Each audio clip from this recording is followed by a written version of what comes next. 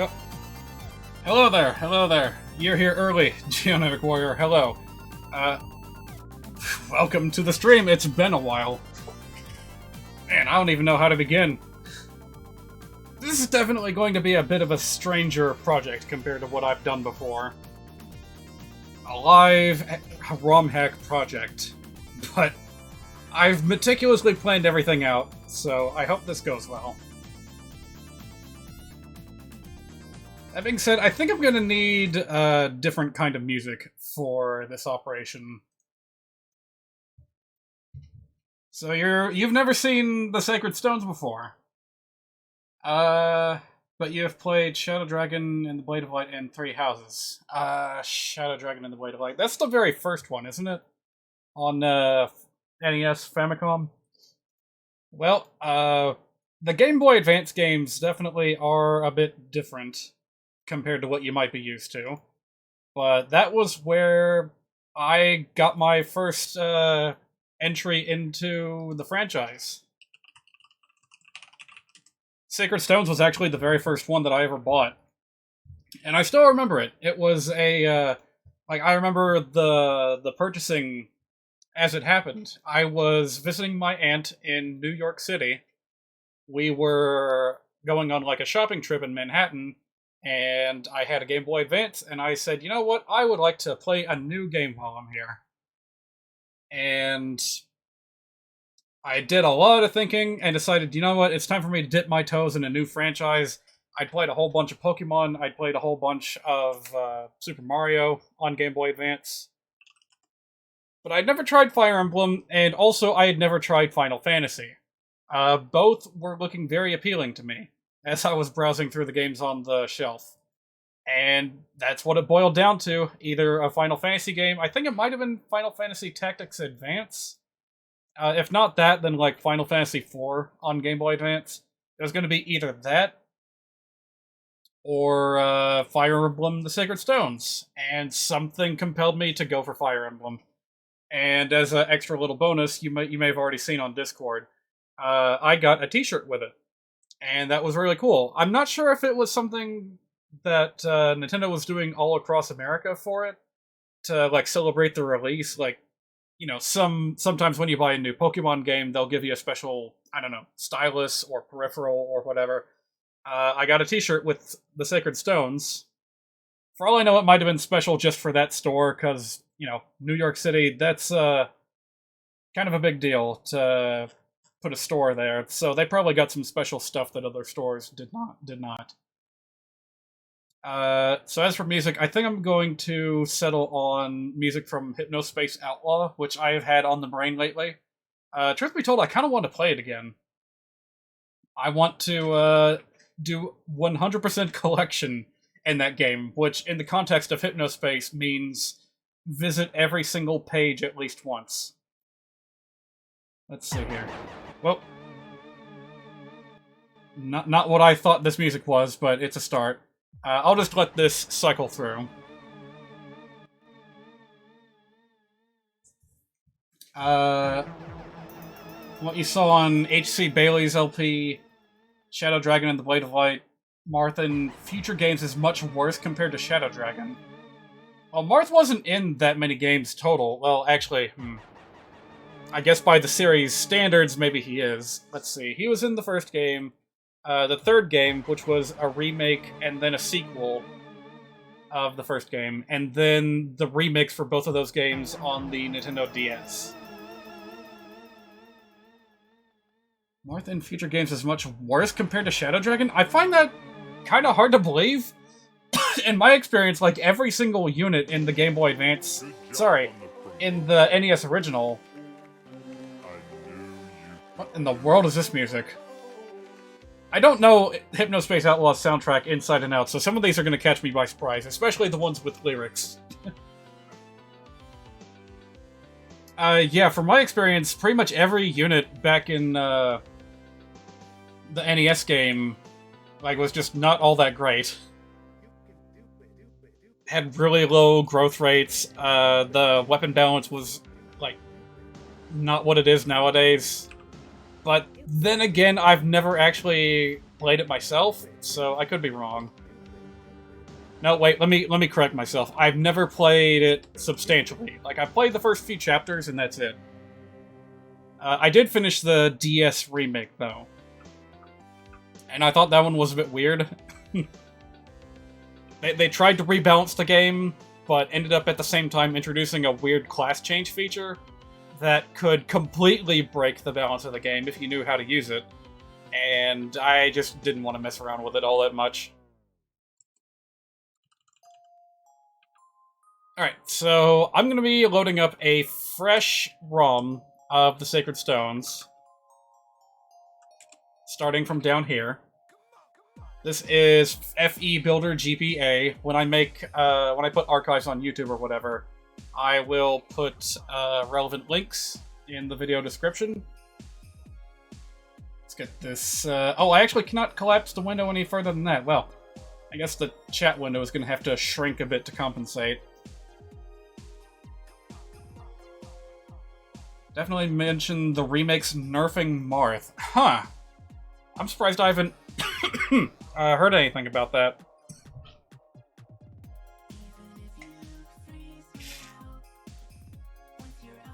They certainly went through pains to make Marth useful in the 3DS games, like Awakening, where he was like a bonus unit. So if you manage to get him on your team in that game, you know, he could definitely pull his weight. Alright, where to begin? The number one thing that I think we ought to kick off with is patching the game. The way this software works is that basically every menu is a pop-out window. So we're going to be layering a whole bunch of things here. And I can't really... Like, this is my stream output size, so unless I were to... I don't know, shrink my capture resolution and then expand my working area, like, that's the only way that would work, but I feel like a 1-to-1 ratio is best. So anyway, down here... Oh god, I know that this is a lot to take in, but there is a search feature in this editor, so anywhere where you've got a whole bunch of options, you can type in the text related to what you need, and it'll show you or redirect you to things with that match that name. A lot of this we're not going to mess with. So we're just going to jump straight to the patch options. And I have... Again, this is a long-ass list. This is basically every patch any user has ever made for the Game Boy Advance Fire Emblem trilogy. Not just the Sacred Stones, every single game.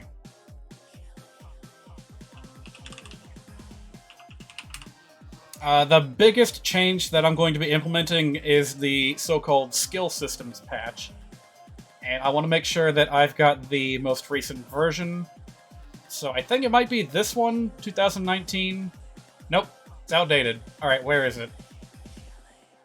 Ah, here we go. They changed the name on me. 2022, April 2nd. Yes, I think this is going to be the one that we need.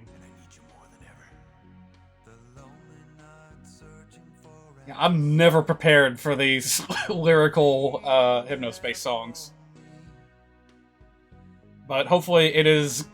Hopefully none of this gets claimed on YouTube or whatever. Yeah, you know what? Just be safe. Let's skip ahead out of everything related to Hot Dad. I don't want to infringe on his copyright. Is this lyrics too? No, that's like the intro to the game. But it is very distracting. It's gonna, like, trip me up and make me say things that I don't want to. Alright, so that's been installed. That is basically a patch that makes it to where... Like fans went and patched in so many skills from the franchise's history. There's probably a bunch that you recognize. We're not gonna be using all of them. In fact, you know what? Let's just put that on the table and save it for later. Because we'll be browsing through the full list here in a little bit. Alright, other patches I want to install include displaying all weapon ranks. Because a few changes that I have in mind... Wait, where is it? Here it is. A few of the changes I have in mind involve giving like magical weapons to physical classes and vice versa. So in order for that to be displayed correctly, we need this patch. Following error occurred. Oh, jeez. Maybe I should put the skill systems in last. Or maybe, you know what, it could be that skill systems already comes with something that does that for us. I don't actually know, so let's go ahead and do a quick test.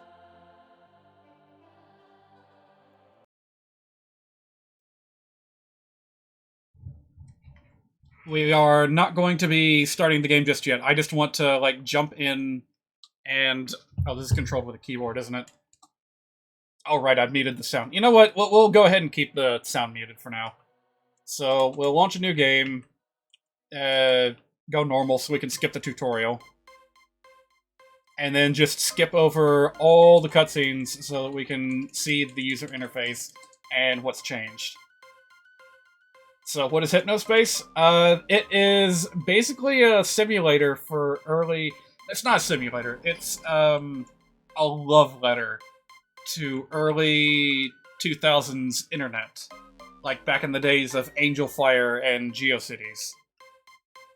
You're basically playing as an internet detective or whatever. Okay, so this already does take care of the problem that I mentioned. So we don't need that patch. I'm going to go ahead and scrub it from my sticky note. Because with skill systems in play, it will automatically just show the relevant weapon ranks for each character, whereas previously, physical classes would show, you know, swords, lances, axes, bows, and magical units would show anima, light, dark, and staff ranks. And if you modified the game to where, say, I gave Irika here access to staves, it wouldn't show up. It would work, but you wouldn't be able to tell what your weapon rank was. So that is why that was important for me to do. So yeah, Hypnospace, you're basically playing like kind of a detective, kind of a rule enforcer, like a moderator, going around a fake internet, styled after old 2000s internet, and you're looking for things like copyright infringement, harassment, malware, and like bad commerce transactions, stuff like that. And it's just really cool because it's you know, it's got its own fictional world built up. You'll go to different zones, styled after different styles of users. I seem to be in love with the word style today.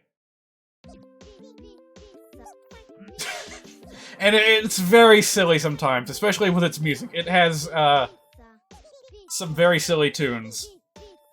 So yeah, you've got like a zone for musicians, you got a zone for like old people, a zone for teenagers, a zone for like fantasy enthusiasts.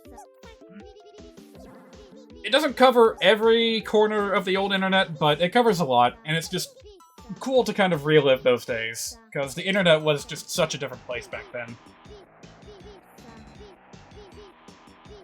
Alright, going back to patches. I'm also looking for one called Less Annoying Fog. That sounded like a good idea. Ah, another error? Can I not use anything with skill systems? I got it to work before. Maybe I have to, like, do it in a different order.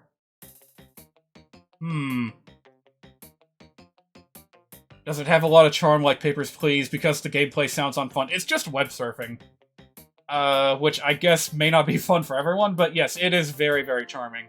A lot of the users that make web pages there, like, you'll get to know them as people indirectly just from the way they interact with other users and change the pages over time. It is very, very cool.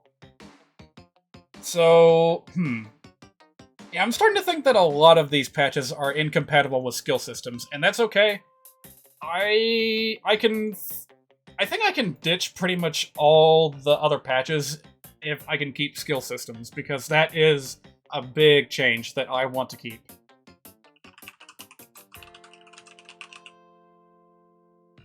There's another one that expands how many characters they can build support conversations with. Game Boy Advance was a little bit weird about support conversations. you're in the original games, each character is only allowed to have 5 total. Between all other characters, they can only have 5 total support conversations. So that's enough to get an A rank with one character, and a B rank with another, or a C rank with 5 different characters. It wasn't really ideal, but the games were relatively quick. So, oops. It's not like you would have really had the time to go, okay, this one broke too.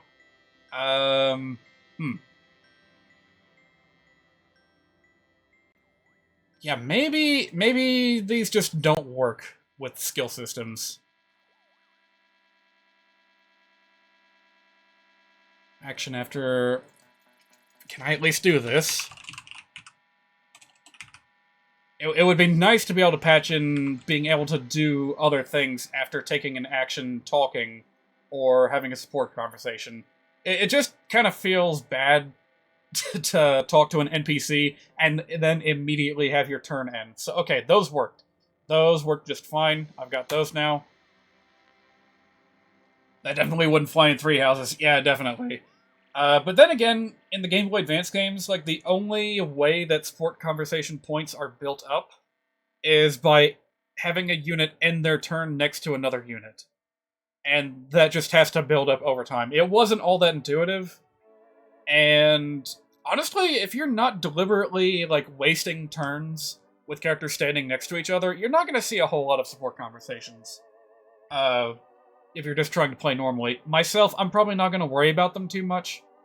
The bonuses they provide aren't all that big, and of course, there's not a lot of, like, paired endings. And of course, there's no children, so it really doesn't make that big of an impact. But the bonuses are nice, so if a support happens to pop up, I'll take it. Otherwise, I'm not going to worry about it too much. Do I want anything related to the background music?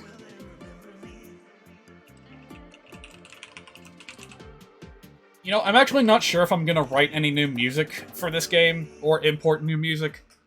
For now, I will work with what I've got. I'll work with what comes in the game by default. That could change in a future week. I could just decide, hey, you know what? I'm caught up on everything else I want to do. I want to make music for this game now. So we'll consider that for later. But continuing the background music between map and combat, I think I would like that. Even though the battle musics are deliberately short to account for them constantly stopping and restarting, I think I'd like them to pick up where they left off. Let's try that and see if it sounds okay.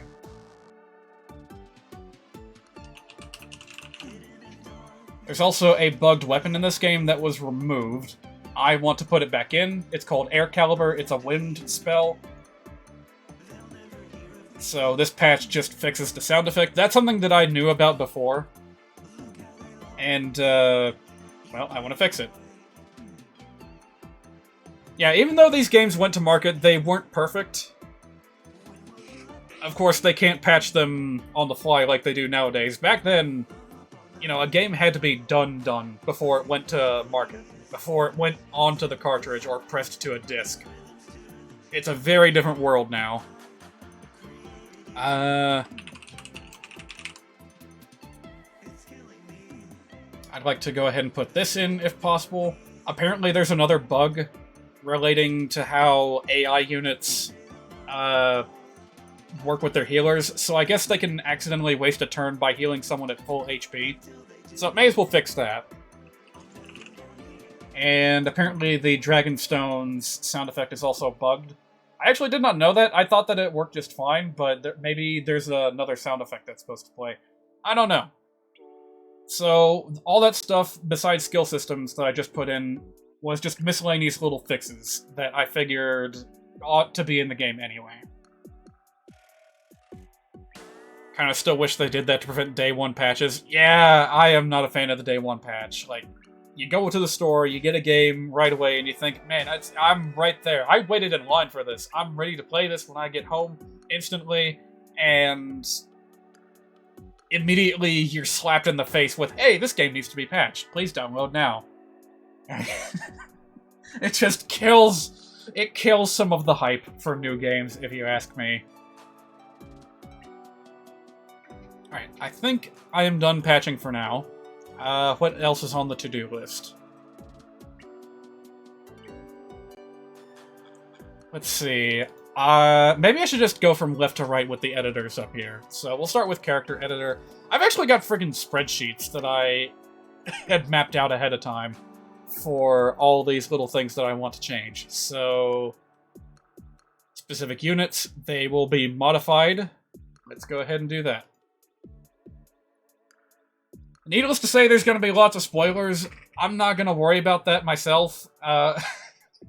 If you absolutely don't want to know what the full roster of characters looks like, what their names are, what they can do, or whatever, then I guess don't watch this part, but outside of context, I personally don't think that it matters all that much. So with the addition of skill systems, oh yeah, here's another thing that's cool that is automatically added. The split between magic and power. Game Boy Advance Fire Emblem did something kind of like Pokemon used to do, where two forms of attack power are lumped into one stat. Well, actually, in the case of Pokemon, it was like magic attack and magic defense were lumped into one stat. So, Fire Emblem on Game Boy Advance decided to group together magic and strength into the same stat. That's why weapons and magic are so harshly segregated in the base game. It's because they work off the same palette. You wouldn't want to have, like, you know, an Axeman with super high strength and no magic power whatsoever. You wouldn't want to give him, like, a magic weapon and suddenly he's, like, as powerful as your strongest wizard. Like, that would just be silly. So, with skill systems patched in, we can segregate magic and strength. So with that in mind, I would like Irika, the main character, to be a little bit more magically potent. And another change that I'm going to be playing to every single unit I can get my hands on is lowering their HP growth. It's something that I started to notice as the franchise went on. The older games, units just feel bloated with HP. And then games like Awakening and Fates came out, and you had to be a lot more careful when engaging in combat, because everyone, like, the total HP for all units throughout the game was just way lower than usual. And there are people who build characters in the opposite growth rate in Three Houses. Yeah, well... I actually don't know exactly how that works. Would that be, like, if I were to take Hanneman, for example, and turn him into Wyvern Lord? I mean, it's technically possible. You just build up the weapon ranks, and you'll get some ridiculous stat bonuses to compensate for whatever a character is lacking in. Oh yes, here also is where we can change the skill that characters have access to. So Irika, for example, starts with Charisma to give a little bonus to close units. I'm going to leave that as is. I feel like that's pretty appropriate. But just about every other default skill that got assigned to other units via skill systems, I'm going to change. I feel like they're not as appropriate. Alright, so we got that taken care of. I don't think I'm going to worry about any of these down here. I think a lot of these so-called abilities are innate to the classes rather than... Oh, shoot. My stream's been buffering. Is everything okay? You know what? It's been so long that I didn't even consider that as a potential problem, but... Yeah, that's historically been a big problem with my live streams, hasn't it? Yeah, we're currently in a very unstable position, streaming at about 1,000 kilobytes per second, which is like a fifth of where I want it to be. So that's not good.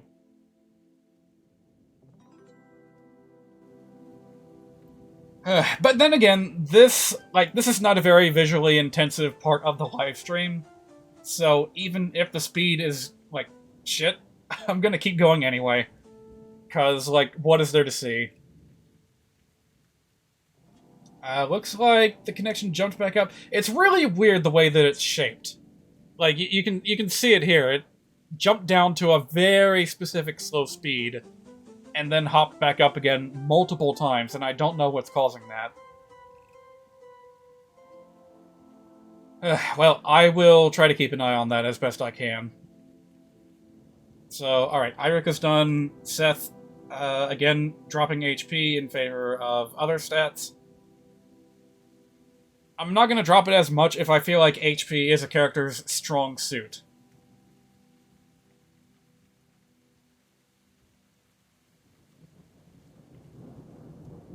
Yeah, broadly, these are mostly going to be debuffs, because the Sacred Stones characters are, like, way, way stronger overall than what came before them. Like, you compare the growth rates of these characters to the ones that were on Roy's game. What's it called again? The Binding Blade or something? Like, they had terrible growth rates. And then every single one of these people that joins you in Sacred Stones is just showing them up like there's no tomorrow. Alright, I don't think I need to change anything else. I feel like Savior is a really appropriate skill for Seth.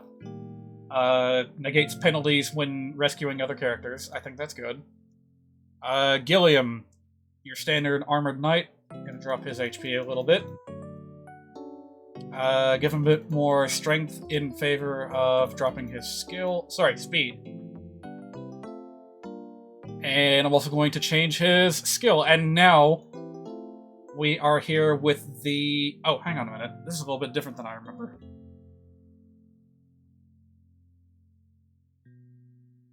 Okay, I understand now. So this is a...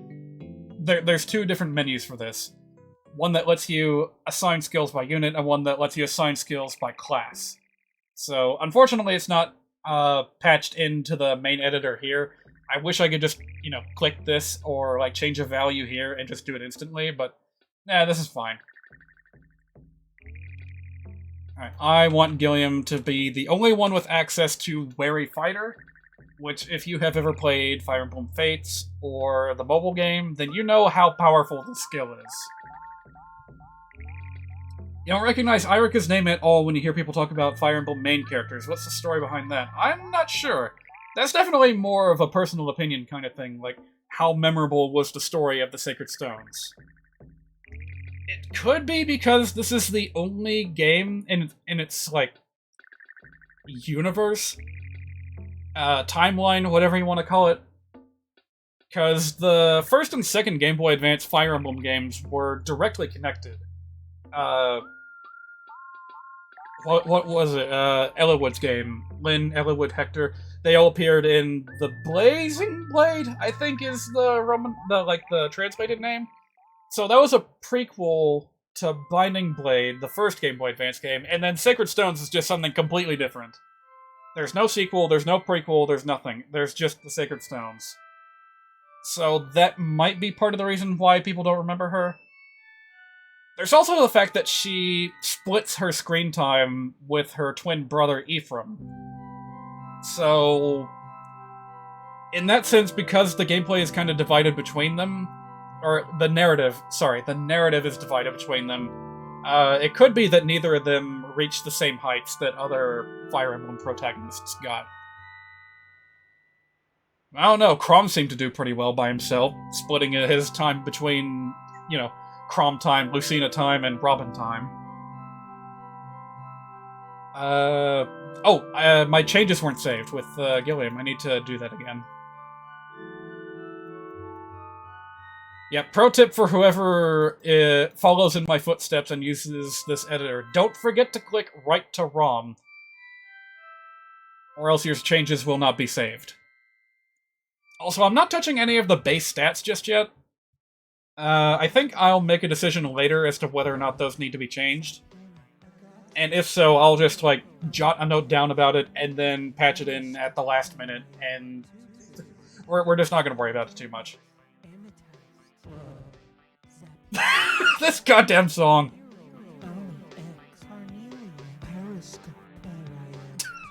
All the burst stones, except, every single one of them is wrong. Anyway. Heard so many people wanted Chrome for Smash, maybe that's why. Yeah, no one was asking for Princess Irika for Smash Brothers. Some wanted Ephraim, but in his case, he's a spear fighter, not a sword fighter.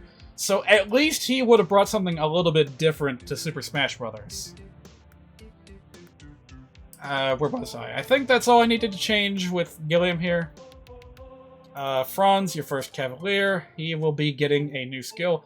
I don't really think that the seal and, like, spur skills are all that appropriate in the context of the Sacred Stones. Like, debuffs... I think I might actually have to install another patch to get debuffs to work right, so we're just not going to bother with any of those skills. And instead, we're going to give Franz, Darting Blow. Another skill that you might recognize from more modern Fire Emblem games, so we'll go ahead and do that. That should... yeah, there we go, now it's updated. And you will be getting a bit less HP and skill. Oop. In exchange for a little bit of luck. Because for some reason, I feel like every time I build this kid up in the Sacred Stones, he just gets... he's on the receiving end of a lot of critical hits, compared to other characters. Maybe I'm just unlucky, or maybe he is. I don't know. God damn it, Chowder Man. Maybe I can, like, swap to a different, a different, like, soundtrack. Like, not the playlist version, but, like, this. Because, honestly, I kind of like the sequenced music better than the live recorded music in, Hypno Space Outlaw. So we'll just go ahead and skip to that and let it play one by one. Blunk. Alright, I also wanted to swap around his weapon ranks. I feel like he's a bit better with, Oh, hang on a minute. I didn't realize this. Oh, this is not just a one and done, one number corresponds to one rank. No, this is a sum of weapon experience. So, okay, don't write any changes yet. I just want to swap these. So we'll make this 1 and this 31. And then for Seth, I'm going to drop these way further down.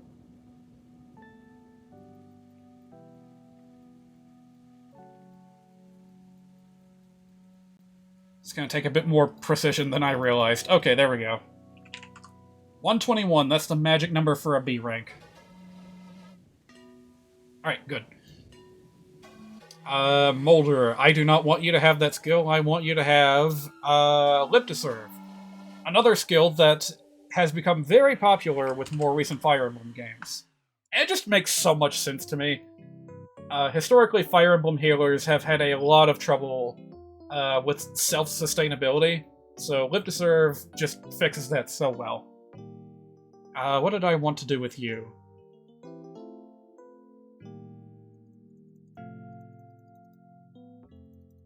Gonna drop his power and skill a little bit in exchange for a bit of defense.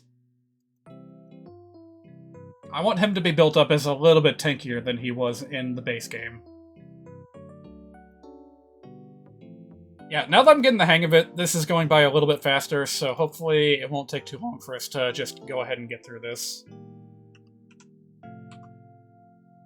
I'm not going to explain every little thing just so that I can get this done quicker. So if you're familiar with these skills already, then good. If not, maybe I can explain it later. Alright, Vanessa, I'm going to give you slightly less HP and luck. Healers were really bad in Shadow Dragon because they don't get EXP from healing. Right, I remember that. That was so awful. They did not have the solution in their hands back then. It's even worse for the transporter Marlinus in the first Game Boy Advance game. Like, nominally, it's pointless to give him experience anyway, because all he does is carry items. But, Nevertheless, like, he has no way of gaining EXP, so he can only get it one at a time by tanking or dodging attacks, and that's just so awful. They treated him a lot better in the prequel by making it to where if he survives a chapter, he gets an automatic level up. And I think that worked out pretty well. He'll never be max level, but he doesn't need to be.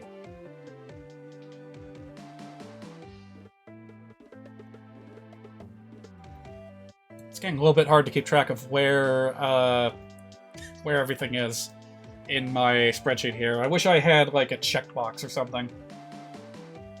Alright, so I'm gonna do something a little bit special with each of the trainee units, the characters that start in, like, a baby class. I'm gonna give every single one of them a different skill that boosts their growth in some way. Those being Aptitude for stat growth, Discipline for weapon EXP, and Paragon for regular EXP. I think that will work out pretty well. The one that joins last, of course, will be getting the most benefit from Paragon, so he gets to keep it.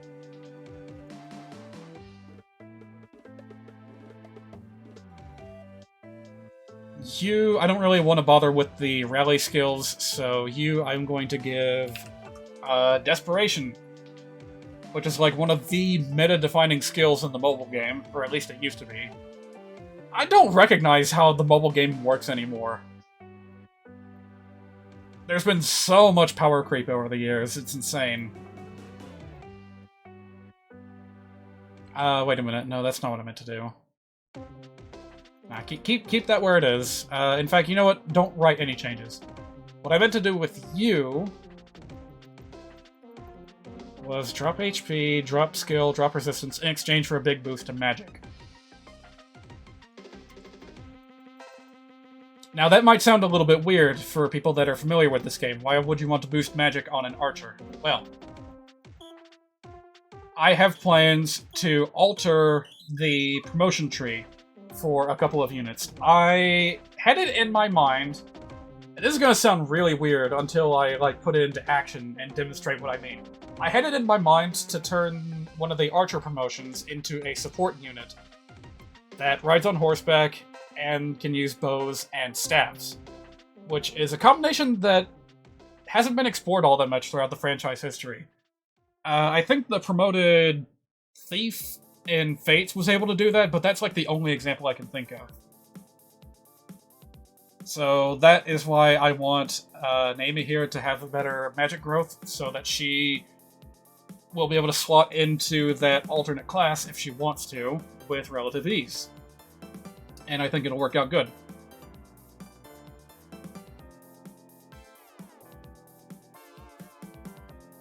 Sorry, this music I like quite a bit. Alright, I'm going to give you the personal skill of Niles from Fire Emblem Fates. I went ahead and put that in. It is Opportunist. Gives you a bit of extra damage if the opponent cannot counterattack. And I think that just fits so well for a thief-type character.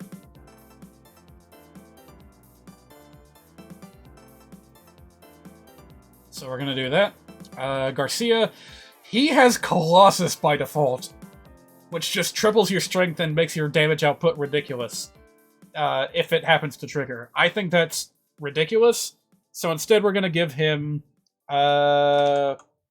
Sturdy Stance. Give him a little bit of an extra bonus when he's defending. Truth be told, it might be a bit overkill. This might make him, like, ridiculously tanky, but we'll see. And we'll make adjustments if we have to. I'm gonna drop your strength just a little bit to give you a boost in defense. Kind of nice that they have a skill calculator down here to let you know, like, give you an estimate on what this unit's max level stats are gonna look like. Ins, I'm gonna give you, not Aptitude, I'm gonna give you Adept. Yes, this used to be like a staple for certain characters in, what was it, Fire Emblem Genealogy of the Holy War? In that game, double attacks were not guaranteed unless you had a specific skill. So Adept was a way of not only adding to that, but also, like, providing an alternative. Like, you could outspeed your opponent, or you could get a guaranteed double attack anyway if the skill happens to activate. So I think that's cool. I think that works pretty well. For you, I will drop your luck in favor of resistance.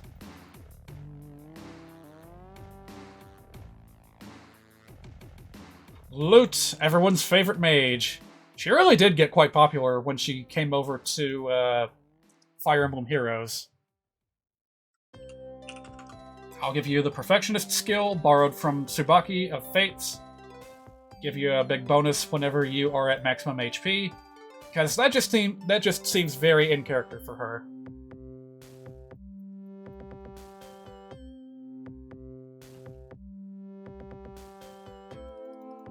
So I'm going to make a big adjustment with some of these characters. The skill systems patch gave like a default magic stat to every unit, but it didn't like invert magic and strength for magically oriented units. So in the case of Lute, for example, like she's even beefier than Garcia by default. So I'm going to fix that. I guess maybe they couldn't change that, so I'll do it myself. We'll just manually drop most magic characters' strength values by a big amount, and it should be just fine. I guess I'll go ahead and drop their base stat to match. HC Bailey heavily favored characters with speed growth for double attack in Shadow Dragon. It makes sense. That's why sword fighters were so popular in that game. I was about to say broken, but I don't actually know how broken they may or may not be.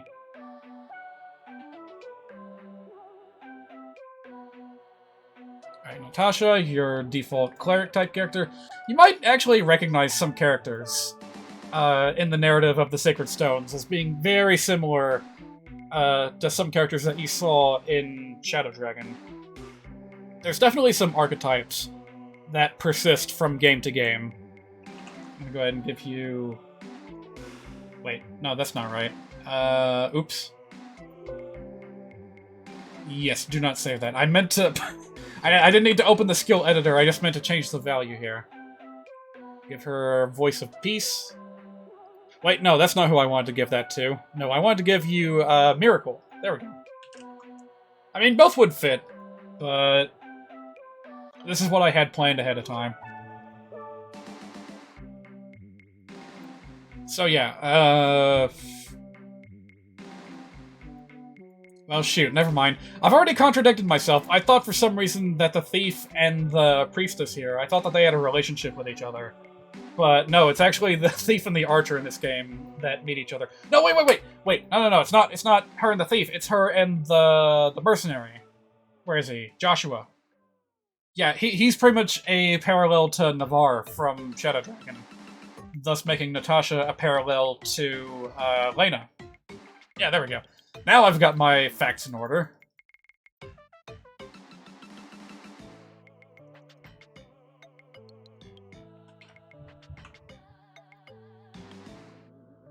You'll also see certain archetypes come up again and again with regards to like specific units and what they can do, not just how they behave in the narrative. You've no doubt heard of like the Jagan archetype, although Seth is more of an Oifi, if you know what that is. Yeah, the Jagan is a unit that starts off strong and can't catch up later because they don't have any growth rates.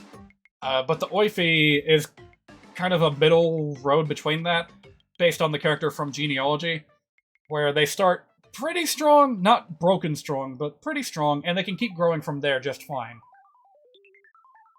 Honestly, it may be a little bit too good, because Seth here is considered like one of the most powerful characters in the entire GBA trilogy. Like, you can solo the whole game with Seth, if I'm not mistaken. But I'm not gonna do that. Where was I? Adjusted Natasha, adjusted her strength and all that to compensate, blah blah blah. Excuse me. Next up is Cormag. I'm going to give him... not a rally skill, I want him to have...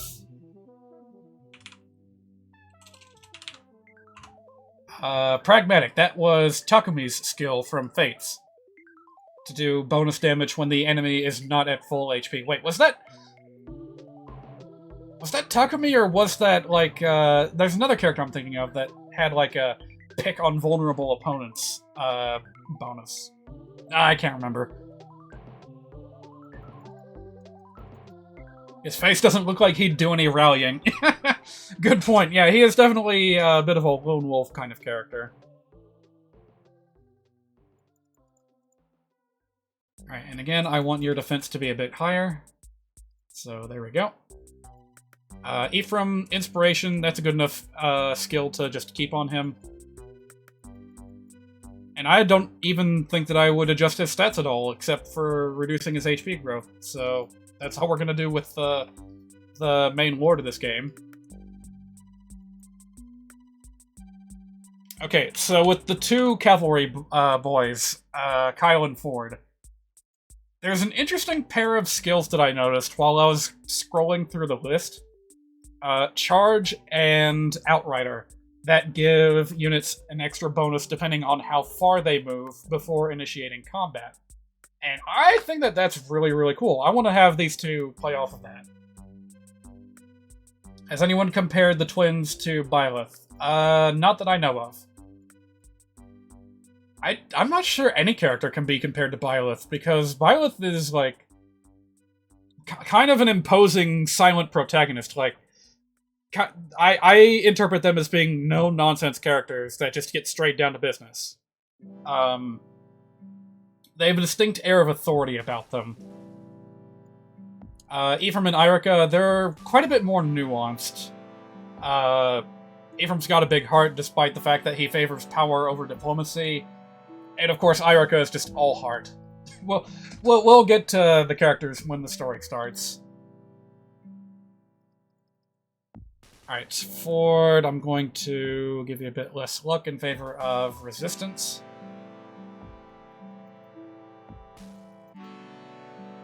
I feel like that's a strength of his that needs to be emphasized a bit better. You thought their hair and armor were similar? I wonder. Let me see if I can find, like, official artwork for... Well, I've got the, Oh, geez, why does that have to take up the whole screen? Well, that's not the full body art, but it's good enough. Oh god, I hate this song. You can see that he's a little bit different. I don't know, maybe it's the fact that he primarily wields a lance that makes me think that he's so very different. I don't know, the intro cutscene does show high-resolution art, so we'll see that when the time comes. Alright, going back to the Cavalier Boys, I'm gonna give you the new Outrider skill. I don't know if these came from, like, a weird, obscure Fire Emblem game or something, or even if they came from, I don't know, Tearing Saga. That's a game I'd like to try sometime. It's like the PlayStation answer to Fire Emblem.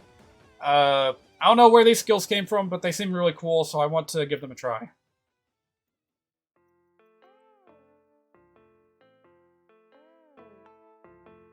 What was I going to do with you? Less speed, more defense. Okay.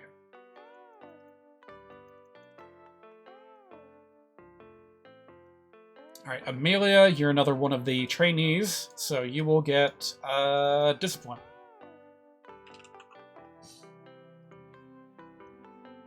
And again, the only reason why I can, like, put in these skill values so quick is because I have a reference, off-screen that I'm consulting for all the hex IDs.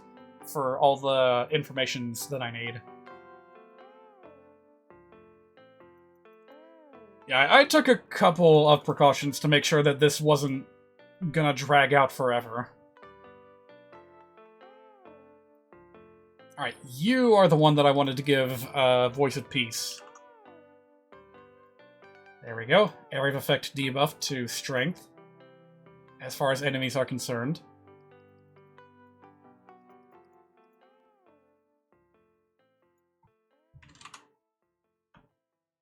think that's all I wanted to do. Oh, and I wanted to bump up his weapon level. It's really weird that Archer comes in with the bottom minimum rank of light magic. Like, he needs to catch up so hard when he joins. Oh, right, I was gonna tweak the values on Ford as well. I was going to swap his lance and sword proficiencies.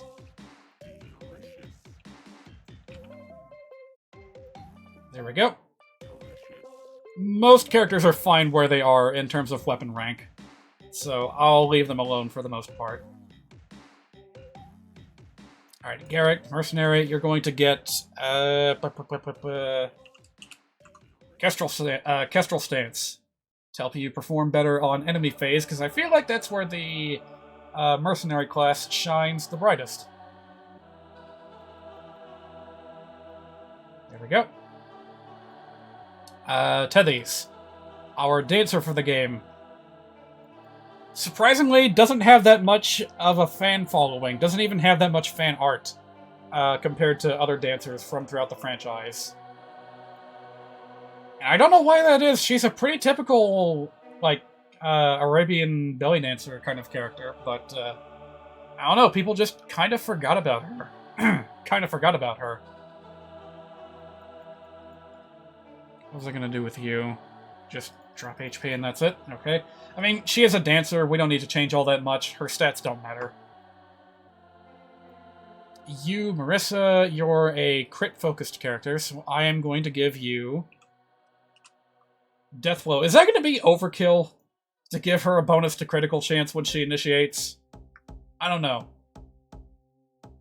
But we can always change things back if some of these modifications are just way too much.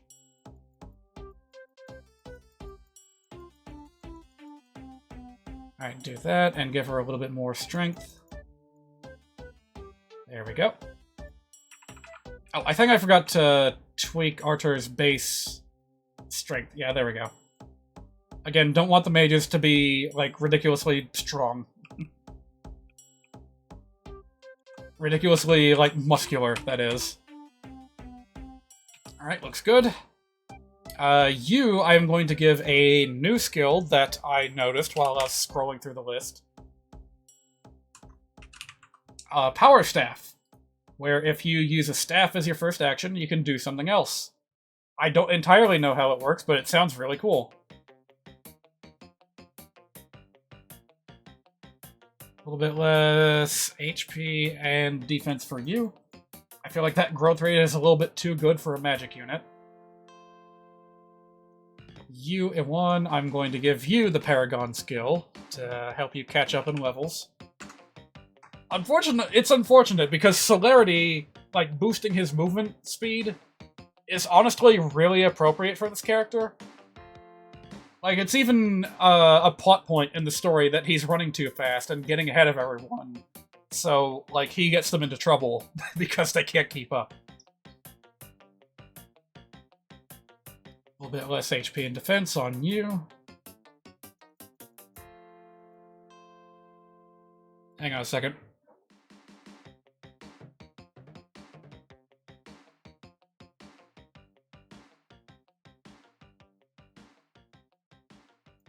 Alright. I went ahead and filled up my water ahead of time. I knew I was gonna need it.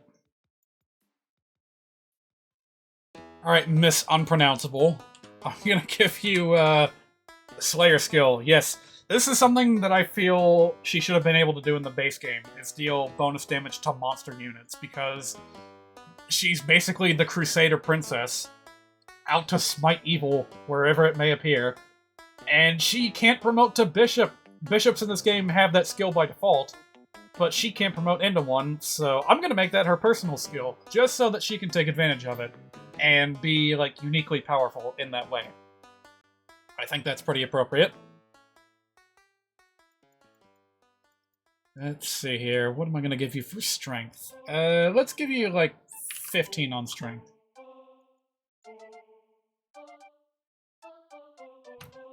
And a little bit less resistance. I feel like you're fine in that regard. Alright, alright. Looks good. Dozla. Big man.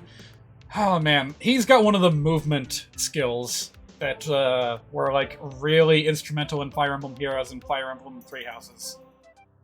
As much as I love to use them, I feel like they're gonna just feel out of place on the Game Boy Advance. Especially since, like, the maps are smaller, the screen size is smaller. Having this much control over the positioning of units, I feel like it's unnecessary. So I'm gonna give him Armored Blow. I seem to remember that very few people actually used the Berserker here, because he was just too risky. Not fast enough, not tanky enough. So I'm gonna give him a little something to push him into hopefully a new tier of usability by making it much safer to initiate combat with him. This is not a real unit, but nevertheless, I'm gonna apply a -10 to HP anyway. I want to apply this not only to the player characters, but to enemies as well. So we're just gonna assume that that's a generic NPC. Alright, Renak, I'm going to give you Imbue from the GameCube game. Give you a bit of healing each turn based on your magic stat, and as you can see, he is slightly proficient with magic. I think it'll work out pretty well for him. And then just drop HP a bit and we're good.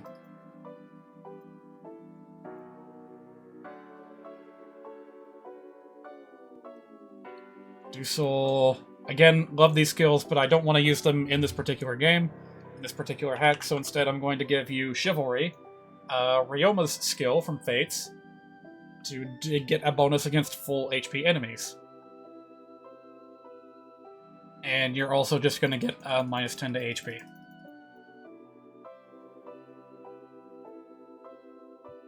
Myrrh, the token dragon girl.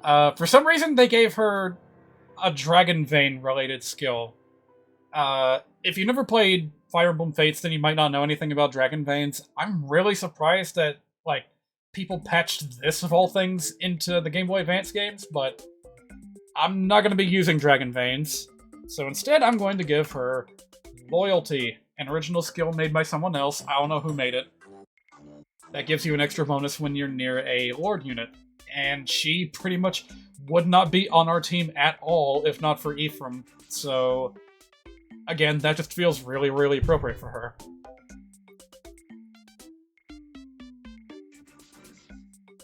Gonna give you a little bit more resistance growth. Exchange for a bit of skill and a bit of luck.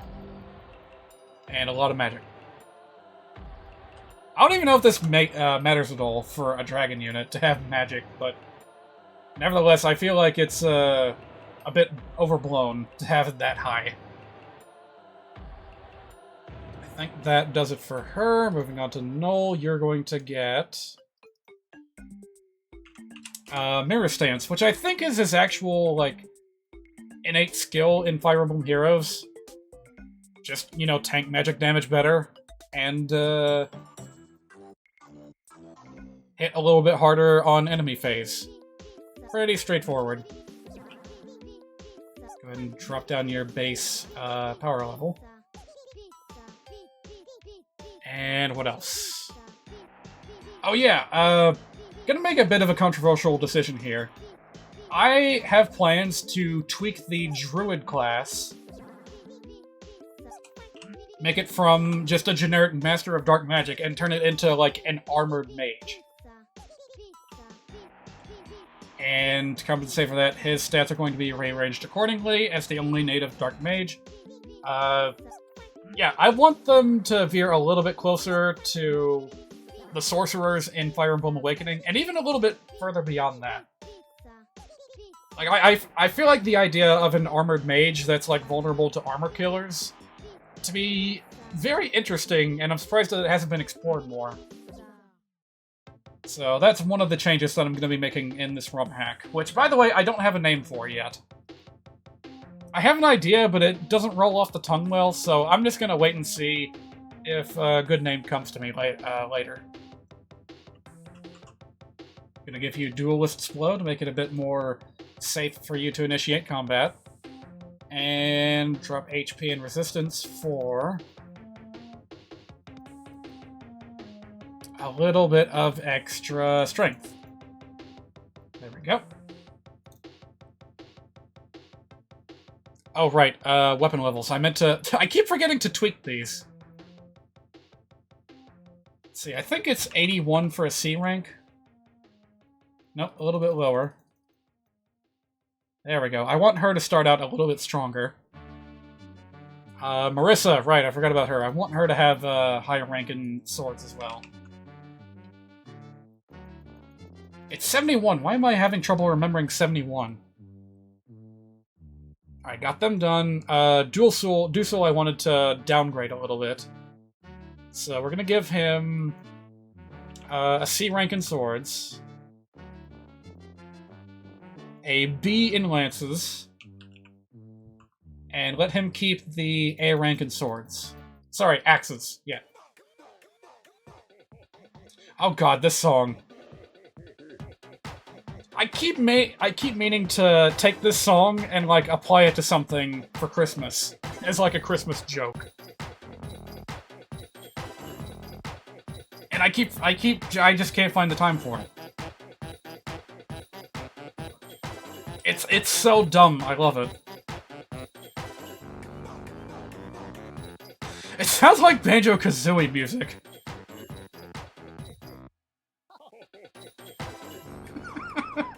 I love that. I wrote the changes, right? Yeah, C rank, CBA. Alright, we're good. Then going down a little bit, Cyrene. No more swords for Falcon Knights. I'm gonna swap that with staves. Yes, indeed. Staves became the secondary weapon for promoted Pegasus Knights in Genealogy of the Holy War, and I think it works really well to have that option for a flying support unit. So that is what she is going to be doing.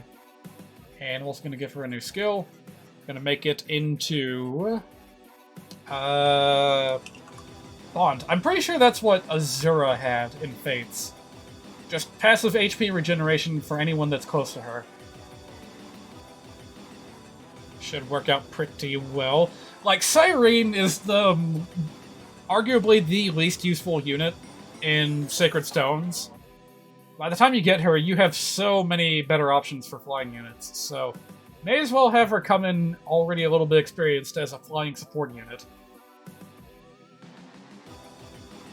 Alright, I'm gonna drop HP and skill for a bit more magic.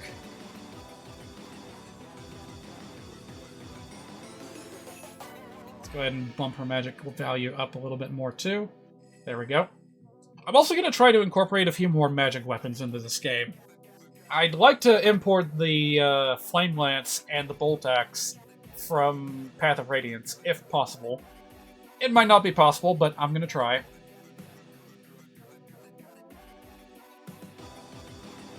Alright, you, Tana, the other Pegasus Knight, you will get... Ready Stance. So kind of mimic her behavior in Fire Emblem Heroes, where she's built around being fast and slightly tanky on the enemy phase. And I mean, the extra defense will be appreciated for her one way or the other. So we'll give her that, and also drop a little bit of luck in exchange for defense. There we go. Alright, well, spoilers, that's it for player characters. From here on out, I'm just going to be dropping HP for the rest of the NPCs, and in the case of boss units, I will also tweak their skills accordingly.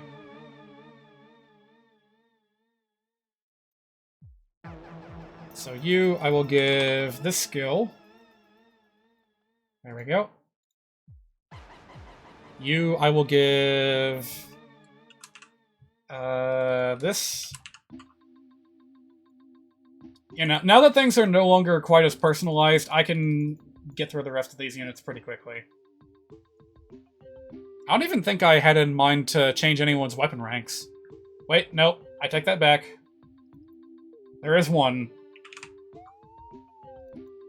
I'm also going to change Wyvern Wards to no longer use swords and instead use axes like they do in so many future Fire Emblem games. Like, even the very first one. The axe was like the iconic weapon for the Dragon Knight. In fact, Minerva, like, they gave Minerva a special axe just so she could do her job better. So I don't know why the hell the Game Boy Advance games gave Wyvern Wards swords instead of axes. I feel like that needs to be fixed, and I'm more than happy to do that myself if need be.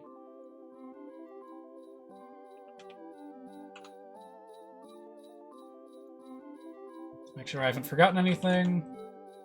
Alright, we're good.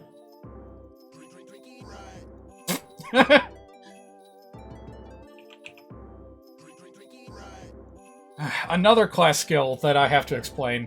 The mounted mages. Mage Knights. I'm going to tweak them such that they can use dark magic and anima magic instead of anima and staffs. Just to expand the usefulness of dark magic a little bit. I feel like we need another unit that can use it. So why not make it, you know, the Mounted Knight? Let's see, you I will give Life and Death. There we go.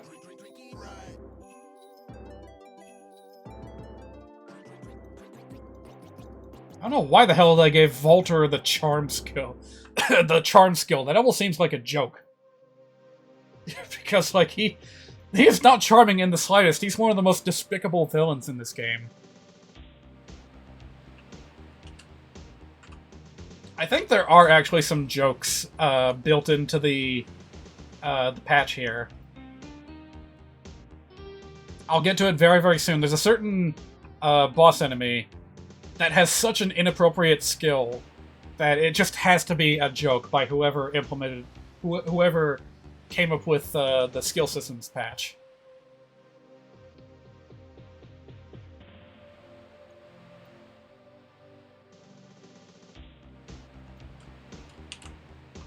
Gotta make sure I get all this on the capture as well, because I don't want any. I want every last one of these changes to be documented. That was part of the purpose with this livestream project, was so that not only would I have a new personalized copy of Fire Emblem to play around with, but other people would too, and they would be able to follow what I did to the letter and make their own ROMhack if they so chose. Wait, that's not right. This guy does not use bows. These are kind of powerful skills that I'm giving to these characters. There's a reason for that. And I don't know when I'm going to get around to explaining them. Did I already tweak his HP? I can't remember. Let's just go ahead and do it anyway. Yeah, 65 seems to be about an average for this particular throng of characters.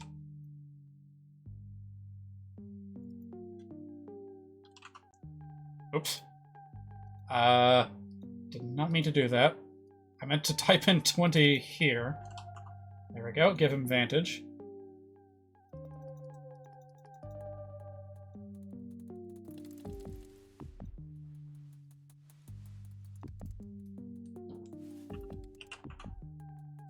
Yep, I'm even going to give this character the Dazzle ability to be able to attack without fear of counterattacks. Sounds ridiculous, I know, but this is not a primary unit in the story, so we're not going to have to worry about it breaking the game too much.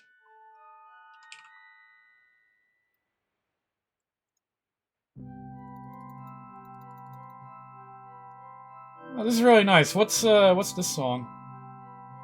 I have no idea. They didn't put chapters on this soundtrack video, so I have no idea what this could be. Okay. Just gonna apply a net drop of 10 to all these. In fact, if everything just starts at 85, then I can just copy 75 and paste that in every single one of these, and it'll be great. Yeah, now we're playing with power. Again, I'm assuming that all of these are generic enemy NPCs. So I'm not going to bother distinguishing one from the other, and I'm just going to apply a blanket HP debuff to every single one of them. Ugh, not this again. That slowed down voice is so distracting to me.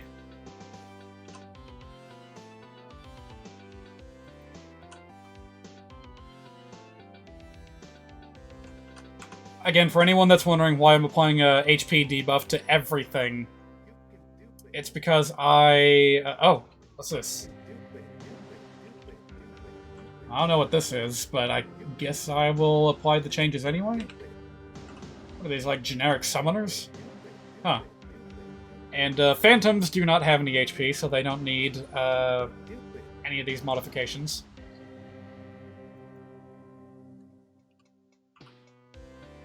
Are we back around to regular units? I think, yes we are. Okay, so I'm going to start giving characters different skills now, again. Yeah, so again, the only reason I'm applying all these HP debuffs is because I felt like it's more appropriate for Fire Emblem to have the lower HP values that future games have. And I could be wrong about that. I could be, like, hilariously wrong in that assumption, and actually higher HP values work out better for this game. So, if that turns out to be the case, then we'll just go back and change things later. All we're doing right now is just rewriting some values, and it's very easy to revert them if you remember everything you changed. Incidentally, it's generally good practice to, like, test every single change that you make. But I'm gonna forge ahead anyway with the changes that I've made. Because I'm trying to get this done relatively quick. You may also notice that there are duplicates of certain characters in this list. This guy, for example, I'm pretty sure that this is, like, a cutscene exclusive character or something. I actually don't know where the hell this is used. Like, this copy of Volter. There's one right here. I found him, like, pointed to from another area, so I know for a fact that this is an NPC. But this? I have no idea, so I'm gonna leave him alone for now. Okay, here's what I was talking about. This guy, Breguet the Knight, or Breguet. Comes with counter magic by default. Nominally a very good skill for an Armored Knight character, but he's your enemy in the game so early that you don't have a single mage on your team. So it's just completely pointless. So I'm gonna give him that just because it feels more thematically appropriate. Because he picks on, like, a helpless NPC, so I'm gonna give him bonus damage to characters that cannot counterattack, because he just strikes me as a big bully. You are fine where you are. I'm just gonna drop your HP a bit. Same here. I feel like that's a pretty appropriate skill for you to have. The ones just called Monster, I believe every one of those is a monster boss enemy. So I'm going to be assigning them skills. I feel like it's appropriate for boss enemies to be like some of the only ones with access to special skills. So, alright, we got that.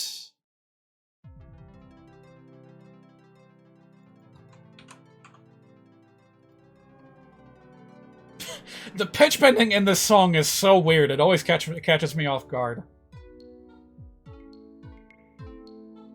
I wonder if I could afford to turn the volume up a little bit. Well, I just did, so if you didn't notice, then that's fine. I will give Tonebreaker, because you seem like the kind of person that would, No, actually, you know what it is? With this guy in particular, I wanted to, like, dissuade a specific strategy in fighting him, which is to just bring Archer and spam light magic at him, because it takes forever, it's not fun, might as well give him Tonebreaker just to put the nail in the coffin on that one. Yeah, I'm gonna do that a few times. I'm gonna adjust boss enemies specifically to dissuade certain playstyles that I feel are, like, boring, and there are better ways to do it, to approach those particular bosses. So, you as well. I'm gonna give you something that also dissuades the use of mages, because I feel like it's much more appropriate to bring armor-killing weapons. In particular, the default weapons for Irika and Ephraim, to challenge him. So I'll do that.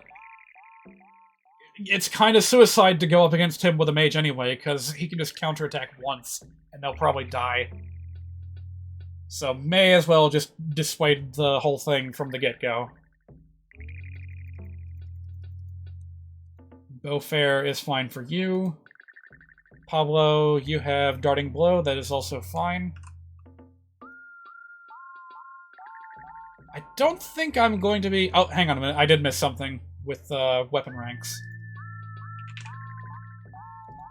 If I'm not consistent with this, then it's just going to confuse people. Alright, where was I? Another monster. This particular monster will get the quick draw skill. Yeah, this is where I'm with the boss enemies. That's where I'm going to delve into the skills that I didn't touch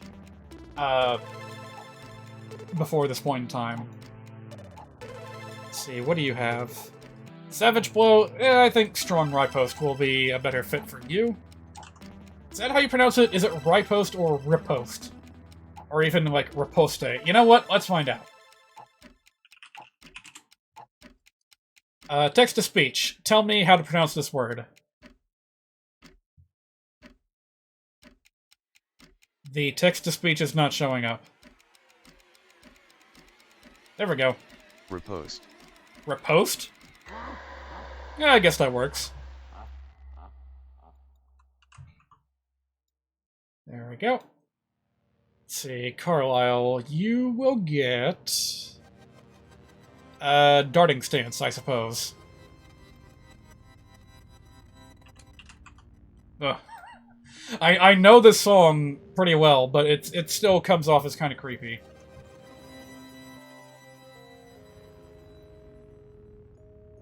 You, I shall give Fierce Stance. There we go. Man, there's so many skills in this patch that are going to go unused. That's just the way it is. Maybe people out there with more unique ideas for Fire Emblem ROMhacks, like entirely original games, maybe they would find more use for things like spur and drive skills and rally skills and seal skills and so on and so forth.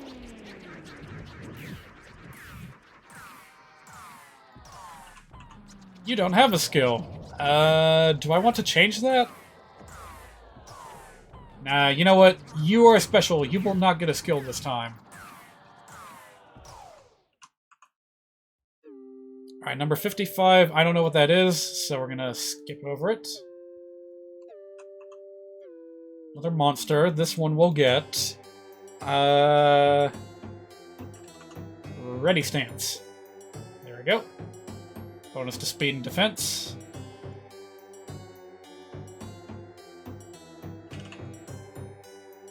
Riv, you will be getting, Soul. Seems fitting. He's kind of like a life stealer.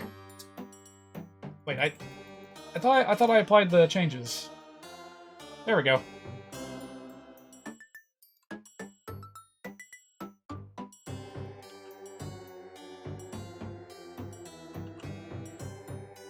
Jeb, you start with Vantage. I think that's very fitting, so you get to keep it.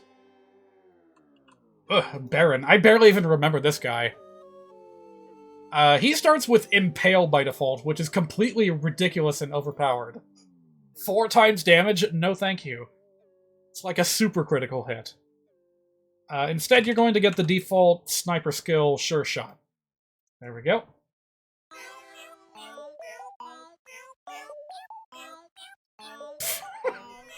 Meow. I wonder if I should, like, port this song into Mario Paint. Because that also has a very iconic cat sound. This monster comes with Colossus by default, and you know what? I think I will keep it on there. It feels appropriate in this case. Next one, another monster. This one is going to get Hex as a skill.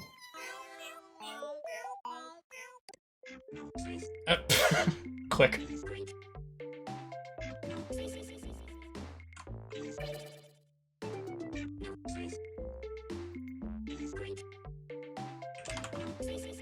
Might make sense for other people to, like, make changes from chapter to chapter, but me, I feel like it's a better idea to just get everything done and out of the way as early as possible. It's definitely going to take a while for us to get to the game part of this live stream, but this was my philosophy, so this is what I'm going to stick with.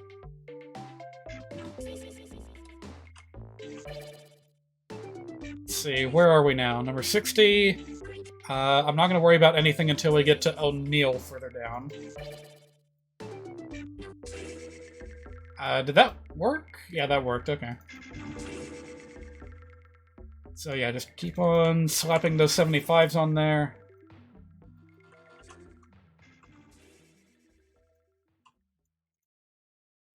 Well, apparently this one is much weaker. I don't know why this guy has a 60% HP growth. Same for you, that's weird. What? What's with these bandit NPCs and having low HP growth? That's weird. Alright, you, O'Neill, you have Heavy Blade. I think I'm gonna swap that out for Intimidate. It's not the first time that I've used that skill, but oh well. Glenn. I think these are cutscene units, so I'm not gonna bother with you. You, on the other hand, gonna give you Patience. A natural skill that comes to mercenary characters in, what is it, Awakening. So he gets it too. Alright, got another copy of Lion. You will be getting Vengeance, I guess?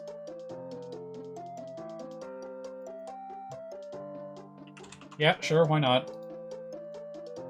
And another copy of Orson. Again with the lower HP values, it's so weird to me.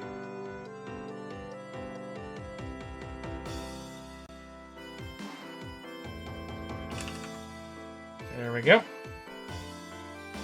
Alright, oh jeez, do I want to keep applying this to every NPC further down? Oh no. I didn't realize there was this many. Oh boy. And it's changed from 75 to 60, so, Alright, here goes. Oh boy, this is going to be the most boring part of the stream, hands down. Well, I guess I could use this opportunity to talk about, personal things. I'm going to be moving next month. And for that reason, I'm not going to be live streaming all that much throughout June. It's going to take me time to get moved in and settled. I think the way I'm going to do it is a 2-phase move-in. First phase, I go down there with almost nothing, and I go to shop for a new bed and any other new furniture that I need, and get that put in right away.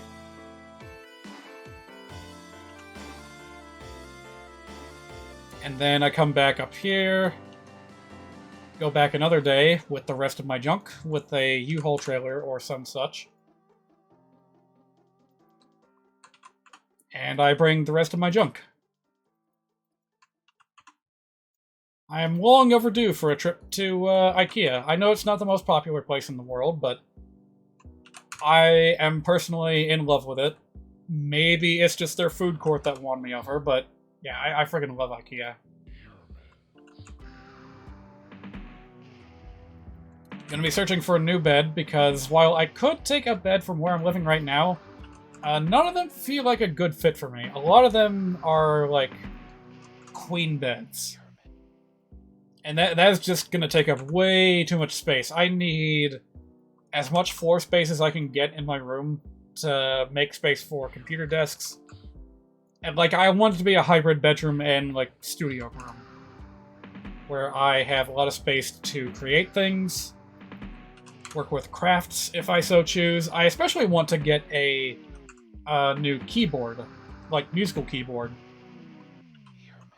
And I want the space to be able to play on that. I might not get it. The space, that is. I'm definitely getting the keyboard at some point or another. And oh hey, how lucky. These are all zeroed out. So I don't even have to touch them.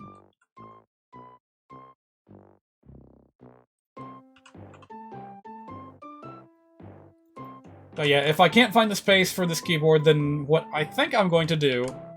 It's a bit of a silly idea, but I may try to, like,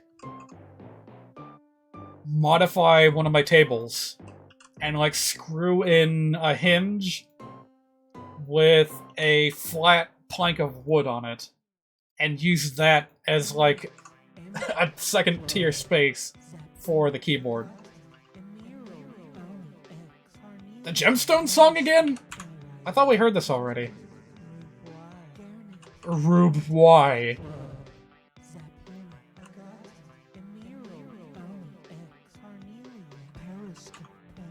Periscope is the funniest part of that song to me. It's too bad we don't get the new songs from Hypnospace Plus. I want to hear that terrible rap about don't do drugs. Yeah, that's my other motivation for replaying Hypnospace Outlaw, is because I have not yet tried the Hypnospace Plus update. Oh, what's this? It's got a lot of HP, whatever it is.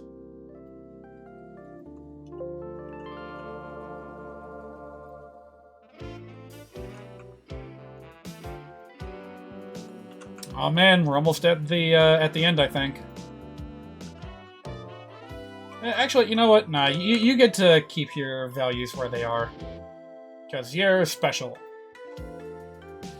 I guess I'll modify these two. I'm pretty sure these are NPC only. Like, not even enemy NPC, just NPC NPC.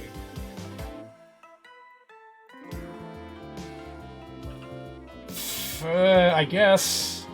This feels weird. Because I know that these characters don't actually appear on any maps, but for the sake of consistency, I will apply these changes. God, you too? Klimt? You're like the most side character of all side characters. You too, Dara.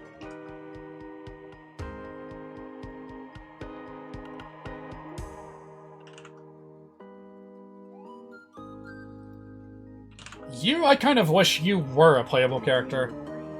She would fit right in, just the Messenger of Frelia. Alright, I think we're back into base 85 territory, so I'm going to... Yeah, okay. Gonna go ahead and do that some more. More zeros. Interesting. Yeah, I don't know what in the world these are. But I know what these are. These are, like, civilian NPCs. Well, sorry to say, folks, but you guys are going to get your HP lowered even further than before. Also, what's this song? We're on, like, disc 3. Not sure that I want to hear all of it. I'll skip ahead to this part.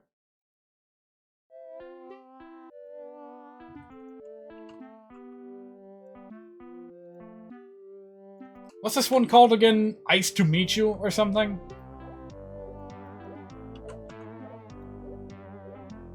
No idea.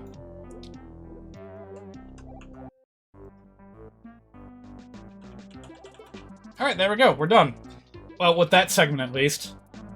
All units have been addressed, so now I can close this spreadsheet and open up a new one. Because we've got quite a ways to go here. You know what? I'm not gonna like hard save until we've like done a test of at least one chapter. Alright, next up, the classes will be changed. I've got one change in particular that I want to make across the board for like every single unit.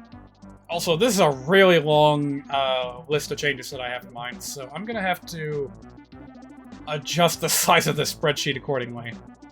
In fact, you know what? I know what I'm gonna do. I'm gonna have it take up the entire bottom half of my screen here.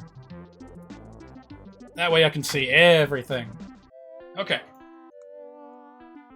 Starting off with the Lordlings, they will be getting...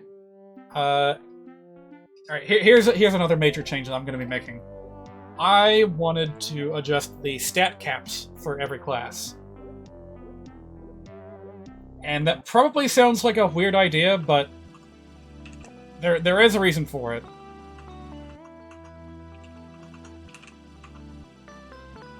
Basically, I wanted to take the approach to stat caps that Fire Emblem Heroes had. Like, there's a lot of good ideas that went into Fire Emblem Heroes, but nonetheless, there's a lot of things that I disagree with.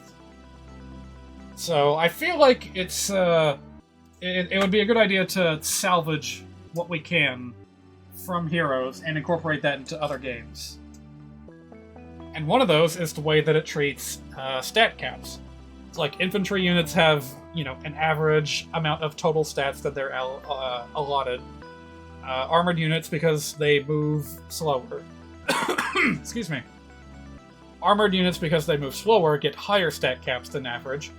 And mounted units, because of their versatility, get lower stat caps on average. I don't know about flyers. I think I'm gonna have flyers be a case-by-case basis, but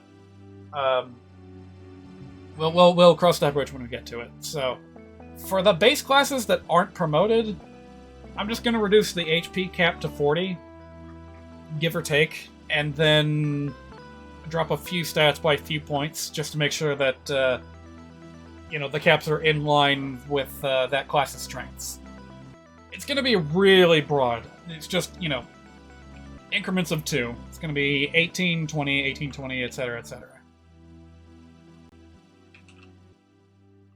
So Irika's class, her Lord class, is going to be getting reduced defense and magic. There we go. Did I save the changes? Yeah, I did. Okay. Now, when it comes to mounted classes, by default, they get the Kanto skill. However, that's not what I want for them. What I want... Like, this is how mounted units behaved in the Game Boy Advance games at base. If they choose to rescue, or talk, or use an item, then they get to move again using their remaining move points. However, I want them to operate like they did in Path of Radiance and Radiant Dawn, where they can use their remaining action points after they have attacked. If I'm not mistaken, that's how it works in Three Houses as well.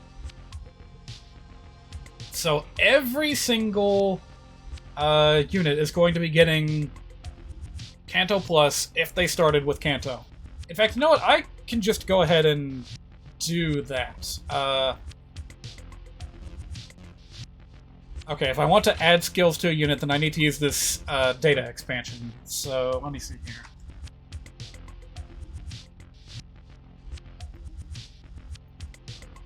Let's see, new data size, 2 bytes from 2...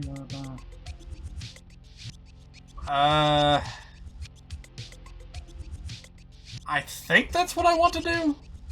Let's give it a try.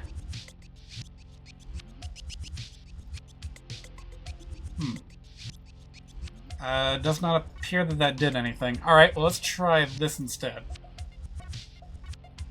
Whoa! Okay, that's entirely too much. Well, I don't think that the changes have been saved yet, so let me go ahead and cancel out of that and try again. Oh, nope. That change stuck.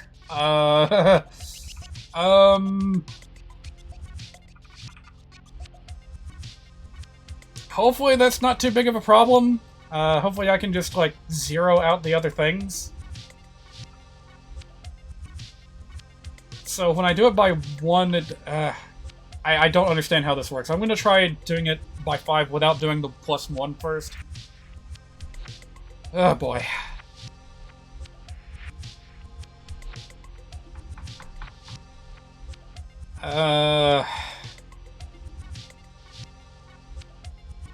Okay, hang on a minute.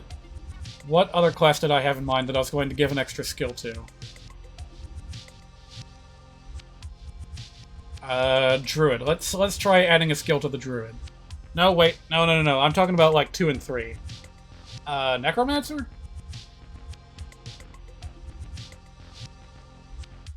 Where's the Necromancer? Here he is. Okay, let me try giving him a couple more points of data. Let's try adding 3? Okay, that worked. So why did it not work with the other things? I don't know.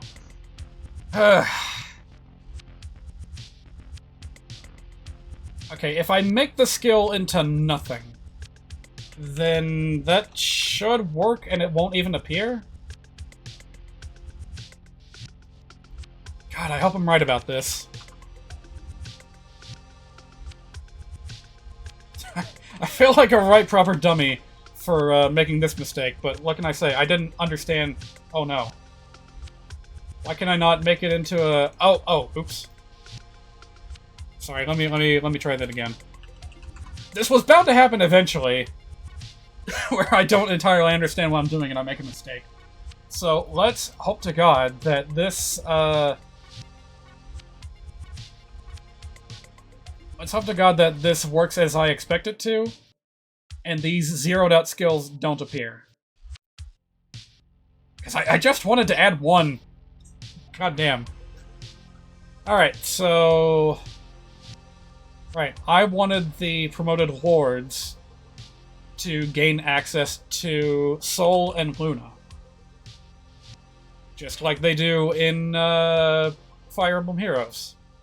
So Ephraim will get Soul, Irika will get Luna. And Kanto Plus. Okay.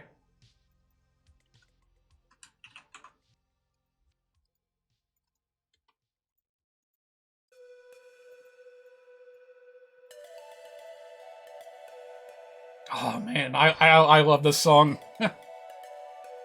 Sure hope it doesn't get claimed, because that would be a crying shame if it did. I mean, in the universe of Hypnospace Outlaw, you technically have to pay for it to be legal, but... Hey, you know what? That'll be my excuse. I paid for this song in HypnoCoin, so it should be... it should be valid. Alright, what's this say? This table is referenced in more than one class. No.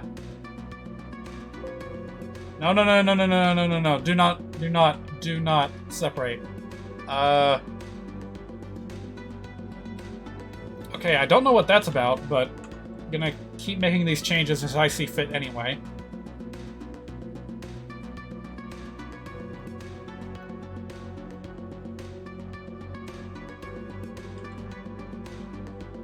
Oops.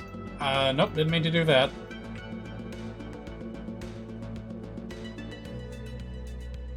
Alright, let's see here. I also wanted to make a tweak to the thief. I think this is a mistake. Like, the fact that thieves get heavy blade is a genuine mistake left over from the implementation of skill systems. So this is supposed to be no skill. And I'm going to go ahead and make it into a skill. Shade seems harmless enough. Make enemies less likely to target the thief. That seems like an ability that they would have by default anyway. A number of these classes aren't even used in the game, like the female mercenary, so we're just not even going to worry about them.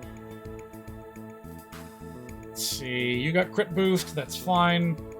The assassin, I want them to also have shade.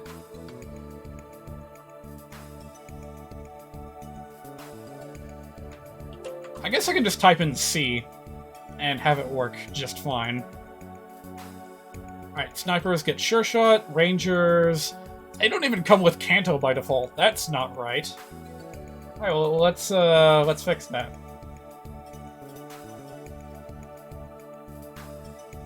There we go.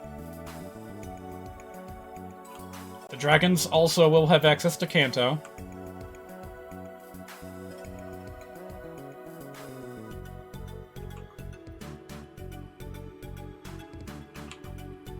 Wyvern Knights, by default, have access to Luna. That is intentional.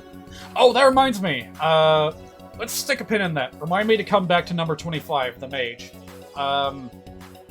Very important thing that I forgot to do is look up a patch for...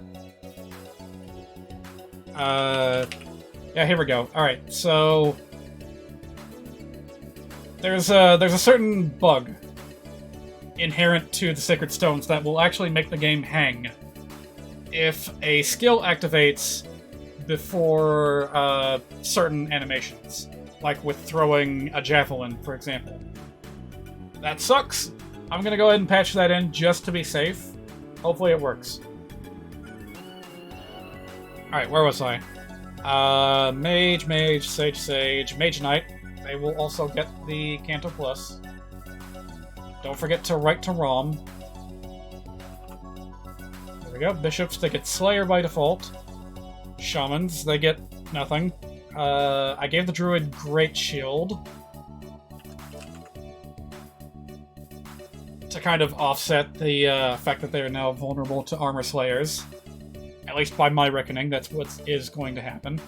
Summoners got Summon, that's fine. This is going to become an entirely new unit. We will cross that bridge when we get to it. I'm going to give this unit Staff Savant. The Rogue is also going to get Shade as a skill. There we go.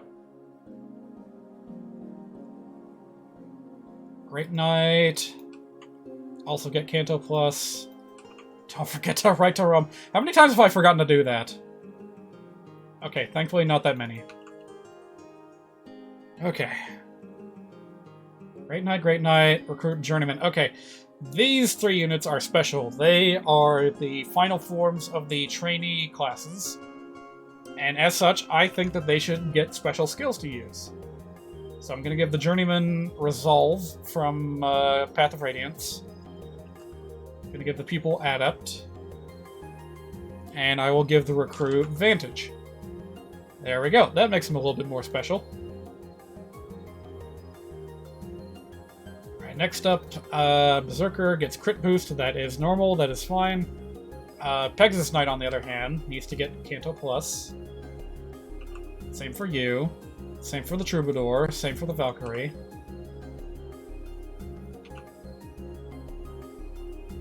Dancer has Dance by default. Necromancer, I went ahead and added the skills I wanted. Ah, here we go. Promoted monsters. I'm going to give each and every one of them a class skill. This might be a bit of a controversial decision, but I feel like the monsters on the whole are pretty weak. So I think they need a little bit of an extra boost. So I'm going to give some of them special skills. Let's see. Poison. Cyclops, I will give you Wrath. The Gwilgi, however you pronounce that, I'm going to give you Pass. It's going to be frightening to deal with these things now that they can pass. But that's just the decision that I ended up making. Mogul, I guess I'll give you Anathema. Gorgon, They're kind of like mini-boss units in and of themselves, so may as well give them the ability to regenerate. Gargoyle, I'm just gonna give you Daunt, because I couldn't think of anything better. Dragon Zombie. Savage Blow, it's like a pseudo AoE ability. Demon King, gee, I wonder what the final class is going to be. Oh, wait a minute, he starts with the summon skill. Okay, I did not know that. In that case, we're just going to give him one extra skill slot, and we're going to give him Nihil. There we go. I feel like it's going to be a little bit too easy if I go into the final boss fight, able to abuse all these new skills, whereas the Demon King cannot. Alright. These are unimportant. These are, like, placeholder units. These are duplicates, and I don't know why they're here, but just to be safe, I'm going to give them the same skills that I gave the units above.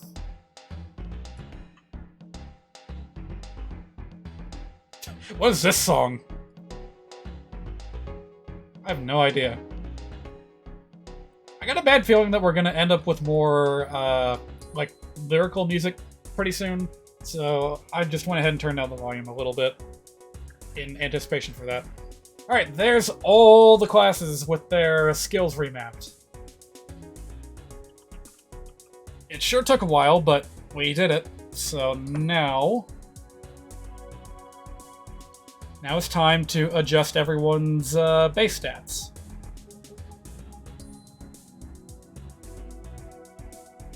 And whatever else I may deem to be necessary.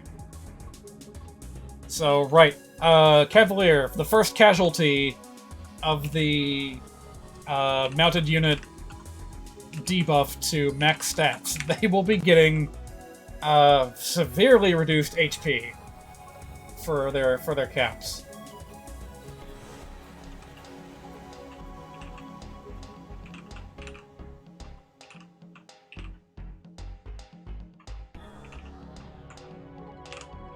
There we go. Make sure I'm not forgetting anything else that I wanted to do. Oh yeah, I want to tweak their base stats too. Sorry, their growth stats. For enemies. Right.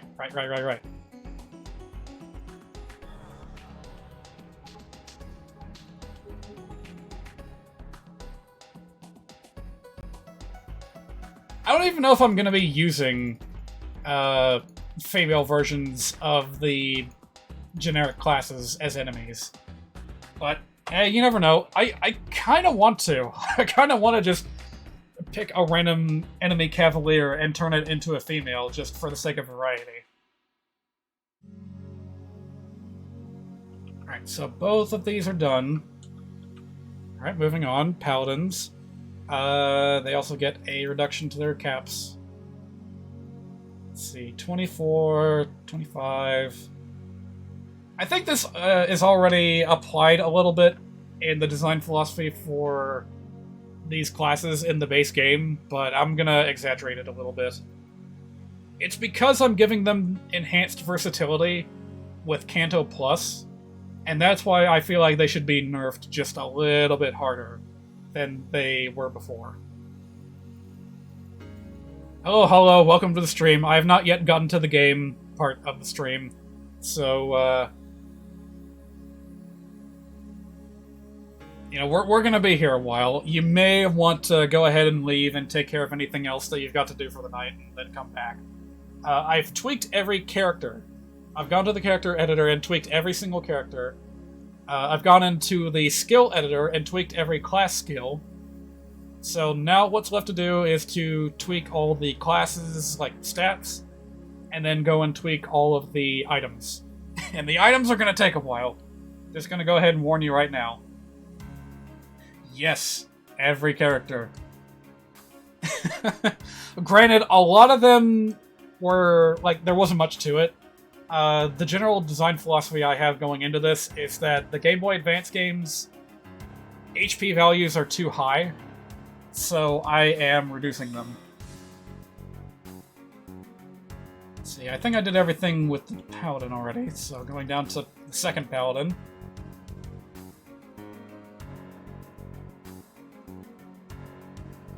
Wait, no, that's not it. What in the world did I give to you?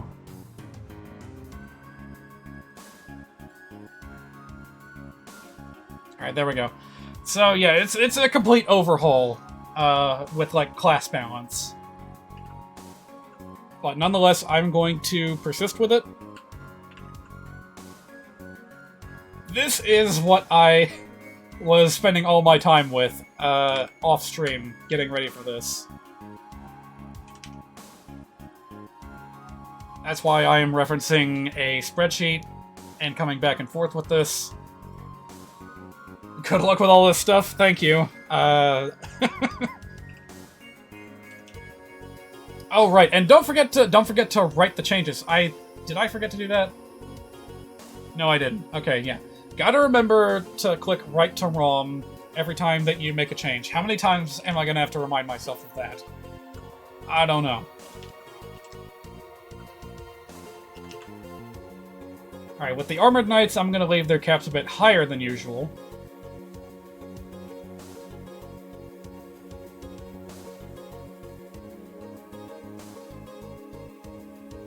This will be affecting not only the characters that I recruit, but also enemy NPCs.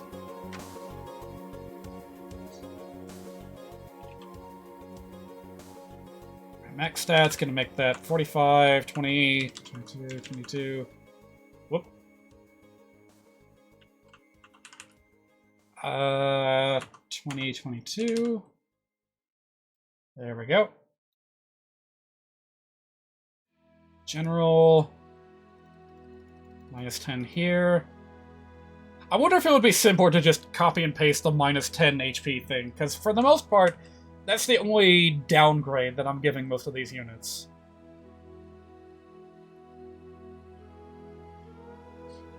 Sorry. Nah, I should probably just go linearly.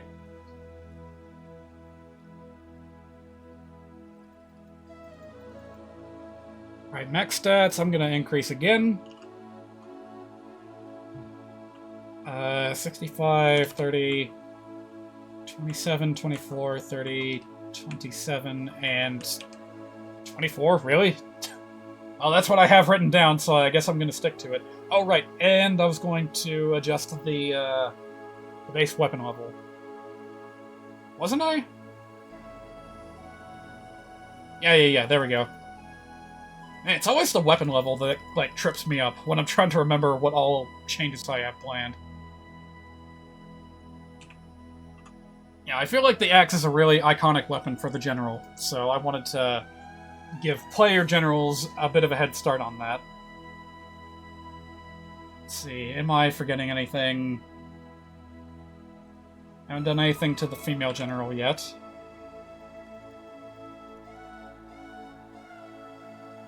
And again, a lot of these changes probably are not even going to be noticeable in the game proper.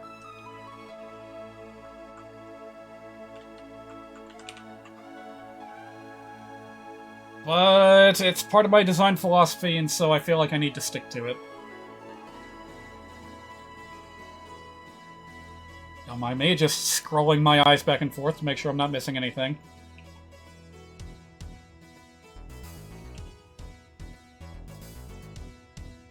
The Thief, gonna give you 40 and then 18 to most things.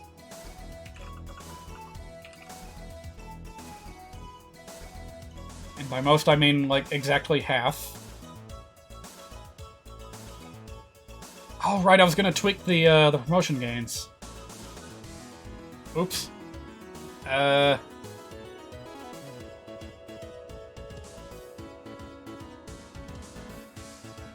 Okay, that might be a little redundant, but we're gonna go with it anyway.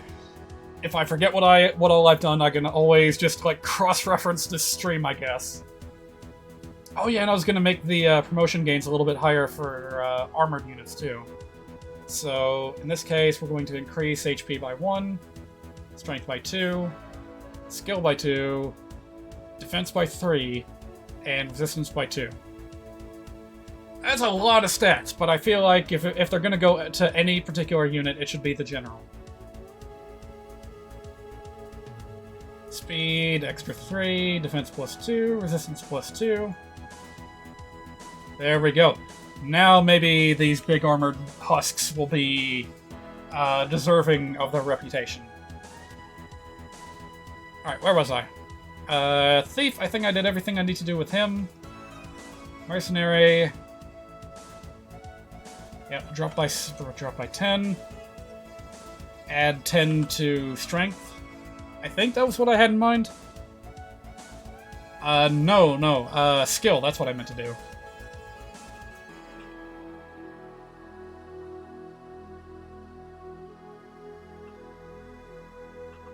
And you'll be getting 18 to those stats. There we go. Oof, yeah, these are like long-haul changes that are going to take a while to become noticeable. Thankfully, I left most of the infantry units alone. It's mostly just the armored and cavalry units that I wanted to make adjustments to. Let's see, hero, extra strength. There we go. Mirrodin.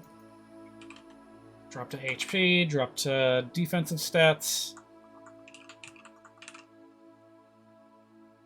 And then reduce HP, gain speed. I have a feeling these guys are going to become a bit obnoxious to deal with in the actual game.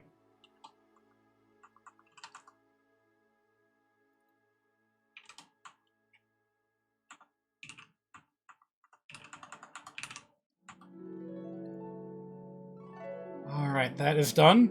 Ooh, nice glissando.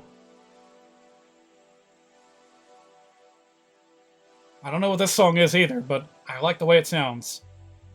Swordmaster, again, drop HP, increase speed. Do not adjust base stats, but do adjust promotion gains. Yes, I want them to be able to use magic swords. So we're going to give them an increase to magic when player units promote. There is a reason behind each of these changes that I am making. Alright, that's done. Moving on to assassins. I don't even know if I need to bother adjusting their growth rates for enemies, because, like, are there any NPCs in any Fire Emblem games that have the assassin class? Maybe not. Alright, the assassin will be getting, no changes to base stats, but I do want them to get a bit more strength when they promote. Both genders.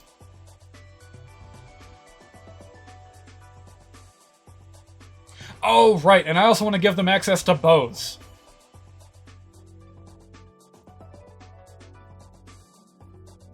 Yes, that will be interesting to try to implement, but yeah, I want to see if I can give them bow uses.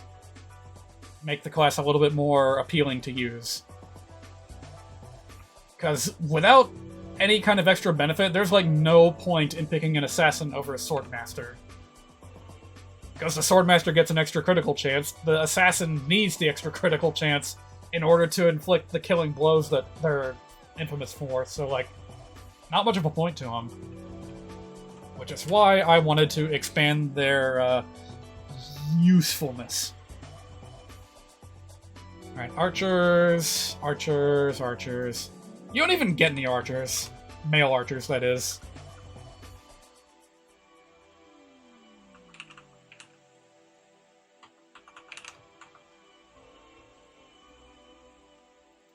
Let's see. A bit less of that, a bit more of that. Oops. Or not. Hang on a minute. What I meant to write was that. Okay.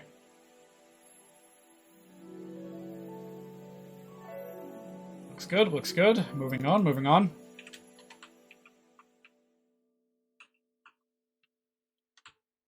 I don't need to type in 20, the 20 is already there.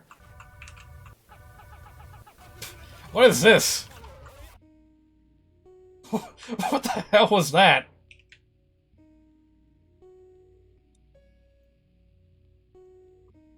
It was just like garbled nonsense and then it just disappeared.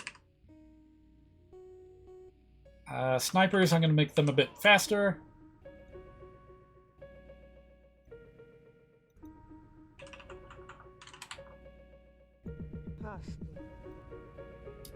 Rangers. Oh yeah, we're gonna be making some changes to the Rangers. First of all, dropping the base stats, again, because they're cavalry units, because I gave them access to, Canto Plus. They must not be allowed to abuse that power too much.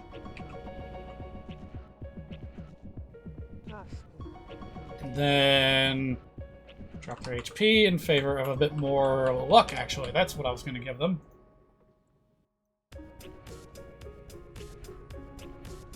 Oh boy, now this one's a complete overhaul of the class. I'm going to be tweaking your max stats and your base stats, because I want this to turn into a bow and staff unit, rather than a bow and sword unit. So, let's see here. You're going to be dropping that down to 21, 26, 27, 21, 24, and magic will be the only thing that increases ever so slightly.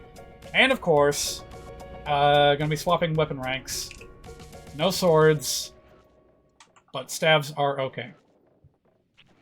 And base stats, I'm going to give you 3 in strength, 3 in defense, 6 in resistance, and 8 in magic. Alright, alright. I think that's all that I... Oh, no, there's promotion gains that I have to worry about.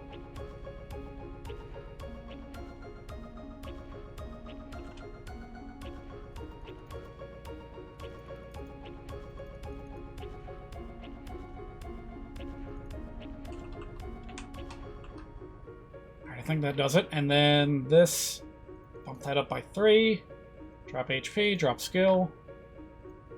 Oh boy, alright, so that one was really necessary to get done right, because I want the female ranger to be a completely different class. Alright, moving on. Dragon Rider, you're going to be getting 40 here.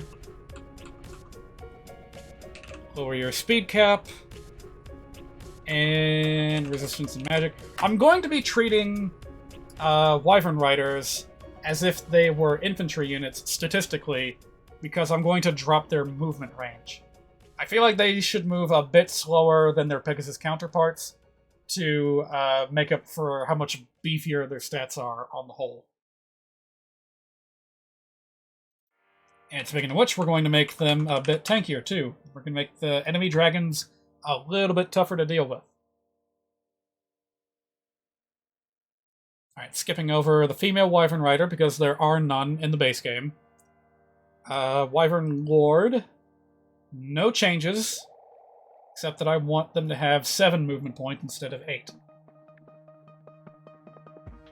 Growth rates, again, reduce HP, increase defense. And I guess we'll tweak the promotion gains too. Bit more defense, bit less HP. Oh, and we want to give them an axe rank, because we don't want these guys to be using swords anymore. Liberated from swords. I don't want to see them ever again. Now, part of the reason why I dropped the movement range for Wyvern Lords is because I wanted Wyvern Knights to be a bit more unique. And a pretty quick and easy way to make that happen is by giving them enhanced movement range compared to their bigger, bulkier counterparts. So we're going to be doing that. They're going to keep their 8 move. And give them a bit more speed growth. Don't know if this matters at all, but going to be doing that. Drop their HP. And again, promotion gains. Reduce HP by 1, increase defense by 1. Going to be doing the same thing for the female version. Reduce the stat caps. 23, 26, 27, 22, 20, 21, rather. They're not supposed to be very well protected against magic. And enemy growths, again, don't know if this matters at all, but I'm doing it for the sake of consistency. Go ahead and modify that. And add a defense, lower HP on promotion. And I think that does it for them. Alright, good. On to the magic units. Oh boy. A lot of changes I have to make here because they, you know, they suddenly have their power stat split in half. So we're going to be making changes accordingly.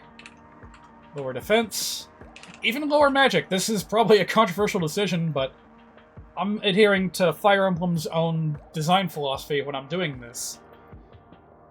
Because historically, male mages have had much worse natural... what's the word? Natural magic. No. What is it? They've had better speed, but worse magic compared to their female counterparts. Okay. What's next? I really need, like, a bookmark or something to help me keep track of everything. Alright, so that's all the changes I was going to do for the... Oh, no, it isn't. Wait, is it? I almost forgot that a unit actually does promote into the basic mage, so... I had to make sure I wasn't forgetting about that. No, I decided that I wanted to keep the changes about the same. Or, in other words, no changes. Why am I doing this? Why am I making... Why am I accounting for generic female mages when in the base game there are none? I don't know. I guess it's just OCD or something.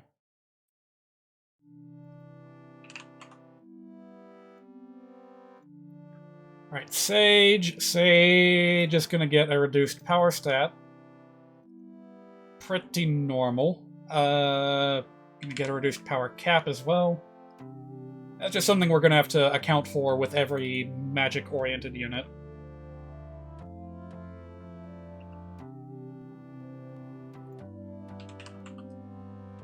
Did they get anything for this? I'm gonna give them a little bit of extra defense. Changes to promotions, give them a bit more speed, a bit less HP.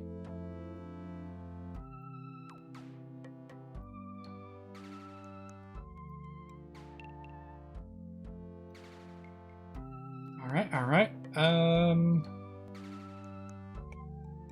Yeah, I really am starting to lose focus on all the changes that I have planned here.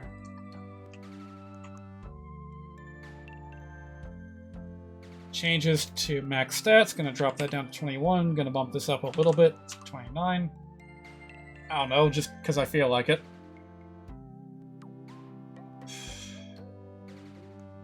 And reduce the base power stat down to that, okay. Oh yeah, I've been meaning to change the names of some of these units too. Yeah, you know what? I'll go back and do that later, but for now... Can I, like, go ahead and tweak this? Let's see here. Yes, I can. Okay. That's what I was going to do, was rename the Mage Knight to Black Knight. And unfortunately, it looks like the change does not apply to the name in the editor, but that is a-okay with me. Oh, and it already updates for both genders. That's fine. Wait, no it isn't. Hold on a minute. Oh, I'm gonna have to split that with the Ranger. Okay. Stick a pin in that, I suppose. Alright, once again, mounted units get overall reduced stat caps. So we're gonna drop this down to 22, 25, 24, 22, and 23. And I'm going to give them access to dark magic in exchange for their staffs. Am I forgetting anything? Yes, I am. Gonna drop their strength in exchange for... not much, really. Oh, right, extra defense. I just keep piling the defense onto the mages. What can I say? It feels like an appropriate change. And gosh, the Black Knights in... or the Dark Knights, rather, in Fire Emblem Awakening were really tanky. So this feels justifiable.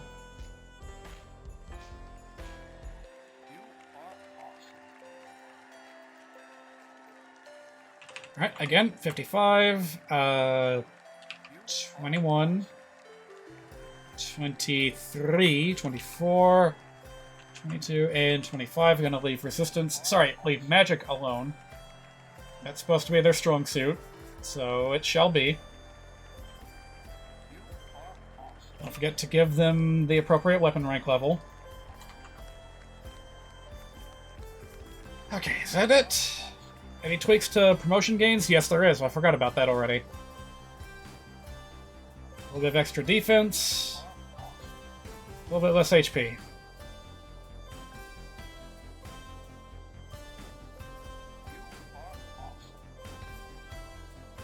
Okay. No changes to Constitution yet. I am surprised that I have not made that a priority. We'll get to it. There are a few units further down that I want to change the Constitution of, but we haven't gotten to them yet. Alright, so far so good. Onto the Bishop. Again, drop that power level. Leave the base stats alone, but tweak the growth rates. Make it to that, and then add a little bit to skill. There we go. There we go. I think that's all I needed to do, unless... more promotion changes. Like I say, I just want there to be less HP on the whole. So that's why I keep coming back to this. You can do it. Do it, do it.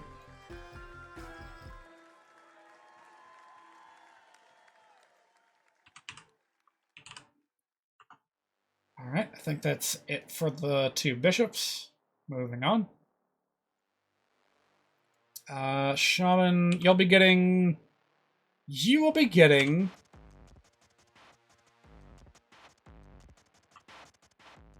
relatively average stat growths, or stat caps rather, because I want to give him the option of promoting into a druid with enhanced stat caps.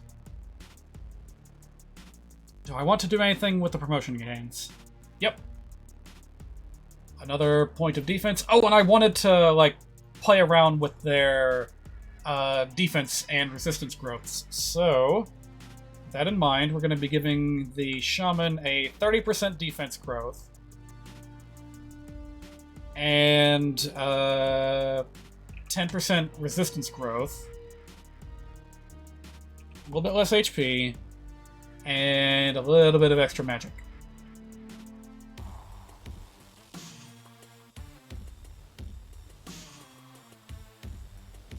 Okay, anything else I'm missing? I think that'll about do it. Alright, not gonna worry about the female shaman. They don't exist in the base game. Yes, to compensate for all the strengths I'm gonna be giving the druids, they will be receiving one fewer movement point. They will also be getting buffed in several areas. Gonna increase their base skill, their base defense, quite a lot. I think that's right. Is that 8? Is that speed or is that defense? That's defense, okay. So speed remains at 4, defense is 8. Resistance drops a little bit to 5. What's that last number? Move, that drops to 5. Constitution gets a slight buff to that. Magic gets buffed to 7. There we go. This is one of the only units that I'm going to be tweaking the base stats this much with. And then, of course, their max stats are going to be changed a little bit, too. Put that at 27, 27, 29 on defense, 28 resistance, and a whopping 30 on magic. If anything's going to be the beefiest magic unit in the game, it should be the druid. Also, going to be changing their promotion gains, give them a bit more skill, give them a bit more defense. Whew, that's a lot of defense. Alright, and anything else? I think that about does it for the druid. One of the more radical changes that I had in mind. The summoner, Drop base power. Drop max strength. Drop their power growth. Drop their HP growth just a little bit. Give them a little bit of love in the defense department. And change their promotion gains again. Less HP, more defense. I don't think anyone's going to argue with that. And was there anything else? Nope. Pretty basic changes. But this, on the other hand, this is going to become an entirely different unit. And for that, we're going to need a new name. So let's go ahead and do that right now. Let's see here. Ooh! Okay, I have to pick from every text string in the game. Are there any units that went unused? Because if so, then I'm just gonna paper over that. Oh boy. Oh dear. I think we're gonna have to oh, wait a minute, wait. We got some blanks down here at the bottom. Ah!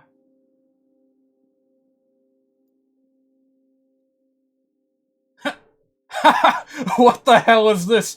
Swarp. These are like descriptions for skills that didn't make it into the skill systems patch. Maybe they're planned. Okay then, in that case, I think we're going to be using these text strings. And I'm going to have to, like, make a note of this. So, pardon me while I deploy my sticky notes.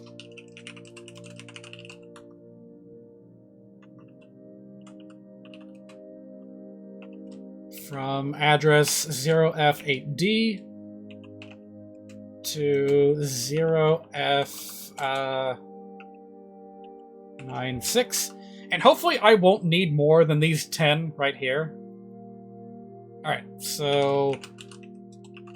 yeah, spoilers, that is what is going to be. I may as well just go ahead and get all this done right now. So that's going to turn into War Monk. I also want Black Knight and White Knight. And I think those are the only classes whose names will be changing.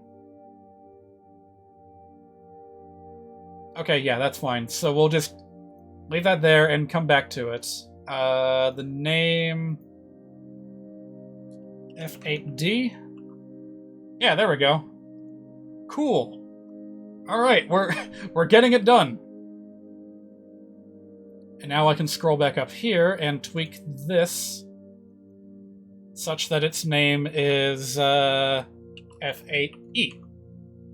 No, wait a minute. That's not the string I want to use. Oops.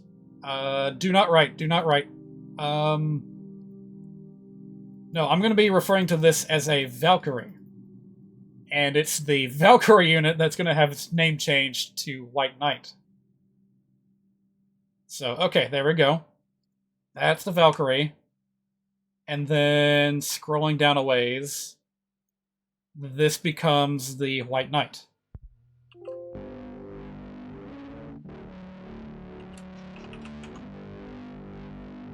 Yeah, there we go. Did it. Oh, wait a minute. Why is there a space at the beginning? Oh, shoot. What is this noise? Oh god, I hate it. I can't stand it. That should have worked better. Why can I not see the changes? Maybe if I reload the editor? Oh god, I hate it. I hate it so much. Okay, I think it's corrected itself.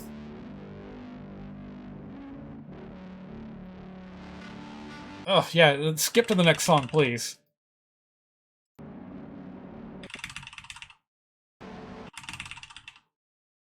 Mother of God, it's all toilet sounds! Okay.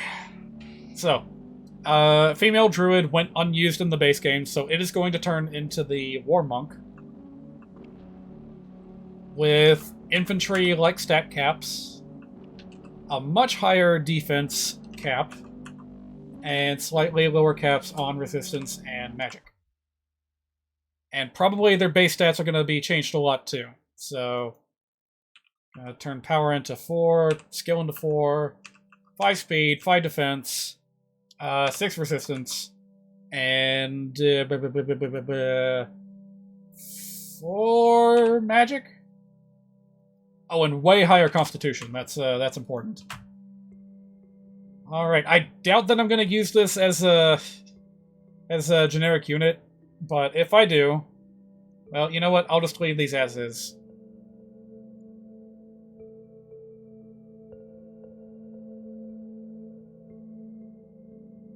Maybe I'll drop the power level just a little bit.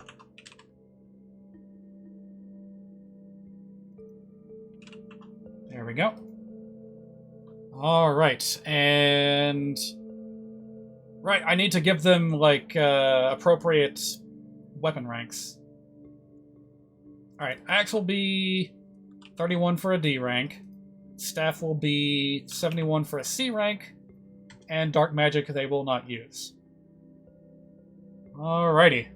So there it is. That's the one completely original new unit that I plan on adding to this game, is the War Monk.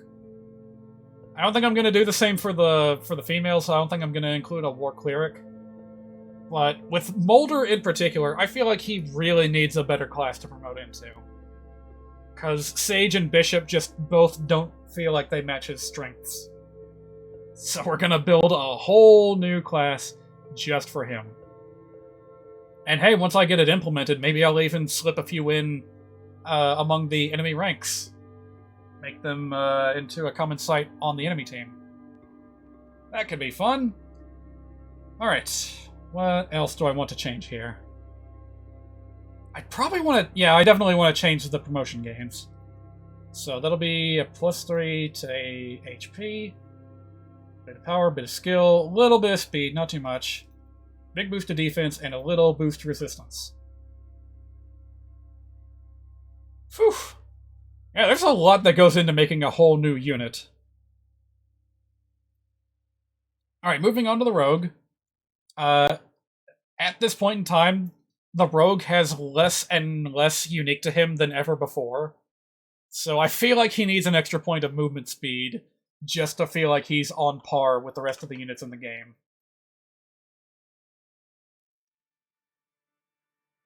And is that it? Go ahead and tweak that a little bit too. Yeah, it's still not all that great, but if you really want a unit with an infinite lockpick ability, that's what he's there for. I figure the extra movement speed should help with that. You know what? I could probably give him staff usage as well. In fact, you know what? I'm going to stick a pin in that.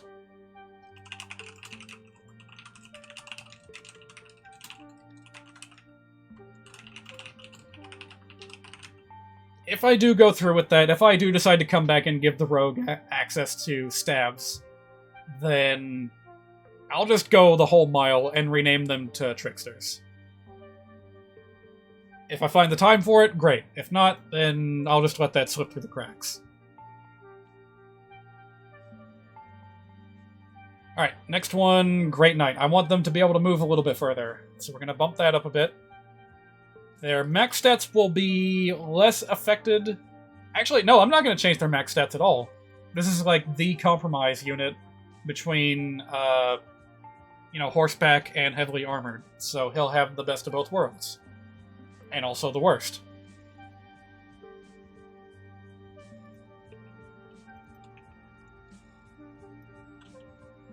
I also want to tweak their promotion gains.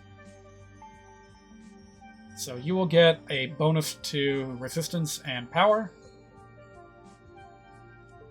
And the female equivalent will get a boost to just strength.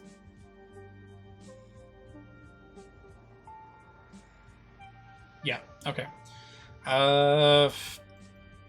Gross. Again, I don't think that I really need to bother with this all that much, but I'm going to anyway.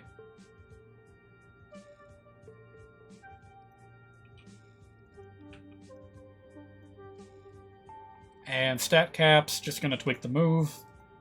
And that'll be it. Okay. The recruit. More constitution. I feel like the trainee units really need that extra constitution. But aside from that, and dropping their HP a little bit, I don't think they need to be changed all that much. Nope.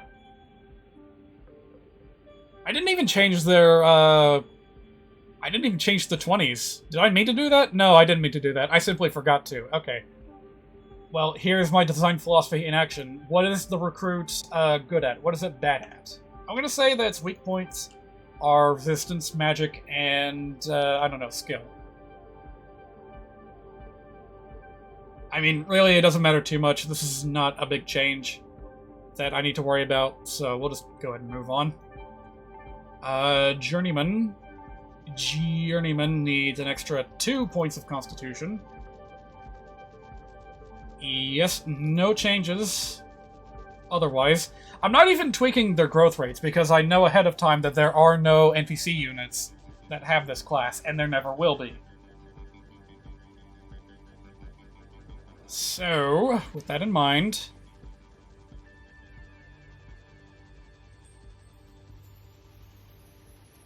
gonna lower your power threshold here and increase your constitution a fair bit.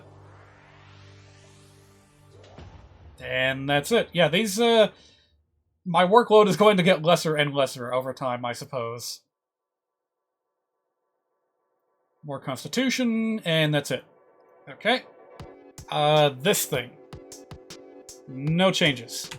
Manakete. I'm gonna give you a little bit of a bonus to your defenses and strength, and I think that's it. Yeah, that's it. That's literally all the changes I have in mind for her. First tier journeyman. Oh wait, I actually do have quite a few changes left that I need to make. Oops. Well, they will be getting much lower stat caps in their tier 1 incarnations.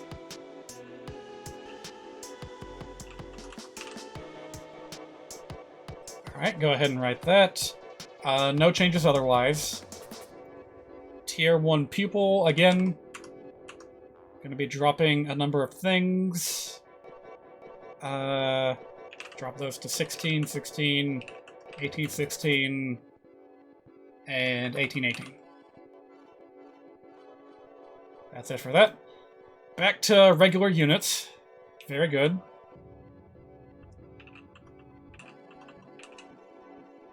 Going to give you those changes. Going to give the generic fighters a bit less HP and a bit more defense.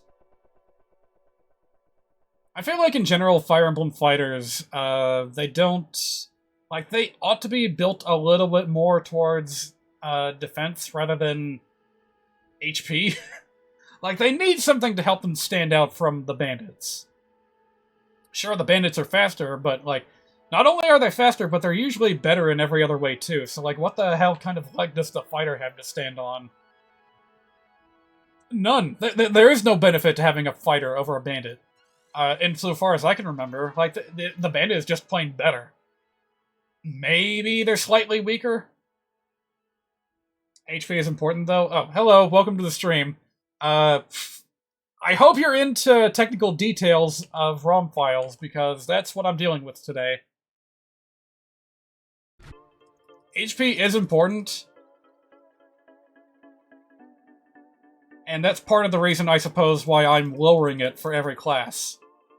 Lowering the growth rate, that is because I want it to feel a bit more precious than it was in the base game. So that's like the one universal change that I'm applying to, like, every unit. Bandit can stand on mountains too. That's true, that's true. All the more reason why I use them, like, when I can. Besides Gonzalez in the first Game Boy Advance game, we didn't have that many opportunities to play around with bandits. Mountain Thieves, as they're also known, but when I do get the chance, I love using them. Like, Gonzalez is one of my favorite units from the Game Boy Advance games, period.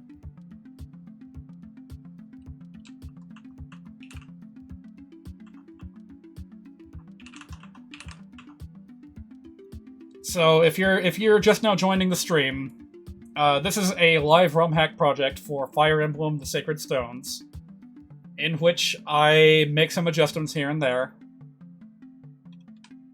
And later down the road, I will also be making some additions. And I kind of just wanted to document everything in a video archive format. So that other people, when I upload the archive to YouTube, other people can look at it and say, hey, this is pretty cool. I can follow what this guy's doing to the letter, and then branch off on my own path to make something myself. You know, I think that would be cool. Music playing right now is from Hypnospace Outlaw, by the way. When enemy axes are better than yours in every way. Tell me about it. Alright, where was I? I like to change the promotion bonuses as well. Berserker. Most of the infantry units, I'm not going to be tweaking the stats too much.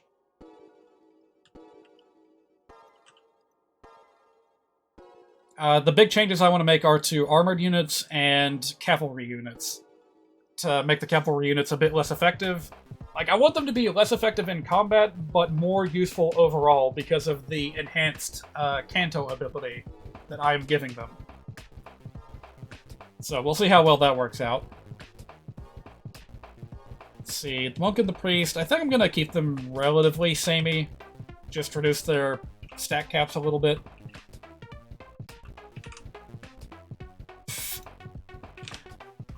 This music's pretty funky. Makes soldiers the best units in the game. I would if I had plans to, like, create a new character that was a soldier.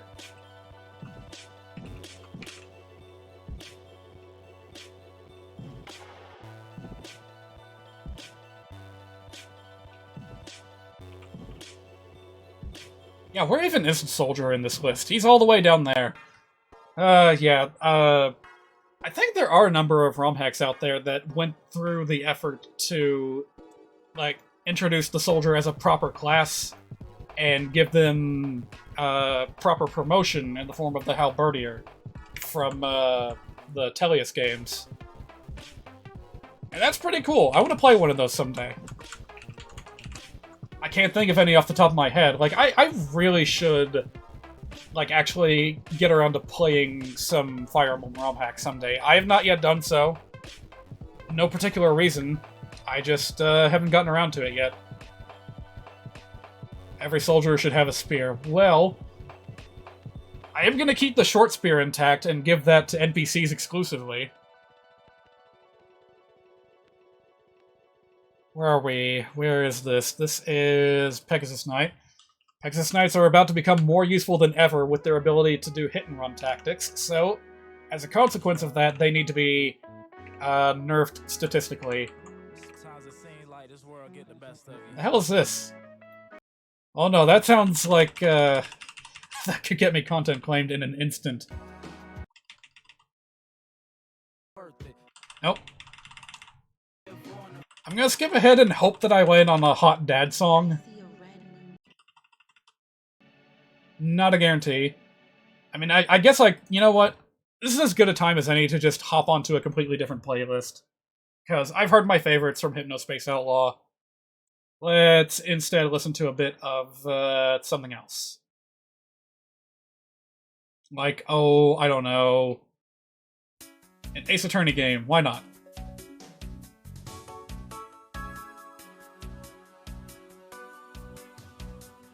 There we go. Alright, where was I? Applying changes to the Pegasus Knight.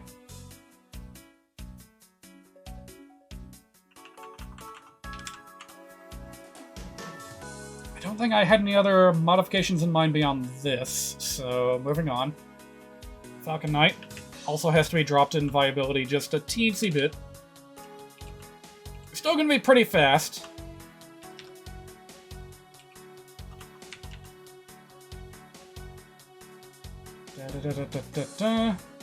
And I will also give them access to staffs.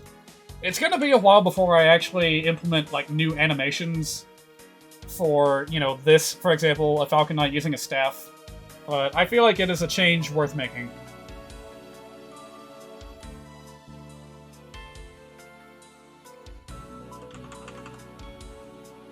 I'm actually going to give them a bit more speed, because I feel like the enemy growth on Falcon Knights is a bit underwhelming. They need to be faster.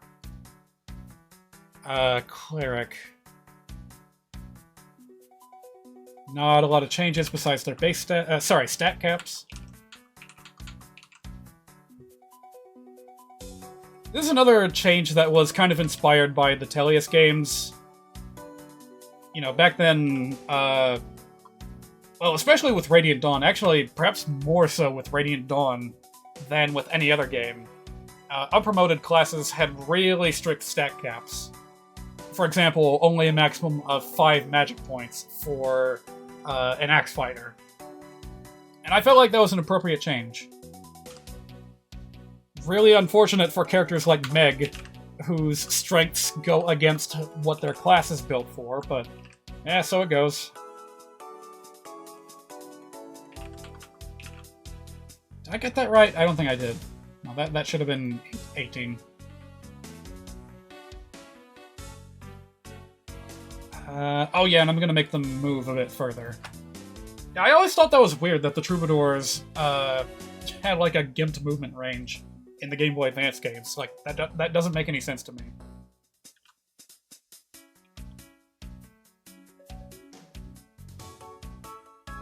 Alright, Valkyrie, we've already changed the name to White Knight.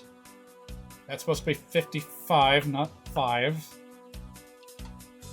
I did that because I wanted to implement a new kind of Valkyrie unit with that name. So the previous Valkyrie unit gets to be renamed into the White Knight. And the reason I made that change in particular is because I renamed the Mage Knights into, what's the word? Gave them access to dark magic instead of stabs. So now you've got the whole magic spectrum represented in these horseback units. Dark Knight covers anima and dark magic, and the White Knight covers light and staff magic. And it just works out.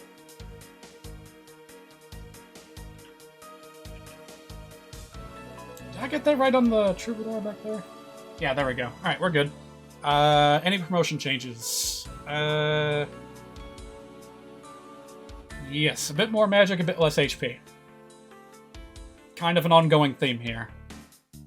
And increase movement range to 8. There we go.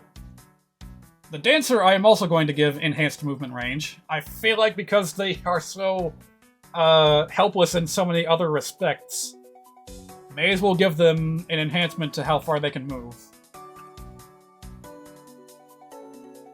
That's all I'm gonna do there. Call them magic horses. Maybe if it was just the horse, I would consider doing that.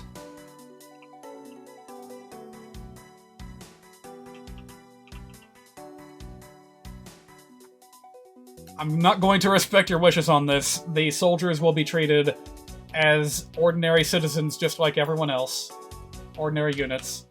So, no special treatments. However, if you want to follow what I've done so far, you can make your own ROMhack fairly easily, provided that you can secure a copy of the game that you want to modify, and just use this... Oh, hang on a minute, the name's not being displayed.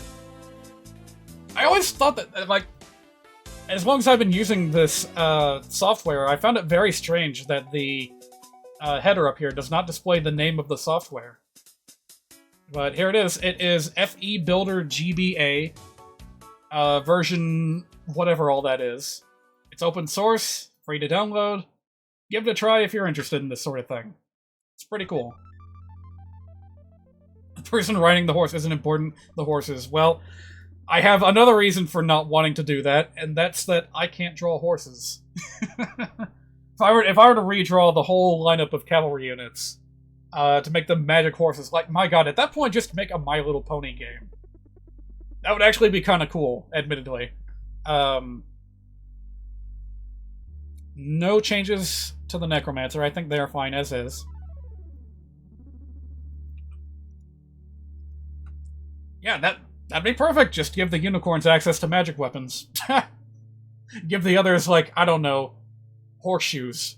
that'd be the weapon type for the Earth Monies. I don't know. What else we got in here? Phantoms. Not a lot of changes to these NPC exclusive classes. But I will be sticking to my design philosophy of dropping max stats on a lot of units. Yeah, exactly. Fire Emblem MLP.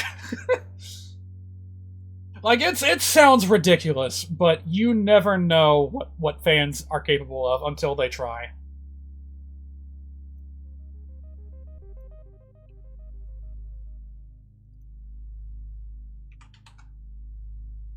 The real Fire Emblem is the friends we made along the way. I mean, the definition changes from game to game, so yeah, just have the Fire Emblem be an artifact that manifests after the main characters become friends with each other. Why not? Let's see, the skeletons I'm gonna modify pretty heavily here. I'm gonna beef their defense way up. I feel like as skeletons, they should be a bit more resistant to physical weaponry and more vulnerable to magic. Maybe that's just my experience with the Battle for Westnoth talking.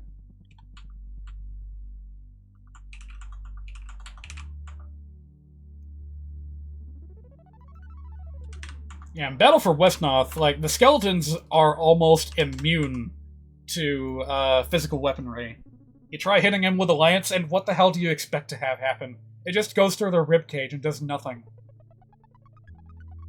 You want to beat a skeleton, you gotta bring a hammer, or, like, a magic spell. That's the only way that you're gonna survive that encounter. And arrows? Don't even get me started on trying to shoot a skeleton with a bow and arrow. What the hell are you expecting? It's just gonna get an arrow lodged in the eye socket.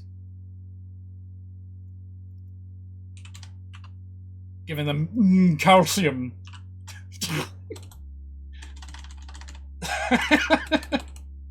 Potassium. What was I gonna do with the big skeletons besides buff their defense? Yeah, bump this up, drop that, and that's pretty much good. Yeah, I don't have to worry about the NPC units all that much.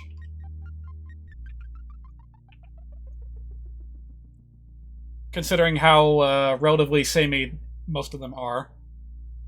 It's just the base units that I'm worried about, that I want to reduce their stats on. Whoa, hang on a minute. Whoa! Whoa! Whoa! I didn't realize this thing was so beefy. Look at these max stats! Where did this come from? These are promoted unit max stats. Why are that? Whoa, that's weird.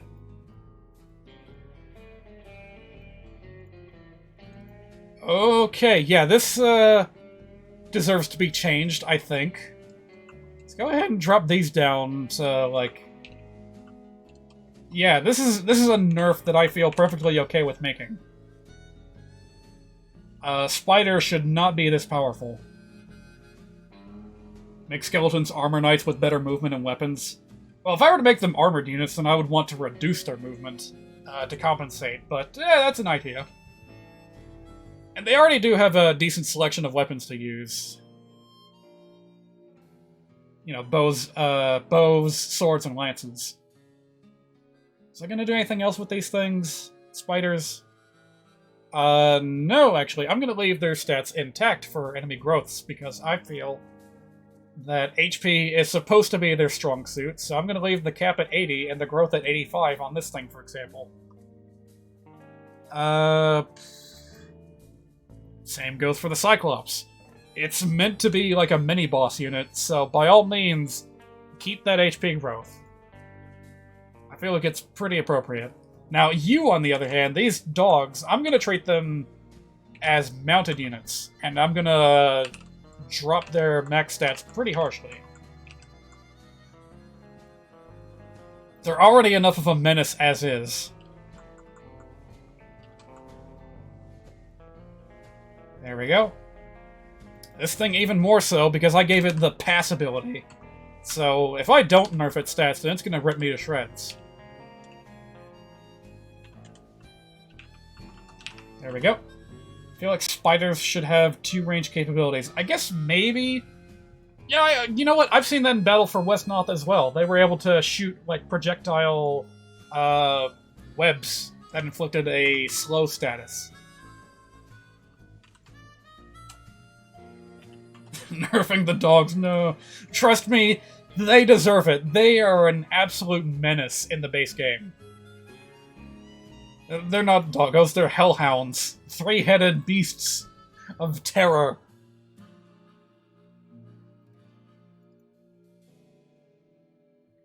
What was I gonna do with these guys? Drop skill and resistance and magic. Pretty average stuff.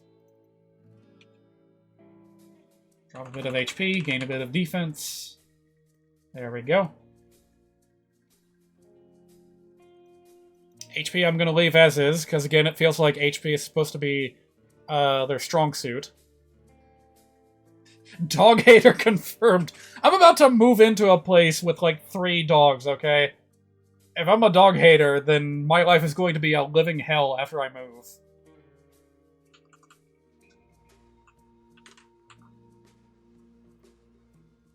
Nah, really though. I actually do get along with dogs quite well. During my brief stint as like an assistant UPS delivery man, like that was something that they emphasized really hard in the training material was, you know, beware dogs. Dogs will tear you apart. You cannot trust dogs. I was like, alright, I'll be careful, but I don't think you have to worry too much. As long as you're not, like, adopting an aggressive pose. Like, you know, don't stare the dog in the eye. Don't approach it aggressively. And you'll probably be fine. If you want to, like, reduce your threat level even further, then you can, like, bend down to their level. And, you know,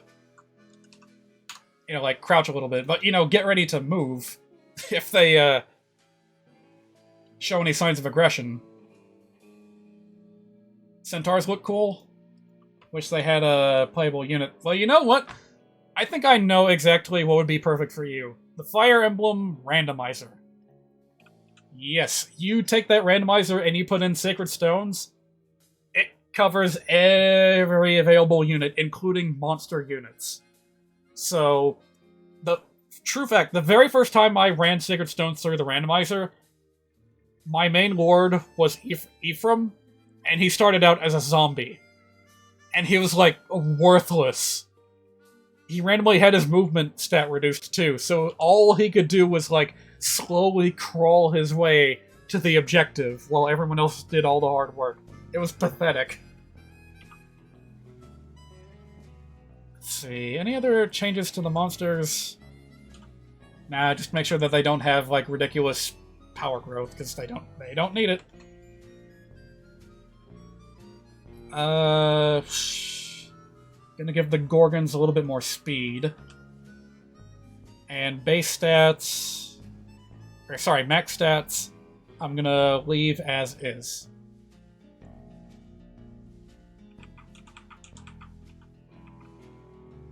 Yeah, I think that about covers it. We're getting pretty close to the end of this list. Like, yeah, there's a lot of classes left, but they're irrelevant, so I don't need to change anything.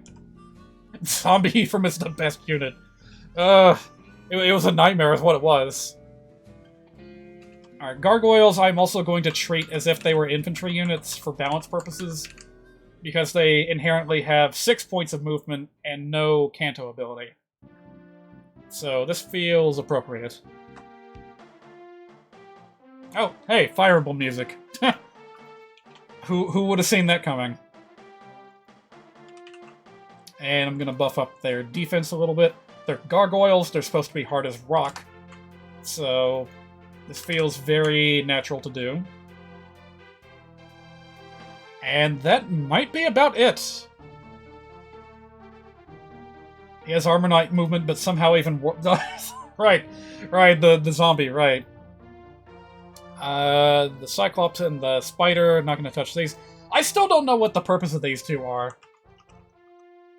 They're clones of other enemies that have appeared elsewhere, so I don't know why they get 2 entries in the list. Anyway.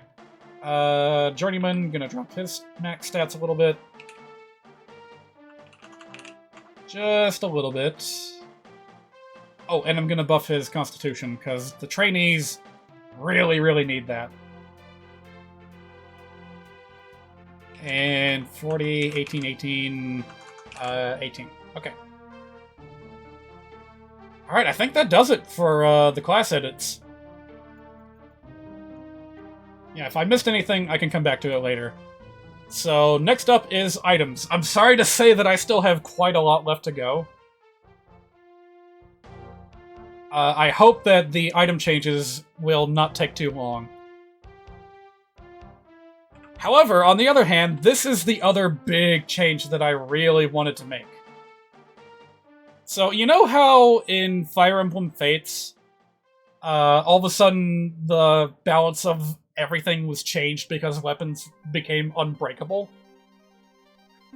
Yeah, that's what I'm gonna do here. So, right away, I'm just gonna go ahead and flag everything as unbreakable. Well, almost everything. Oh wait, I have to click right to ROM. Okay, never mind. This isn't gonna be quite as fast as I expected. Shoot. Make the villagers have max stats. Nah, I actually do appreciate having a little bit of risk to rescuing villagers, so they're going to stay relatively the same. Hold on a minute, actually. Do I want to apply the HP debuffs to these guys? Okay, you know what? I'll throw them a bone. These will be the only units that I don't apply an HP debuff to. That's the one edge that they get. Alright, so items. Yeah, let's just do these one by one. Because now that I think about it, I'm gonna have to tweak a lot of this anyway.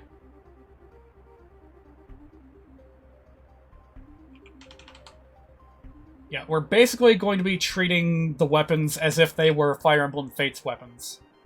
So... oh, hang on a minute.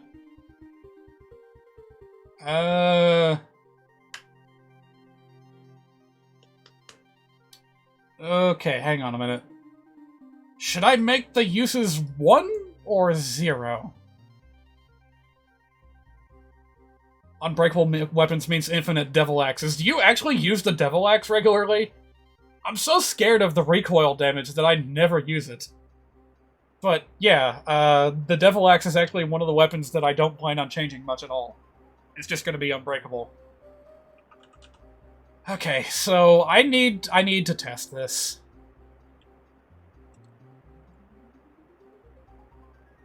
I need to test to make sure. I know that Seth starts the first chapter with a steel sword, if nothing else. So we're going to go ahead and put that as 1 and see what happens when we test the game real quick. Did I just see an error? I saw red text and I don't know what it was. Okay. Will this work if I just resume the chapter? Yes, it will. Okay, there we go. There we go. So, probably I want to set the weapon uses to 1 for all the unbreakable weapons.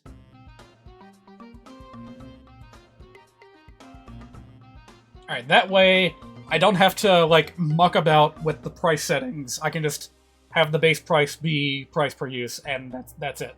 Okay. Well, I'm not changing the iron sword. That's gonna stay as is. Oh, and these are gonna end up with different names, too. Should I go ahead and change that? I could. Alright, real quick. I need to know if I can fit the word bronze into a text area. Like, if I do that, am I going to be alerted if it takes up too much space? I think that's what that is. The red numbers there. Tooltip? Anyone? Help?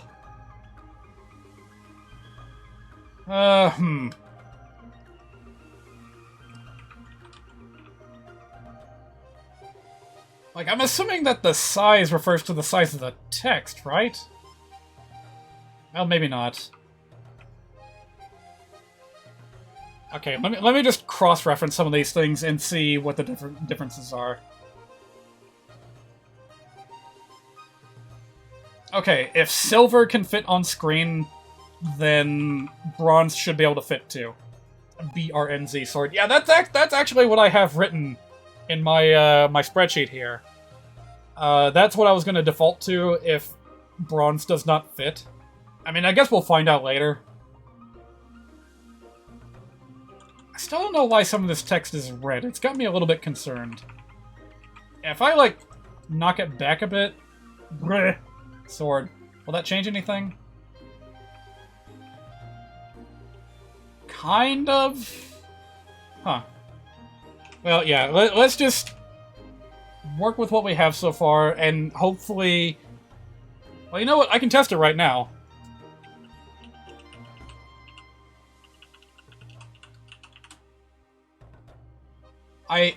I really feel like I should be getting an error message about this, if it's too long.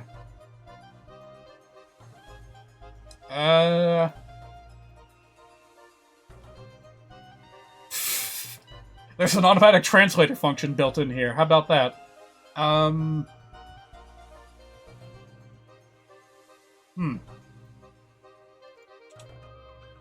Okay, well, I guess we're just gonna roll with it for now. Yeah, I'm gonna go ahead and flip through what I have here, and anything that has a changed name, I'll just go ahead and update it here. Let's see, I'm actually getting rid of the Armor Slayer, and replacing it with one of the gem weapons from Fire Emblem Heroes. Again, one of the things that I actually enjoy about Heroes, like, I enjoy the idea of the gem weapons enhancing weapon triangle effectiveness, but the fact that you're locked into using that weapon in Heroes if you choose to equip it is just maddening to me. Like, for God's sake, just let me take it off if it's advantageous to me. So, since that's not an issue with the Game Boy Advance games, I feel like this is a good opportunity to see how useful the gem weapons really are. So I'm going to try to use them.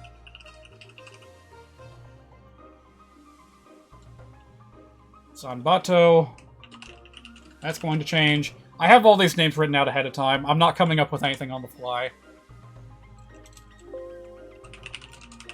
Some of these names are pulled from other Fire Emblem games, like the gem weapons and the wind swords.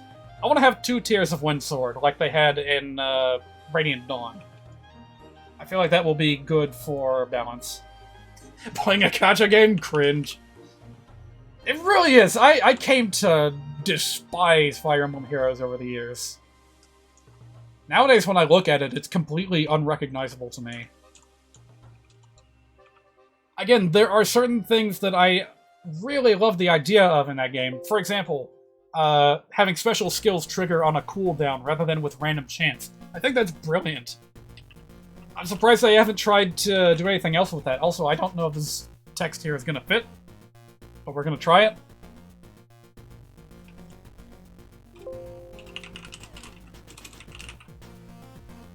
There's some weapons that have, like, skills attached to them. I feel like that's a pretty good idea, too.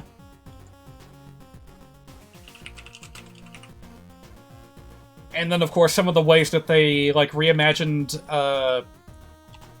units from throughout the series history, and it ended up working out really well. Like, I love what they did with Myrrh, making her, like, able to block double attacks if her defense is high enough. I felt like that was a good change.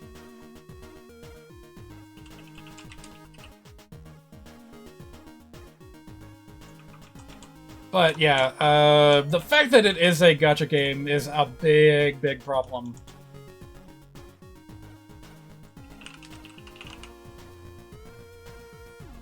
I have so many issues with that, like, model of,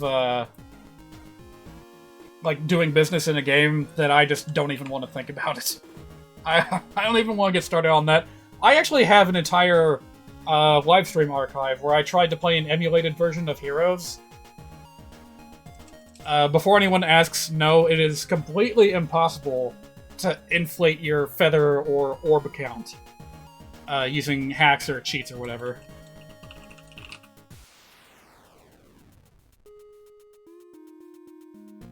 And yeah, I ranted. I ranted over that whole thing. Did not enjoy my time with it. Not even as like a free-to-play kind of guy. Let's see, which of these was I going to change? Wait, that text string is still in there? Oh. Well, in that case, I can change this instead. I'm going to need a couple of new text strings, so let's see. I'm going to be putting in the Thief Sword from Genealogy of the Holy War. I don't know, it just seemed like a natural fit. Yeah, since the Killer Ballista and the Iron Ballista actually go unused in Sacred Stones, I'm just going to go ahead and paper over their names. Yeah, I'll go ahead and put that there.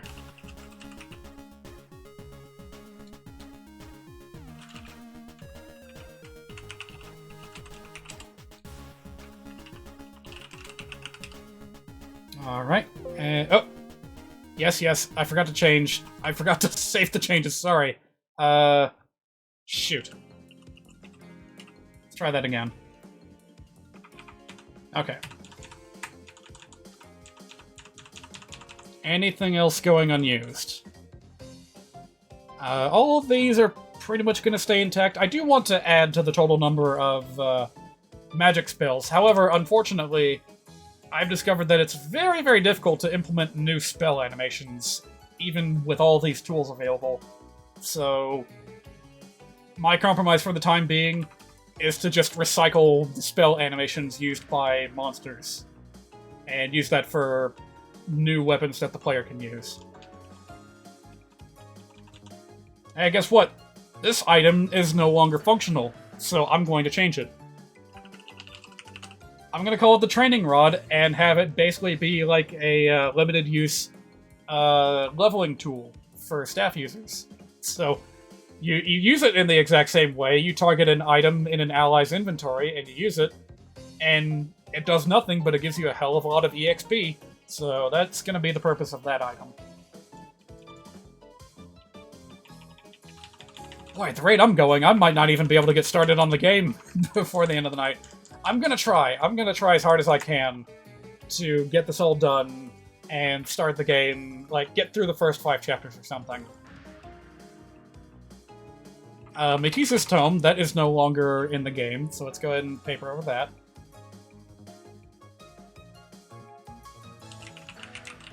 Yep, that's a new weapon that I want to make. Gotta write all these text strings down so I don't forget them.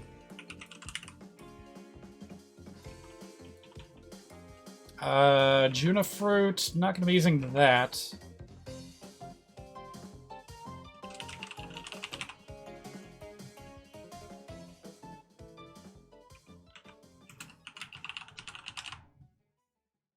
Alright, and then from here, I don't want to put anything in these blanks.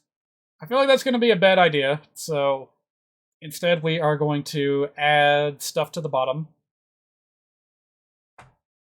When the time comes. We'll get back to this later. For now, I think this is enough to go to start with. Did the playlist stop? What the hell? The playlist stopped! I hate YouTube's playlist functions so much. Randomly, it'll just decide to exit the playlist and play one final thing before stopping. I almost wonder if that's an intentional flaw. Because YouTube does a lot of things to get on people's nerves. I swear, they're doing it deliberately at this point. There's also the fact that the shuffle function on playlists is broken.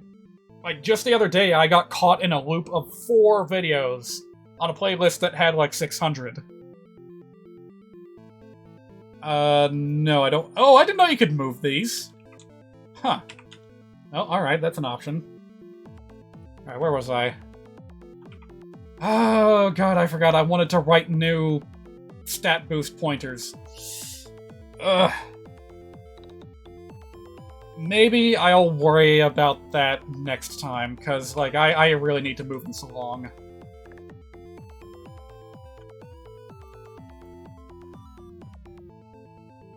Ugh, so much to keep track of. Let's see, I already got modifications on that. Make this a little bit more accurate. A little bit less heavy. And give more weapon experience per hit. Oh god, this is something that I noticed after I started looking under the hood. This game is a bit inconsistent with the fine details. Weapon experience in particular, like, it's almost universally a fact that 2 points of weapon experience are given for steel weapons. So, you know, you look over at steel lance, that's 2. Steel axe, that's 2. Steel bow, that's 1. Why is it different? Why are they inconsistent with it? This feels like a genuine mistake. So, I'm gonna go out of my way to fix it where I can.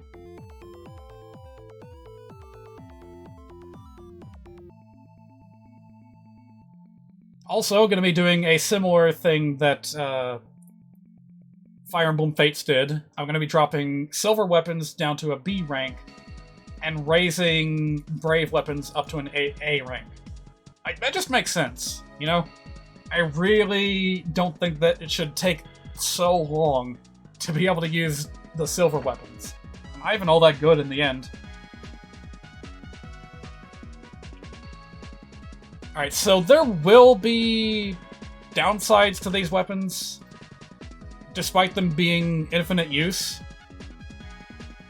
But they won't become apparent until later, when I implement the stat boost modifiers.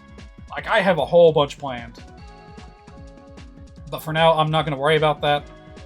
Just going to stick with what we have in front of us.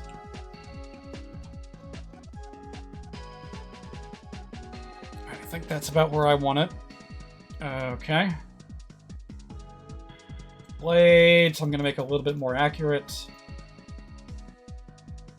Maybe even a little bit less heavy. I feel like they're really cumbersome to use in the base game. So we'll do it like that, give it a slightly inflated price. Make it unbreakable, of course, can't forget that. If I forget to make one of these unbreakable, I'm never going to forgive myself.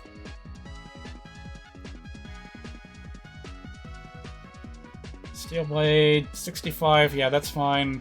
I'm actually going to make it a little bit more powerful. Again, just assume that I'm going to compensate for these with statistical downsides later.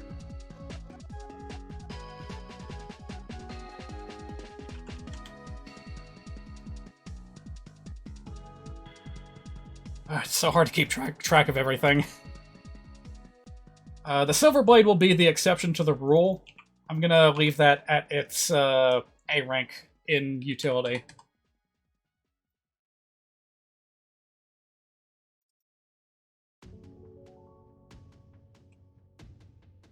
Alright, gonna do that. Gonna do this. Yep. Everything looks good so far. The poison weapons, I'm going to treat these a little bit different.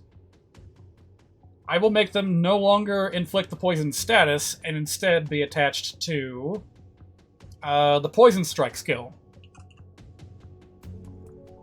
So it's no longer hit the opponent once and wait for their HP to tick down turn after turn. Instead, it's going to be a burst of instant damage, regardless of how weak or strong your attack was.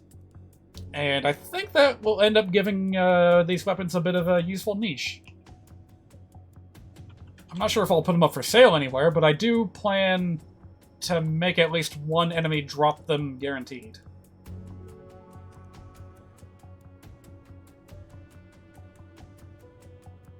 Oh yeah, also drop the power a little bit. They do not need to be powerful.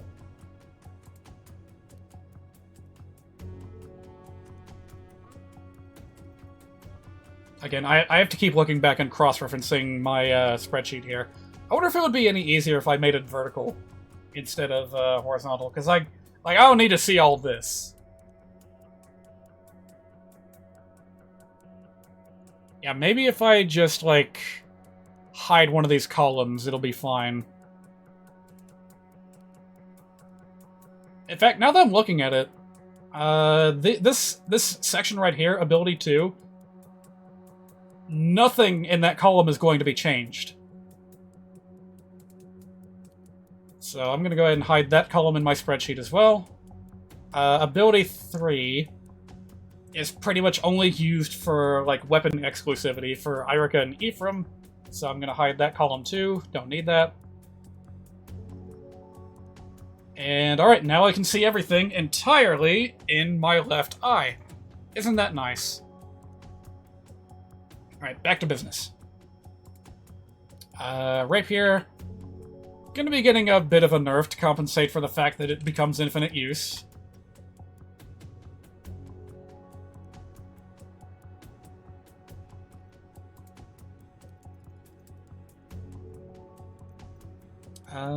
Yep. I don't want it to be some kind of crazy crit-sing machine like the Manikati was. No, this is just going to be a straightforward effective damage thing that's just unbreakable.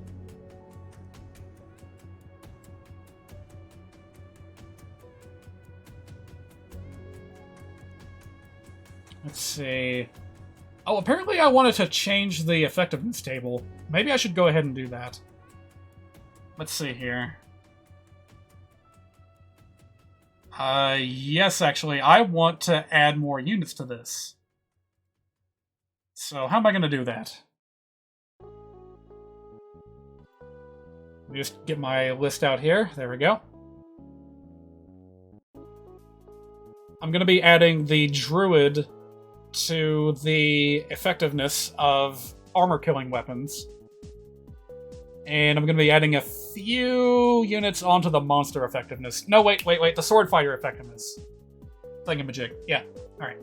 So here, I only need 2 bits of new data. I think this will work? Uh-oh. Oh, that wasn't good. Oh, shit!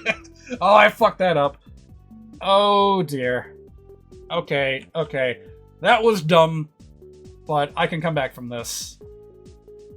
Because I actually have a list right here next to me of every unit that's in this category. So we can go ahead and just reassign everything manually. It sucks that I have to do it this way, but that's the price you pay for making a dumb mistake like that.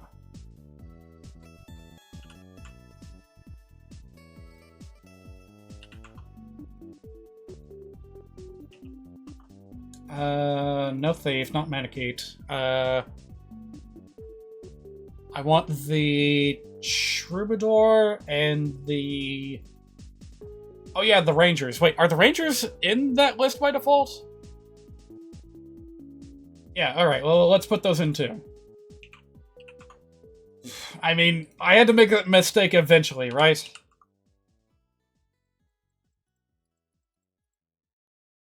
Right, Mage Knights, they will also go in here. Ooh, Tetrasphere music. I like these. Alright, the Druid, you are going to be occupying that slot right there. Because I am now classifying Druids as armored units. Great Knight goes in there too.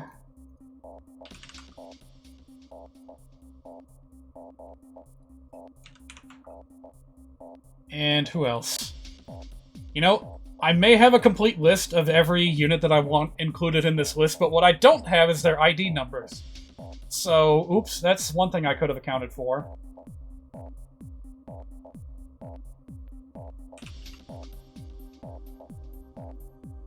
Alright, well, we're nearing the end of the list. It shouldn't take too much longer.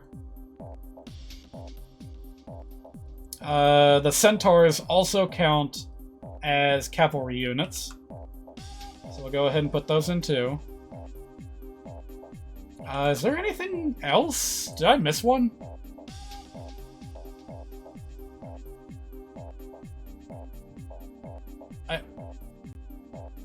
Yes, I did. Yes, I did. I forgot the Great Lords at the very beginning of the list. Yep, they also count as mounted units. So, there we go. Alright.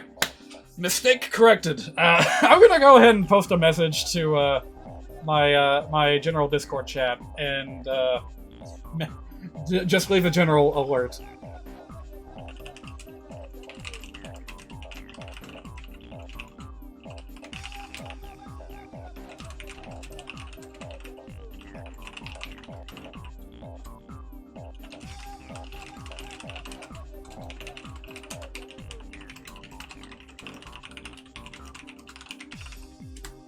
Alright, there we go. Message sent.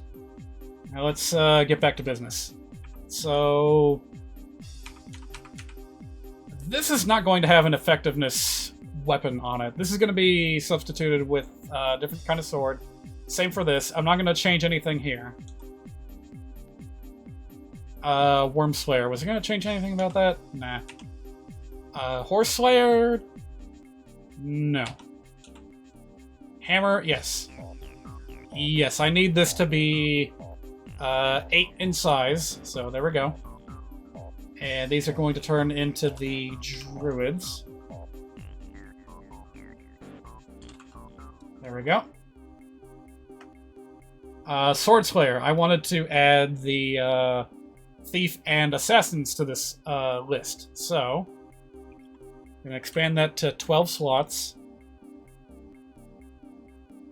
Where is the thief?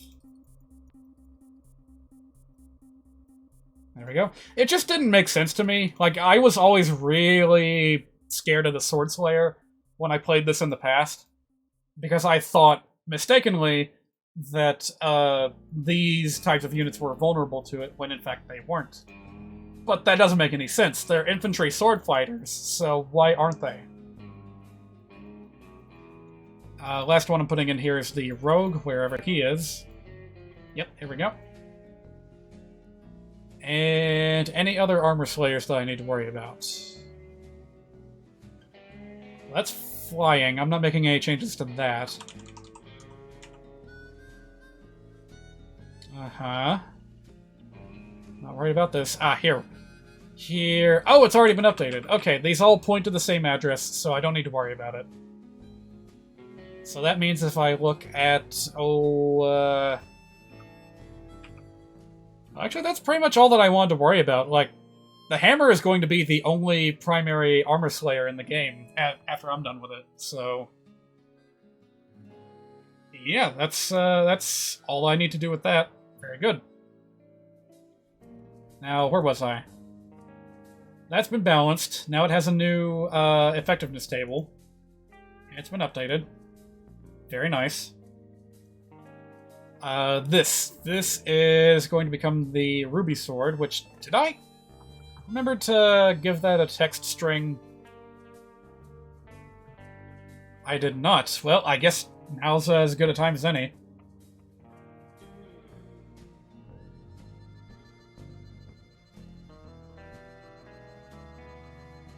Because, yeah, I've been making procedural changes, but some things are just going to need a new text string altogether. Actually, where did I leave them? Oh, right, I was papering over the AoE text strings. Right. Okay. Well, here's the first new text line.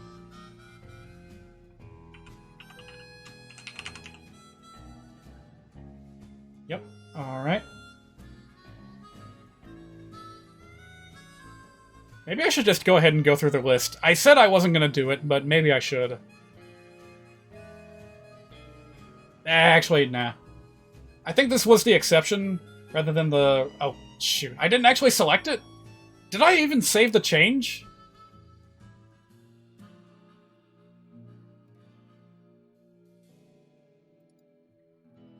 Yeah, there we go. Okay. So... what am I forgetting to do? Do I have to click right to ROM? Is that the thing that I'm constantly forgetting?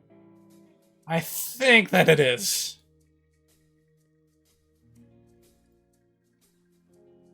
Okay, there we go. Now we're back on track. Okay.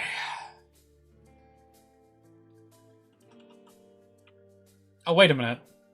Wait, I already allocated that for something else. Wait, so what is this? Oh, that's what I was going to make into the Thief Sword. Oops. means that I have to go back and find the other one that I allocated to say Thief Sword, which is Aegis 395, and I'm gonna have to change it into something else.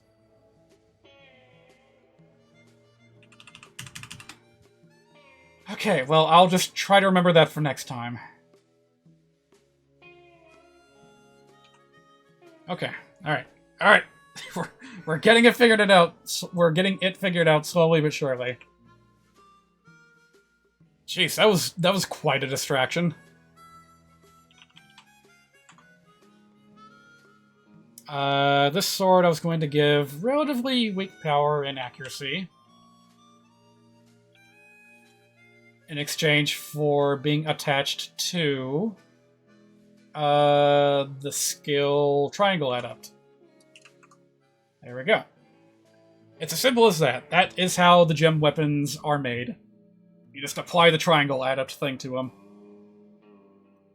Alright, Brave Sword. We're not going to worry about this too much. The debuffs are going to come later with the stat modifications.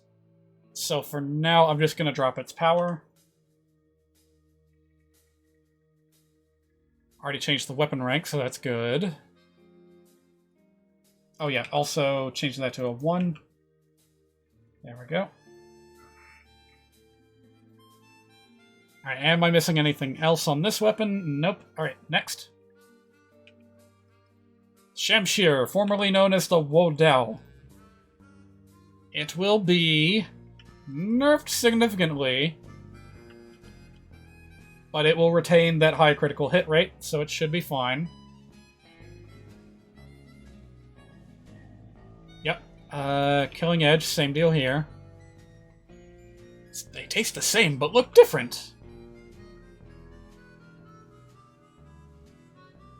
Actually, the Killing Edge is going to be equally powerful compared to the Shamshir. It's just going to be significantly heavier. And that will be the primary downside, because otherwise, like, why would you want the sword fighter exclusive weapon when you just have this?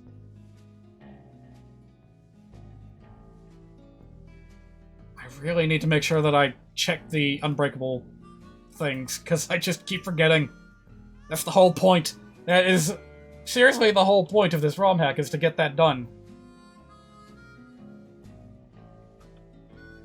I cannot progress with the game until I get all this done, and it looks like we're gonna be here a while. Oh boy. Well, apologies for that, but that's just how it goes.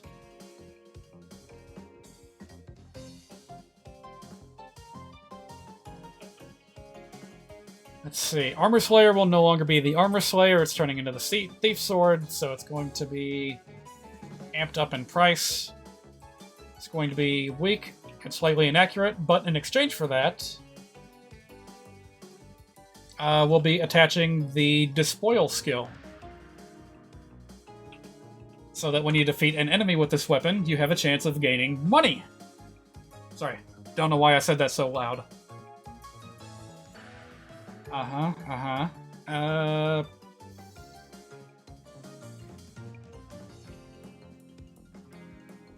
Wait, I had that written as an 8. No, a 7.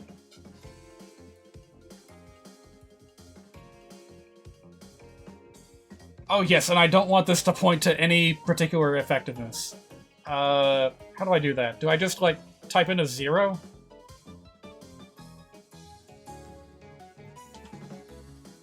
There we go. Much better. I guess I'll go ahead and do that here, too. Because this weapon will no longer have that effectiveness bonus. Yeah, this is what it is to make a ROMhack. You gotta fill in all the little details. And it's not especially fun, it takes forever. But you gotta do it. Gotta do it if you want to see it through to the end.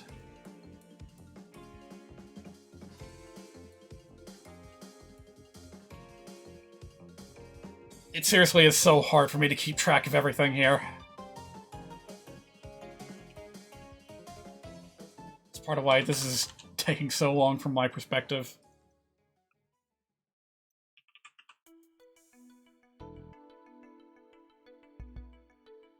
guess I can go ahead and assign the effectiveness to this. I don't really need to, like... I don't need to add a new effectiveness, I just need to take one that already exists. So, like, if I just copy this... Yeah, I should just be able to slot it in with no problem. Yeah, there we go. Yay! Okay, Unbreakable. Magic weapon, still. 2300 on price. I think that covers it.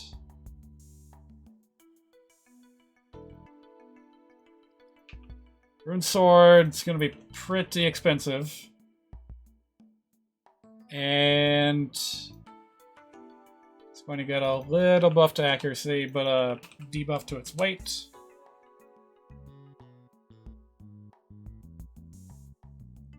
Yep, that's it there. Well, now that I'm in the swing of it, I guess this doesn't take terribly long. I just have to remember to do everything. Which did I forget anything here? Did I forget the unbreakable? I didn't.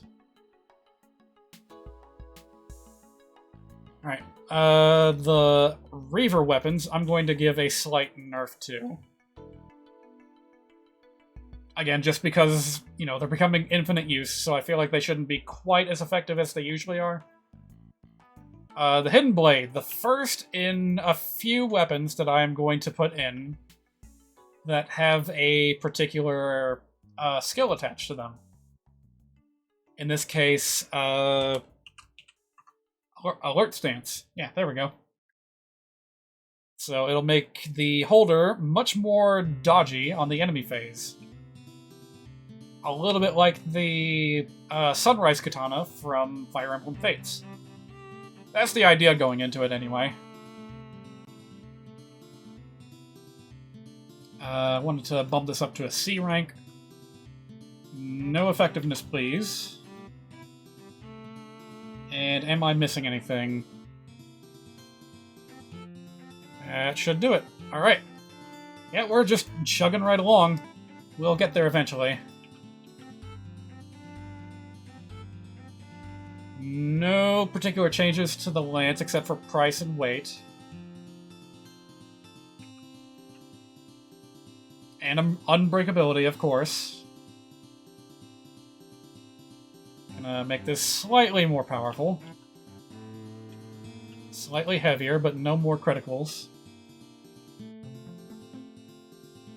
Uh-huh. Alright, that should do it there. Steel weapons, blanket price of 2,000. How in the world, by the way, how in the world did the original developers come up with the different prices for each different weapon? Like, this goes back all the way to the very first Fire Emblem game. Like, why is it that a lance is more expensive than an axe, and a sword even more expensive than that? Is it supposed to reflect how expensive they are to make in real life? Because that doesn't really gel, in my opinion, with, like, gameplay balance. I feel like that shouldn't be a factor. And for God's sake, it's a fantasy game. Just throw all that notion of, realism out the window.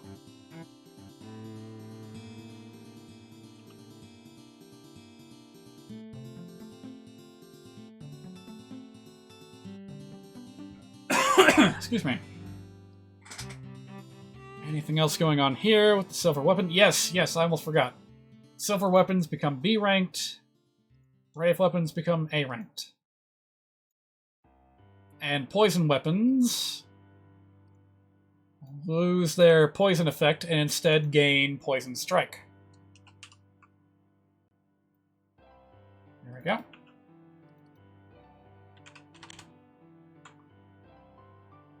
Toxin Lance, I think, is fine as is, stat-wise. So we'll go ahead and write that. Oh wait, that's an E-rank weapon? Why? Yeah, hang on a minute. Aren't all the other poison weapons a D rank? Why is the lance E rank? Another case of the developers like being inconsistent in weird places. So, alright, I'll fix your consistencies for you, if you don't mind.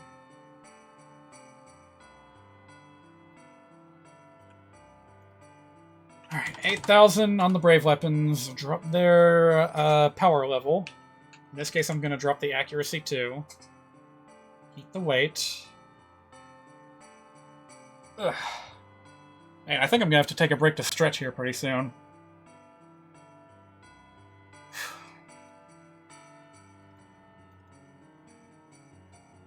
Killer weapons, I'm giving a blanket price of 3,000. Yeah, just make it a uniform price. It made so much sense in Fire Emblem Fates, where so many things were given a sense of parity. You know, you buy a weapon for one particular class, and you have an exact idea of how expensive it's going to be for everyone else. It's a level of consistency that I appreciate. I think that's all that I want to do there. Horse Slayer is going to stay pretty much the same. But I am going to bump up its weapon rank. I actually don't remember exactly why I wanted to do that, but that's... Yeah, actually, let's go ahead and double-check that. Are all the effectiveness weapons C rank? No? Well, I'm going to head and make that change. Given their usefulness, I think it's only fair. Oops.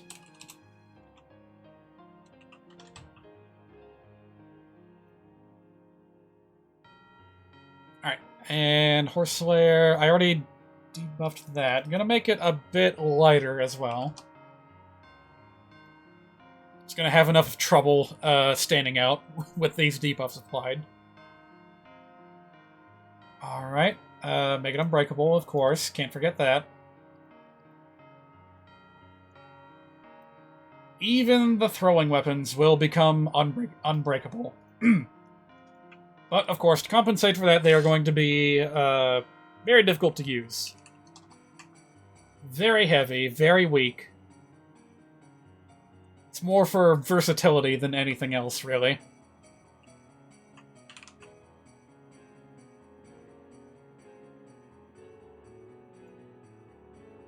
Alright, that is that. The spear is going to get a noticeable change.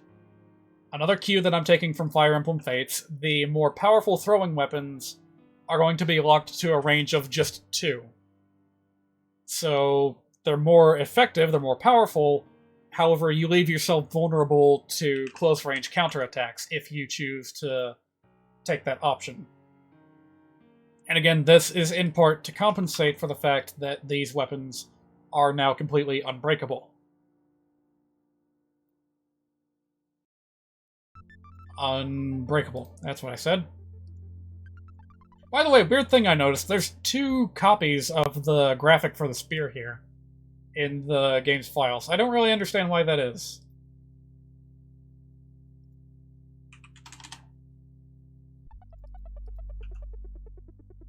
Axe Reaver, gonna get a bit of a nerf.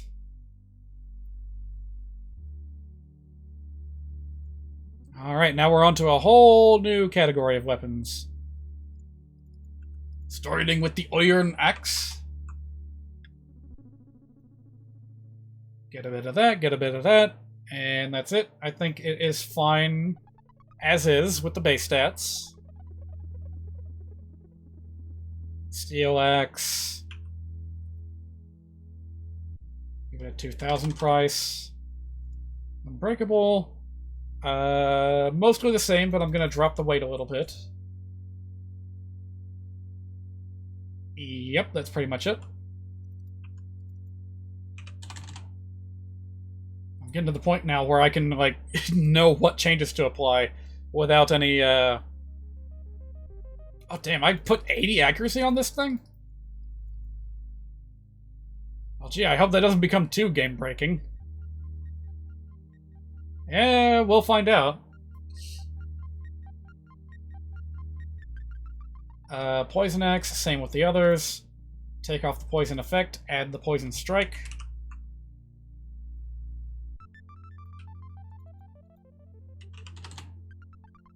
unbreakable. And I'm going to give you a power of 5. And that's it. Brave Axe going to get bumped up to an A rank. Oh, did I forget to do that with the Silver Axe? Yes, I did. Take that down to a B rank.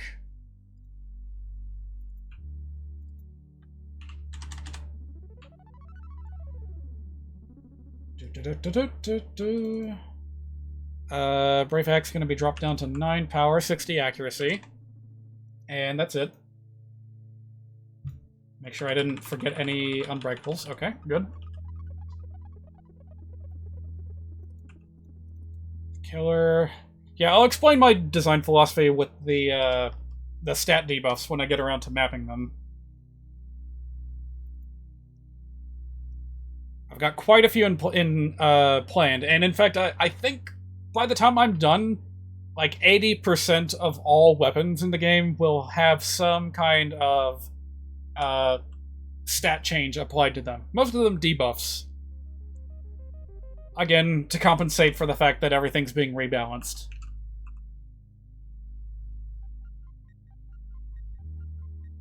Yeah, that's good, that's good. Alright, next.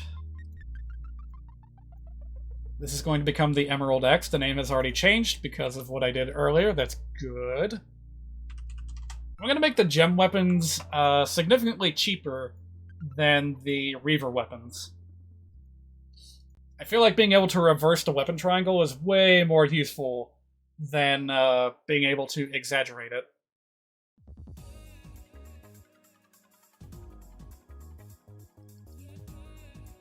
Alright, got a bit of that. Got it unbreakable. Very good, very good. Oh yeah, take off the cavalry effectiveness, please. Did I miss that with any other weapons? Nah, I think I'm good. Yeah, I think here in about 15 minutes I'm going to take a break to just cool off, get a drink, and then stretch and come back. Where was I? Hammer. I'm actually going to be increasing the power of this just a little bit. I feel like it's always been a little bit too difficult to use properly. So it's going to get an ever so slight increase in accuracy and power. Yeah, nominally it's a boss killer, but Sacred Stones doesn't really have that many armor knights as bosses, especially compared to the previous games. So I think it's fine to give it a little bit of a power boost. Devil Axe going to be about the same. Oh, actually, it's going to be completely the same. Except for being unbreakable. What can I say? I have no intentions on touching it, so I'm not going to adjust the stats at all. Hand Axe. That's going to be 1800 on price. D rank on weapon. Let's see, power is going to be that, hit rate is going to be that, and the weight is going to jump all the way up to 18. It's going to be one of the heaviest weapons in the game. If you want to use it, you'd better be prepared to use it right. Tomahawk's going to have a nerf in range. Let's see, power level, accuracy, blah blah blah, that's all fine.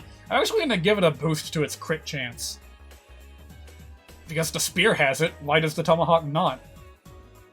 I don't know. That's another weird inconsistency that I'm going out of my way to fix. Let's go ahead and make it a B rank axe as well. I feel like it's not necessary to put it off all the way to an A rank. Okay, did I miss anything? I think not, so let's move on. Sword Reaver. Do that. Price of 4,000. Make it unbreakable. Rank of C, that's fine. Sword Reaver is going to have a bit less power and accuracy. Not that much. 60. And aside from that, pretty much as is.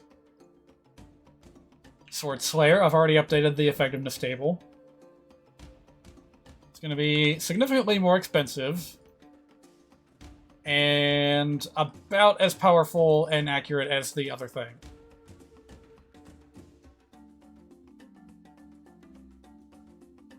But a little bit heavier to compensate for how much better it is.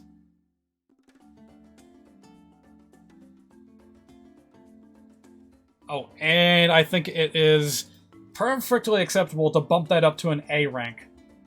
Because, again, it is just so ridiculously powerful when it's used against the right unit. In fact, I don't think there's anything else out there that can take care of a Swordmaster quite so easily. It's too bad you don't get one before fighting Carlisle in the Sacred Stones.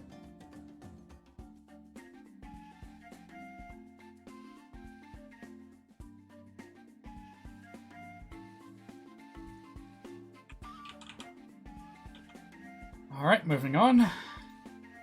Gonna try to change this into a magic weapon. I honestly don't know how effective this is going to be.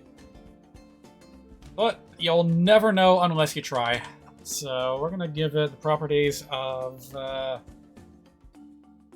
magic weapon. Give it a good amount of power.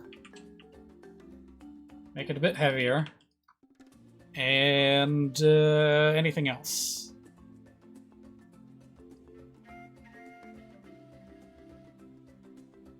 It's got a range of 1 to 2. That's what I want it to be. And yeah, when you're using magic spells, you want to tick this box for attack resistance. And when you're using magic weapons, like magic swords, you want this for magic damage. It's a little bit different how it's calculated. Oh, and the weapon rank should be a B. There we go. Alright, on to the bows. These are actually going to get adjusted stats from the ground up, even all the way back as far as the iron weapons, because I really like what they did with bows in Fire Emblem Fates, making them much heavier weapons and much more powerful weapons. And yeah, the archer's like natural precision makes them able to compensate for the natural clumsiness of the stats built into the weapon.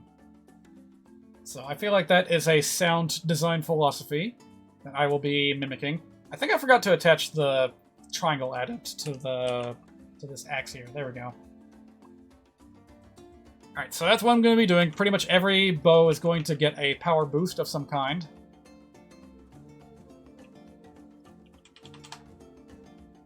Alright, weapon EXP, we already did that. Oh, did I change the weight? I did not. I want to make it slightly heavier too. Alright, silver bow, 4,000 on price. And did I remember to tick the unbreakable box? I did not. Gotta keep checking on that. Ugh. That's gonna be a B rank. And it's going to have even more power, even more accuracy, even more weight, just more. That's it for that. Poison bow. Same deal as with the others. No bonus effect, but it will have poison strike. Oops. And should it be stronger or weaker? It should be a little bit stronger and heavier. That's what I say. Yeah, sorry I don't have any more riveting commentary for this, but talking like this will help me keep my thoughts on track. And I might as well announce everything that I'm doing for people that want to consult this as like a guide on how to hack a ROM in the manner that I'm doing. I'll be sure to like split this up really carefully when I upload the archive onto YouTube, such that people can reliably jump to one phase of the hack to another.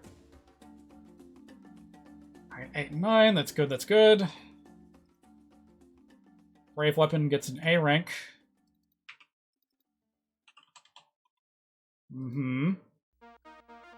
As with before, it's going to get a bit weaker because it's a brave weapon, and a little bit heavier to compensate.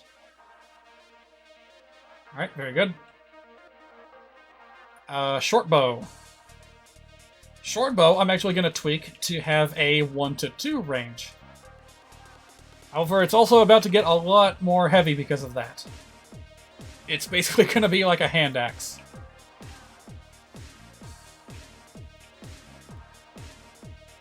Alright, short bow is going to have a price of 2,300. I almost want to take off the flying effectiveness to make up for its versatility, but I don't know. You gotta be pretty dumb to attack an archer at close range that's holding a weapon like this. Still, the fact that they'll probably only be able to counterattack once does alleviate the problem just a little bit. Do I want to give 2 weapon XP? Nah, let's nerf that to a 1. Alright, longbow. Longbow is going to jump way up in rank. This is going to become a B ranked weapon. It's going to be about as expensive as a spear or a tomahawk. And it's going to remain just as weak.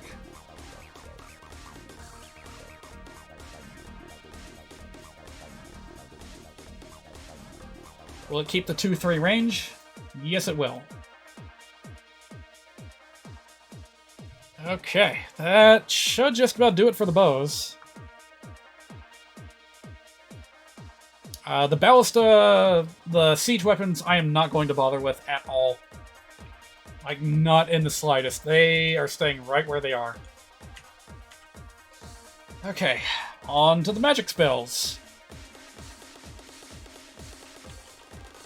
Fire is going to be treated like your basic bronze weapon rather than an iron weapon. This is some sort of rebalance or an original game. This is going to be a rebalancing effort. Welcome to the stream, by the way. I don't expect this to be of interest to very many people. Like, I haven't even gotten around to like playing the game, except for a few brief tests. The philosophy going into the item rebalancing is to basically treat them as if they were weapons from Fire Emblem Fates. You know, they'll be unbreakable, they'll have various stat adjustments applied to them. And there's a couple of other, like, weird things I'm going to be doing as well. For instance, I really like the idea of Thunder being an unusually long-ranged weapon. That was how it worked in Fire Emblem Gaiden. Sorry, Fire Emblem Gaiden. So I'm going to be applying that here just as a, just as a one-off unique trait to apply to Thunder. It'll be like the only weapon in the entire game with that level of range. And it's also going to be very heavy to compensate for that versatility.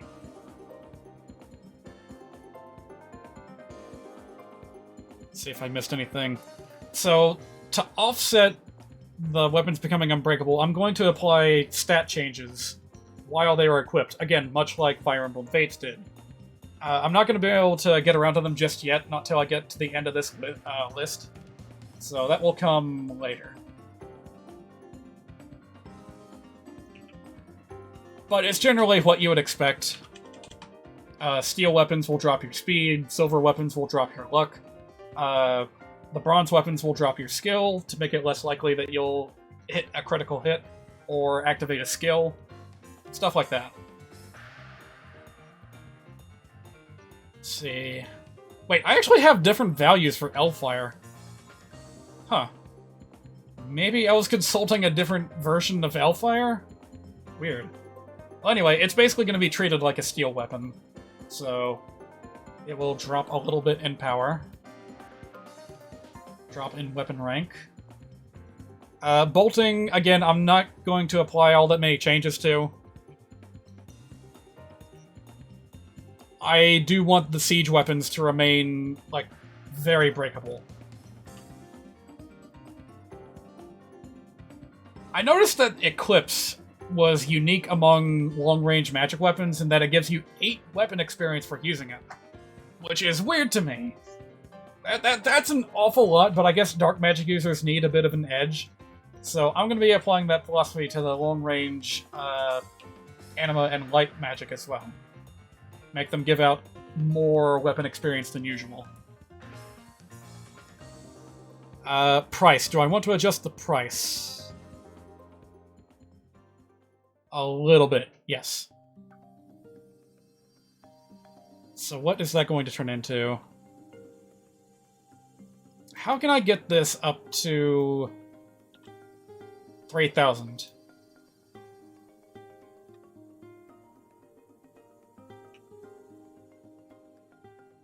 Maybe if I put it at 600? Yeah, there we go. Okay. That's right, I hid the price per use on my spreadsheet so that I could see it a bit better. Well, I shall also apply this to Eclipse, make it a little bit cheaper. Alright, let's stay on track.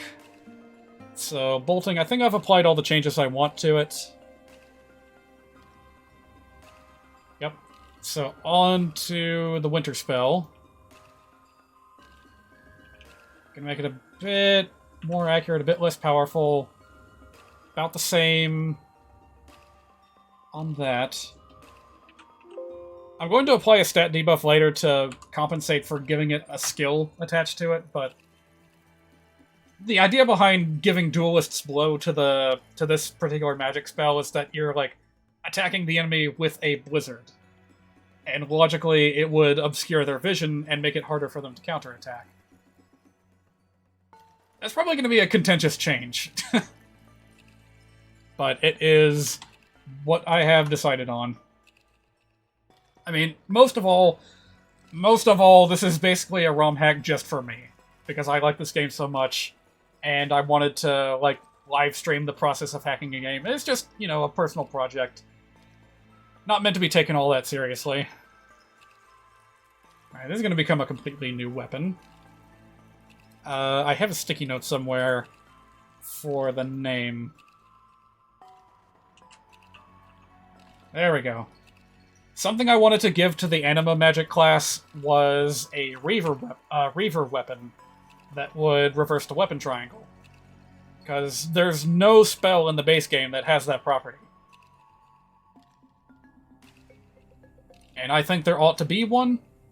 Who better to give it to than the anima spells? Because in Sacred Stones in particular, you're going to be fighting a lot of enemies with dark magic. So if you turn a character into a sage, for example... Well, hang on a minute. No. They gave the sage light magic to compensate for that. That's what they did. But anyway, you know, a character like Lute that specializes in anima magic, they need a little bit of an extra edge in order to, you know, stay relevant, stay useful, even in the late game, fighting against dark monsters. So I figure this is an excellent way to go about it.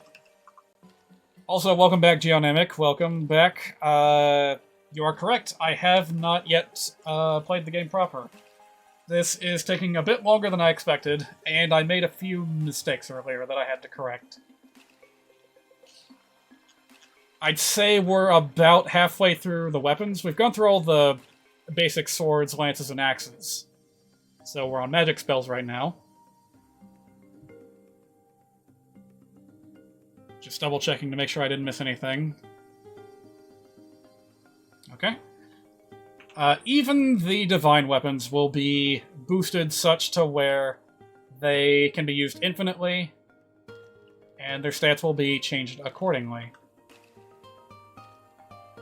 Excalibur here, I'm kind of treating as if it was like an inherently speedy weapon, almost like a brave magic spell, but not quite. I'm gonna attach the Darting Blow skill to it to enhance that flavor, but it's not gonna be a brave weapon. It's just gonna make the user very, very fast. And to compensate for that, I'm gonna attach a defense debuff to it later.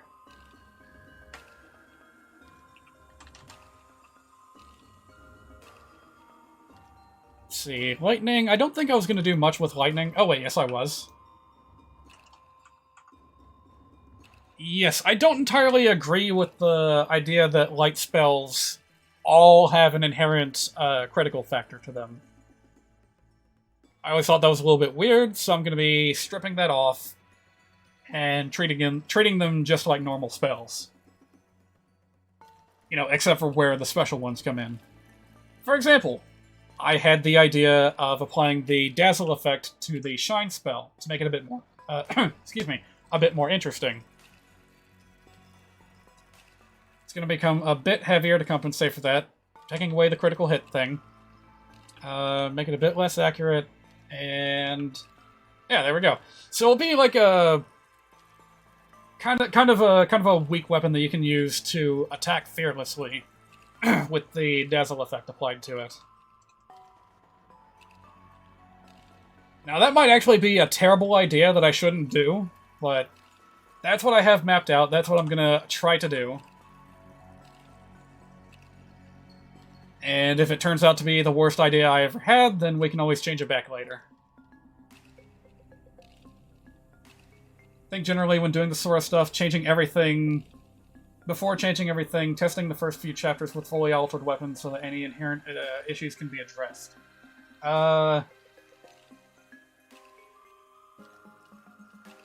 Yes. I will be doing that once I've gone through my whole list of changes that I want to make. And, you know, if any crazy instances come up, then I'll, like, reload a save and work from there. I actually plan on doing a couple of cycles through the story in Sacred Stones. Those of you who are familiar with it already know that the story branches partway through to follow either Iriga or Ephraim, depending on your choice. I'm going to show both of those routes. You know, basically I'm going to be making a save state and then reloading that to replay through the mid-game, and then just doing one unified final campaign. I think that middle area will be a great opportunity to... Actually, I don't think I want crits on this. That'll be a great opportunity to reflect on the changes that have been made, see how they work in action, and then make adjustments before going on to the other siblings' story campaign. I think that'll work out pretty well.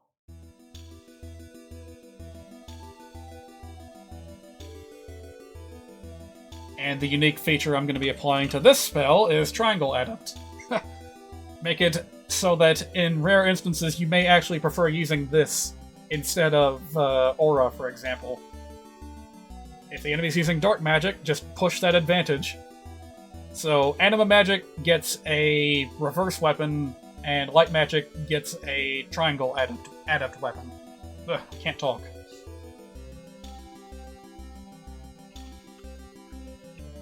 No, I did say... excuse me. I did say that I was going to take a break at some point, and I think I'm going to do that right now. So... yeah, I'll just leave this up to indicate that I'm on break. This will just be a couple of minutes. I'm gonna go, like, wash my hands and stretch a little bit, and then I will be back after that to continue. So... why is this still here? I'm not searching for Hypnospace Outlaw anymore.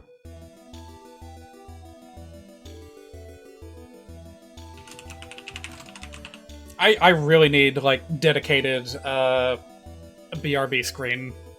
I still don't have one. Maybe I'll just put it here next to the medic. Anyway, yeah. I'll be back in just a few minutes. See you guys then.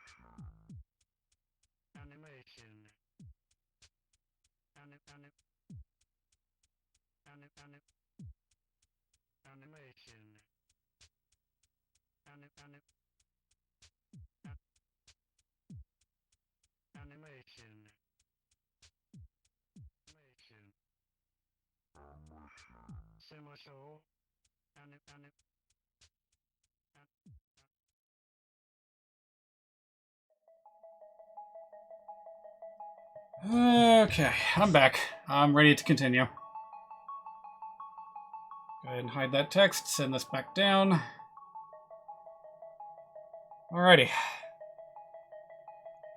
Did I end up obscuring the chat window by accident? If so, I apologize. Let's continue. Where was I?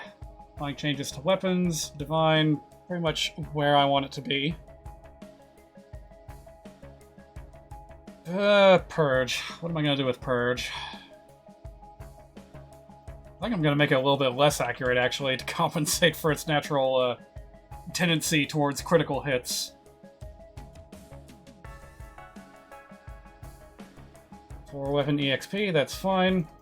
Aura, I'm going to be treating as if it were a killer weapon, so gonna crank that critical hit rate even higher. Not that high. And I will apply the relevant debuffs at a later point in time. And give it significantly reduced power to compensate for that. Yeah, unbreakable on that, but no unbreakable on the siege weapons. Make sure I got that right. Yep.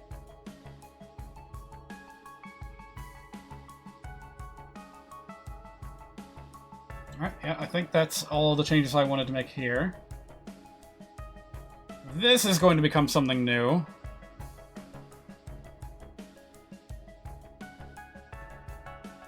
Yes, I had it in mind to make a light magic weapon that was effective against dragons.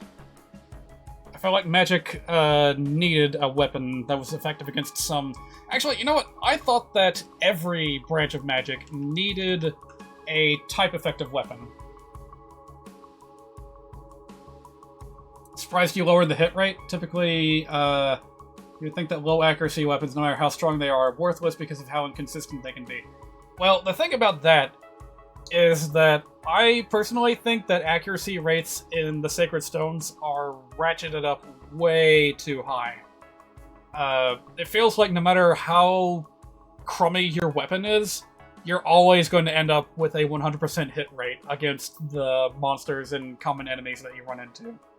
That's not the same case with bosses, but that's when you break out alternate weapons so that you can hit them.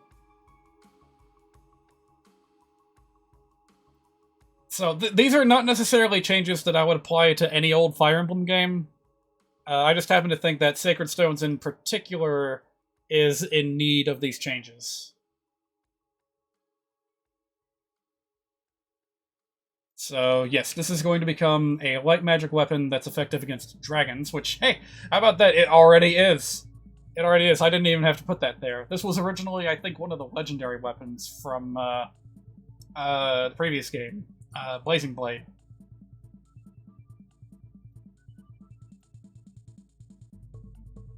Am I overlooking anything here? I don't think so. So now we move on to Dark Magic. First things first, it needs an E-rank tome. There's no E-rank Dark Magic weapon. It just assumes that any practitioner of the Dark Arts is automatically really experienced. I don't think that's very realistic. I think that they should have a chance to catch up from a clean slate.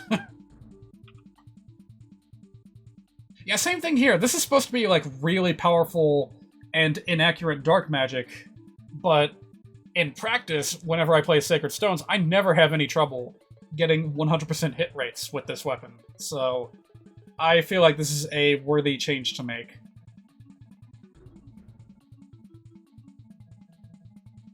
Now, that being said, I want things to go crazy into inaccurate territory. The first Game Boy Advance game is, do enemies have decreased evasion or something? See what I think the percentage of success here is, right? Well, these aren't flat hit rates, of course. They are boosted naturally by the wielder's skill stat and decreased by the enemy's speed and luck. And yeah, broadly speaking, most enemies in the Sacred Stones are really slow and unlucky. In fact, there's an entire archetype of enemy from the Blazing Blade that was locked into having 0 luck at all points in time. And they were late-game enemies, too. So even in that game, you had no problems taking an inaccurate weapon like a steel axe or something and hitting with it non-stop.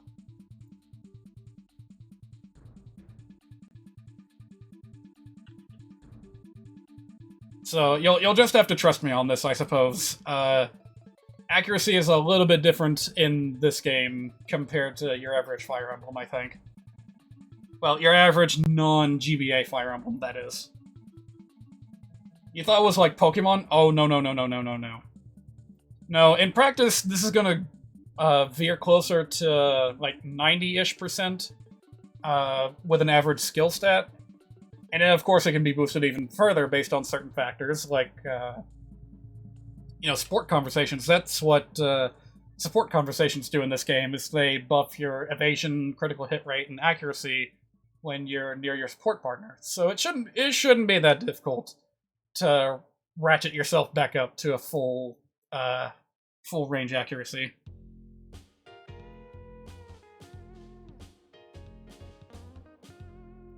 God, I love this song so much from Sonic Adventure.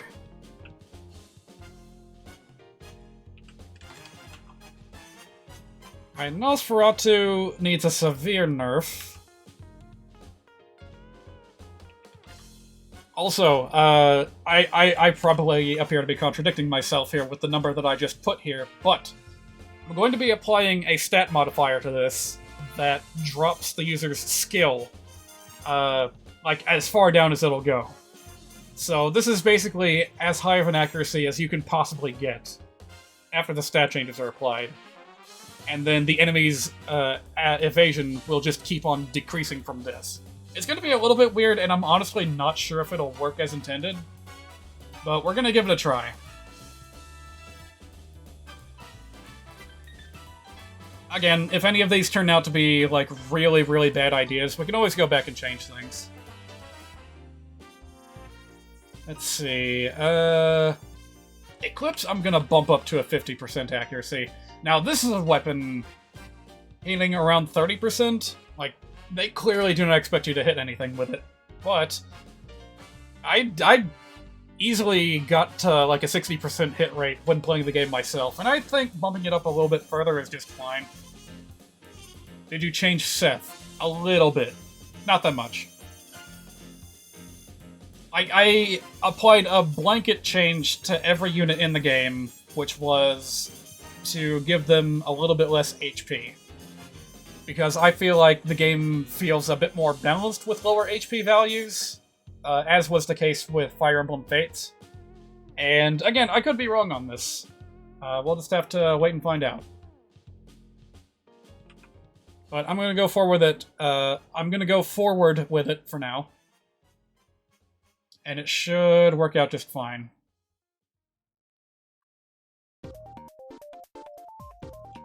If you know, all my theorizing is correct.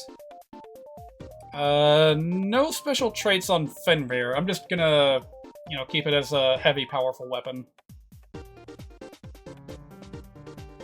Maybe not even this heavy. I think I can afford to drop that a little bit.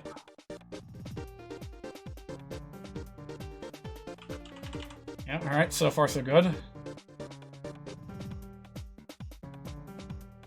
Gleipnir, another legendary weapon that I'm actually going to leave mostly intact. I'm going to drop its accuracy because I feel like that's going to be compensated for with its natural stat boosts. Yeah, it's just going to hit hard. That's all there is to it. Oh, and I was going to give it a skill too. Yeah, that's a change that I may end up regretting. All the legendary weapons I'm giving a skill to. So in this case, Savage Blow to inflict spread damage to other units after you attack with it. Excalibur, being able to move faster when you initiate combat with it. Maybe it'll work out well, maybe it won't. It's a very easy thing to take away. Hey, wait a minute. This is supposed to be effective against, monsters and flying units. Okay, well, I know for a fact that Nidhogg has that effect. So that's exactly what I'm gonna do. There we go. Now it is effective against monsters and flyers. There we go. Yeah, because, like, that's the inherent property of wind magic, is that's effective on Pegasus Knights, right? So, I don't know why that was never a thing to begin with. I'm glad I checked. I almost forgot about that. Oh, this is weird. Why does this give off 3 weapon experience per hit? I'm pretty sure no other legendary weapon has that property. So, again, weapon experience in particular is so strangely inconsistent under the hood in these games. I don't know why. Let's see. Staves. I, of course, can't tweak all that much, and I'm actually going to keep them as finite use items. Again, I'm deriving most of my inspiration here from Fire Emblem Fates. They kept staves as limited use weapons so that you can just abuse the most powerful ones over and over and get full heals every turn. That seems fair to me. So, staves will be the exception to the rule. Pirate classes with axes were notoriously blind in how often they hit HC Bailey and Shadow Dragon. Well, those are enemy pirates. They suck at hitting anything.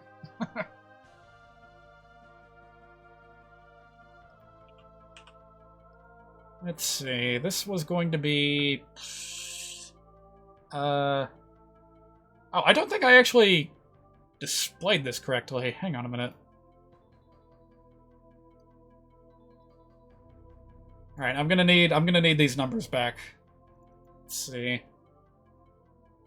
This should have been 1,000. What do I need to do to bump it up to 1,000? Uh-oh.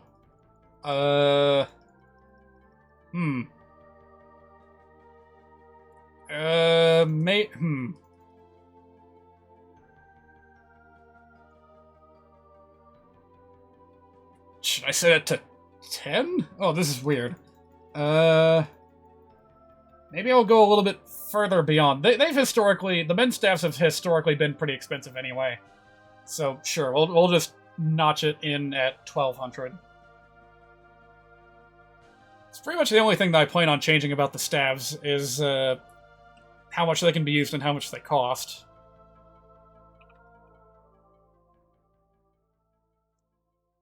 And yeah, this is pretty close to the numbers that were in Fire Emblem Fates. The recover stats were really expensive. They only get more expensive from here. Physics staff down to 5 uses. Give it a price of 600. Because it's long-range healing. Like, that's gotta... You gotta compensate for that cost somewhere. Especially if you're gonna sell it in a regular item shop. Let's see. Fortify, I think I will give... 3 uses. I will grant you 3 wishes. Yep, there we go. Restore. Restore, I think we can drop down to 5. Maybe increase the price a little bit. Granted, status effects are going to be a little bit more rare than they were before.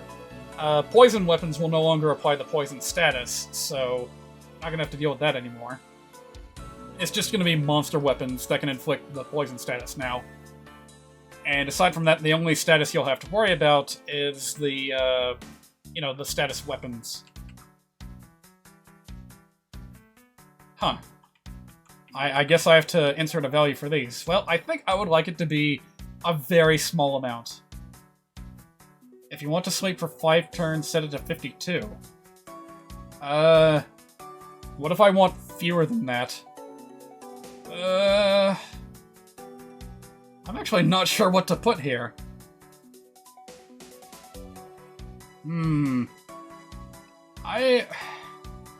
Let's try to... Oh, actually, hang on a minute. Why can I not... Huh. Okay, I don't know what to do with this. Staff effect is not set. Well, yes it is, it's right here. Yeah,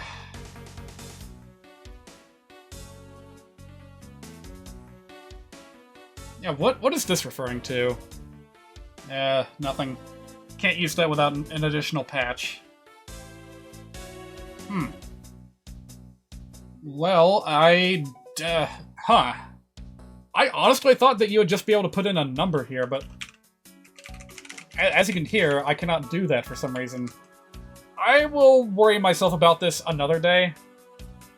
If this means that status stabs are completely broken and unusable, then that's really unfortunate, but I'll just have to be how it is for now.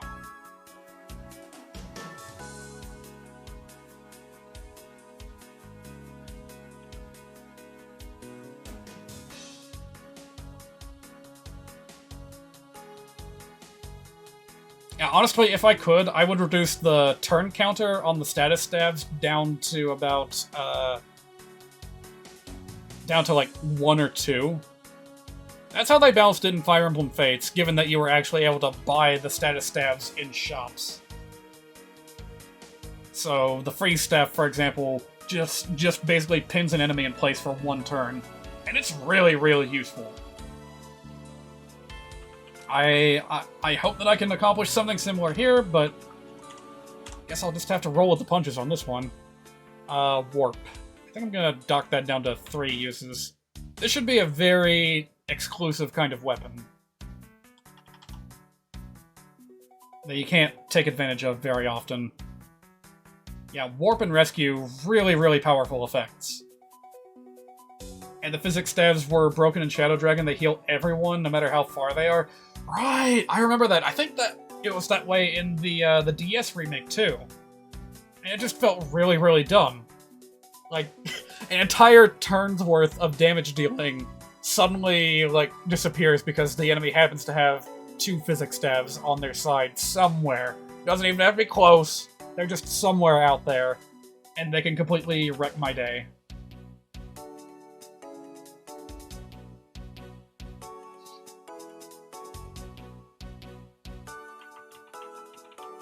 Alright, Torch Staff, probably gonna be about the same. Make it a little bit more expensive, though. Why? Because, frankly, I think that the Torch Staff is really easy to abuse for EXP. And so I wanted to make that a little bit harder to keep players from cheesing it a little bit too much. And if they want to, use a weapon for quick and easy level up, well, I'm gonna give them this. The Weapon Repairing Rod no longer has a function now that every weapon is unbreakable, so instead, it's basically going to be an EXP generator. So it's got 10 uses, you'll just use it to power up a staff user up to 10 times. I think that's fair. Any other tweaks I need to do with this one? Nope. Unlock. Unlock does not need 10 uses. I barely even use it 3 times, so let's drop that down a little bit. It can keep the price of 1500, but yeah, the unlock staff is a little bit silly in this game.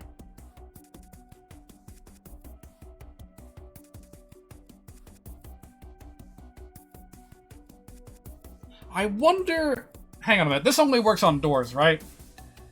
Yeah, if this only works on doors, then I may as well expand the range so that, you know, you can open a door from across the map. Like, it would be one thing if you could open a treasure chest completely risk-free from a distance, but for doors, I say just go ahead and expand the range. Why not? Barrier. I have never broken a barrier staff. In all the time I've played these Game Boy Advance Fire Emblem games, I just don't use it that much. So I don't think it needs, you know, 10 uses. That'll be 1A range, by the way. I see what you mean, but... Whoa. Whoa, didn't mean to do that.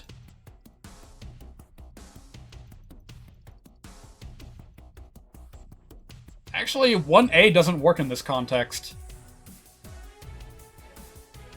Yeah, I was actually not even thinking about it mathematically, and I was just copying what I saw for, like, Fortify. So, that's what the game uses. It's the game's logic, not mine. It's not literally 10 range, it's like the 0, I think, is substituted with another integer, and that's what gives it kind of the flexible long range that staves have in this game.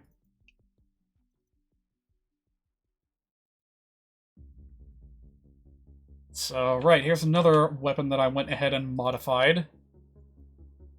So-called Vengeful Axe, which I will give a very heavy weight. But its boon is being able to strike more fiercely when you are defending. Let's see, I have it at a C rank. Is that accurate? Is that close to what I have for the others? Yeah, it is. Okay. You've not even touched Fortify, so you didn't even know? Oh.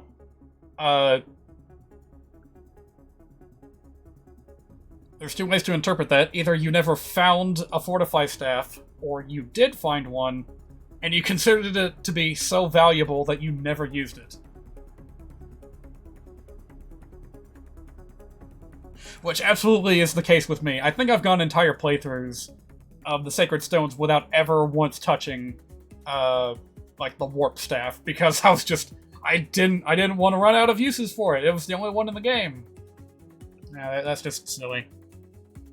But that's how we gamers think, I reckon. Oh, you never touched an FE builder. Okay, I didn't realize that you were familiar with this software. Well, that's cool. Yeah, by all means, if you see me make a dumb mistake, let me know. This is the first time that I have used it in any substantive capacity. Although I have browsed it for, like, an entire week leading up to this point, so I feel like I've got a good handle on where everything is. I don't even know why I'm putting a price down here for the Regan Leaf. You've made a couple of hacks? Oh, cool! What have you made? Just out of curiosity.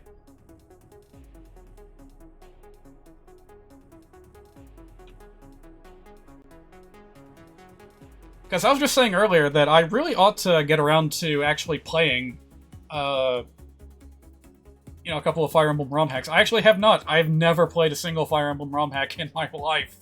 Besides the randomizers. Does that count? Do the randomizers count? Yeah, whatever. Let's see. These things, I'm going to make them available. And unbreakable, of course. Any other tweaks? Nope, that's pretty much it. Gonna head to bed. Alright, good night, Geonemic Warrior. Hi, Holo, welcome back. You're leaving just as, Oh, you made 3. Cool. I'll go ahead and jot those down and look into them later.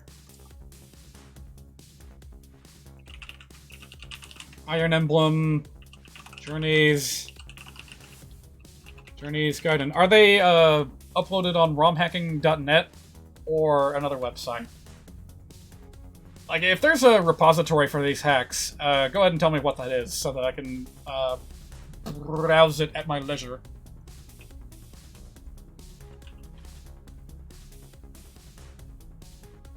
I don't think I really had much in mind for changing the monster killer weapons. They're not especially powerful, so I think they're pretty much fine where they are.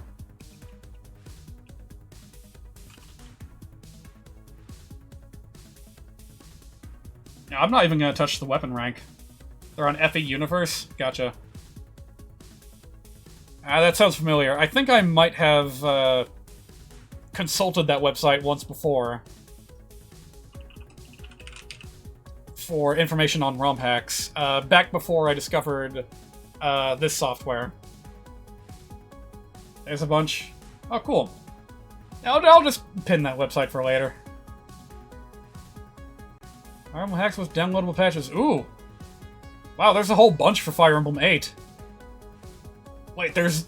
Hold on a minute. They have patches for other games in the series, like the 3D games? I mean, not a lot, but that's still really impressive that they're there. Oh, a 0% growth mod. I might actually look into that sometime.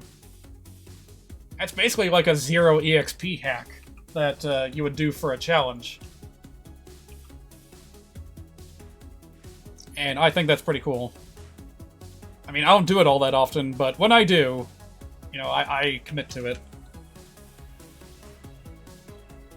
This is going to be modified a little bit. This one is going to have magical properties, which I will get to later.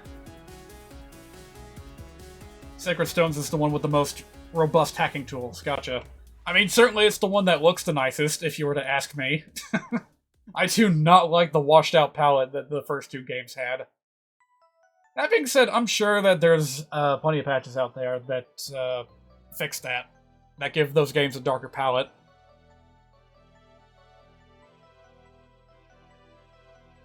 Alright, so I actually don't know how attaching magic to weapons works. I think I... Well, yeah, let's just consult another magic weapon to get an idea of how it works. Let's see, no effect when used, no damage type. It's gotta be something somewhere that points to the spell that gets used. What about this? Oh, there it is. Okay, so if I toggle over to here... I see, okay. So this I want to change to, oh, say, lightning. Go ahead and write that change. Make the color yellow, I suppose, and hopefully that'll work. Magic damage is for magic swords and makes them not grant weapon EXP. Gotcha. I think that's what I used up here. It's an ability one. Yeah, I got that. Wait, did I? Yeah, I got that over here. Alright, cool. Hopefully that works. If not, then we can come back to it later.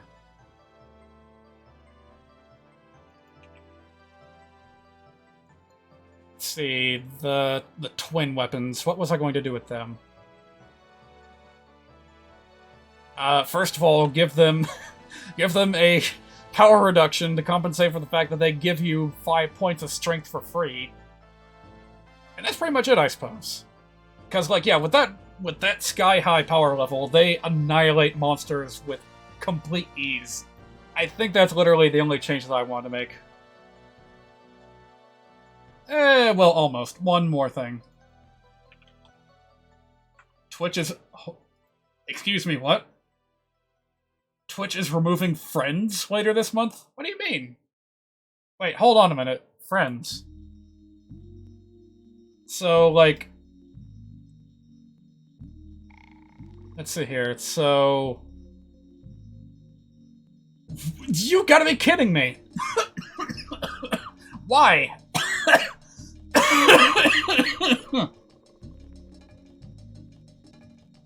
That is weird.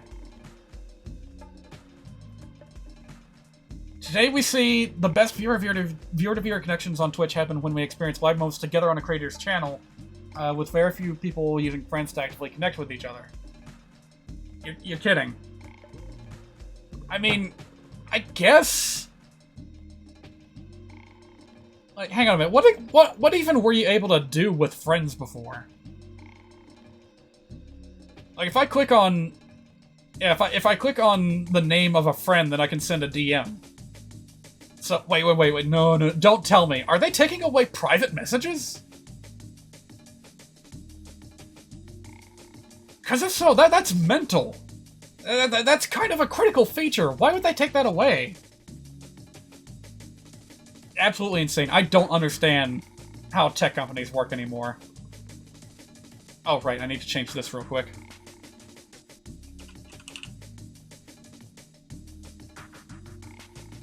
I changed this to Raven Axe because I wanted to give it the certain blow skill, which a few of you may know was originally called Raven Strike in the Japanese version of Fire Emblem Fates. I guess Friends is just a second version of Follow channels? Huh. Oh, hello again, Maruzen2. I want you to attack the enemy troubadour with ice magic. I would love to, but it's gonna take, quite a bit of time for me to get all the way to, like, chapter 16 or whatever and get that spell. But sure, on that map specifically, I'll do that just for you.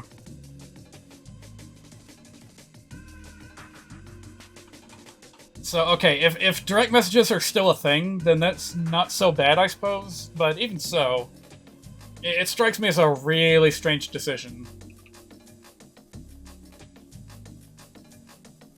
Let's see. I think that's all the changes I wanted to apply. No, wait a minute. I was actually looking at the wrong thing. And I certainly don't want any crits coming out of this thing. The perk of this thing is supposed to be able to, like, guarantee a hit on player phase. With that extra 40% accuracy. Oh god, you know what I just realized? I'm gonna have to rewrite all of these text descriptions to reflect what all these new weapons can do. That's gonna be... Oh boy, that's gonna take a while.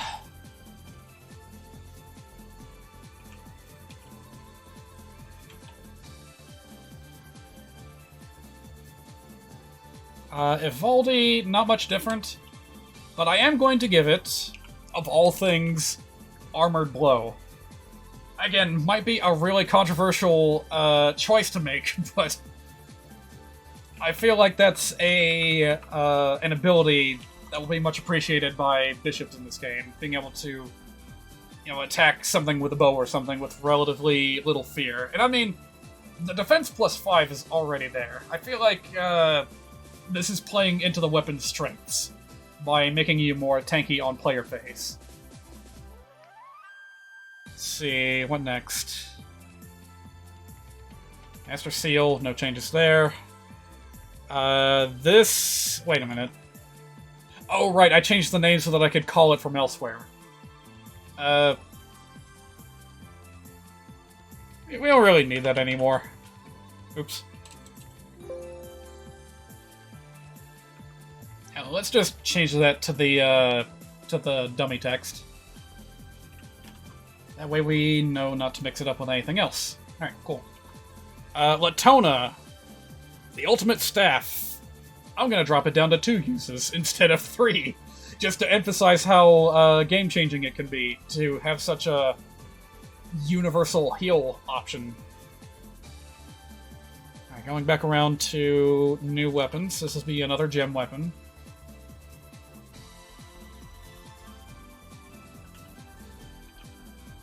There we go. A little bit unwieldy compared to the regular weapons, but that's to emphasize the effectiveness of Triangle Adept, which I didn't attach yet. Oops. There we go. Alright, we're getting close. You see how many, like, nothing items there are in this list? We're getting really, really close to the end of the list here. Alright, Vidofnir needs to be weaker. To compensate for the fact that it's going to get Steady Stance as a skill. This is directly based on how it behaves in Fire Emblem Heroes, where it was an enemy phase defense booster, and I think that works out just fine. So that's what it will be capable of. Naglfar, that's Lyon's personal tome. I'm not going to change that at all. It's already unbreakable, too. Wretched Air, no changes. Odholma, we are going to tweak. We are going to give it significantly reduced power. And that's pretty much it. It just does not need to be that powerful, especially if it's infinite use. Getting kind of late. If you do eventually get to trying these changes on the game, hope you have fun. Gotta head to bed, though. Yeah, this is taking way longer than I expected. I apologize for that, but on the bright side, this should be the only time that I have to spend this long in the editing. Because I'm applying so many changes from the ground up. I would have done this off-stream, but I really wanted to have this documented. So that's why I am sticking with it now.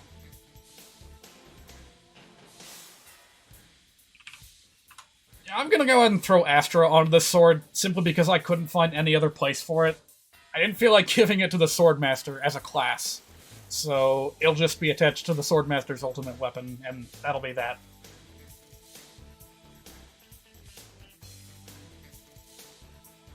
Oh man, I'm getting hungry. Now that I think about it, I actually haven't eaten since lunch. And by the time I finish, it's gonna be, like, too late to have anything substantial to eat. So, that's slightly worrisome. Again, not a lot of changes I would apply to these legendary weapons. Aside from, like, giving them new skills. Make sure I didn't miss anything. Yeah, because it's like you got Ivaldi, Vidofnir, Odholma, Sigmund, Sigwind. Got that already. Garm. What was I going to give to Garm?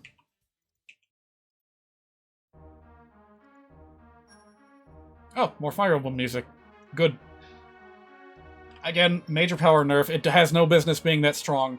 In its current state, it's basically a one-shot kill weapon for any monster in the game, which is ridiculous. I don't think it needs to be that strong.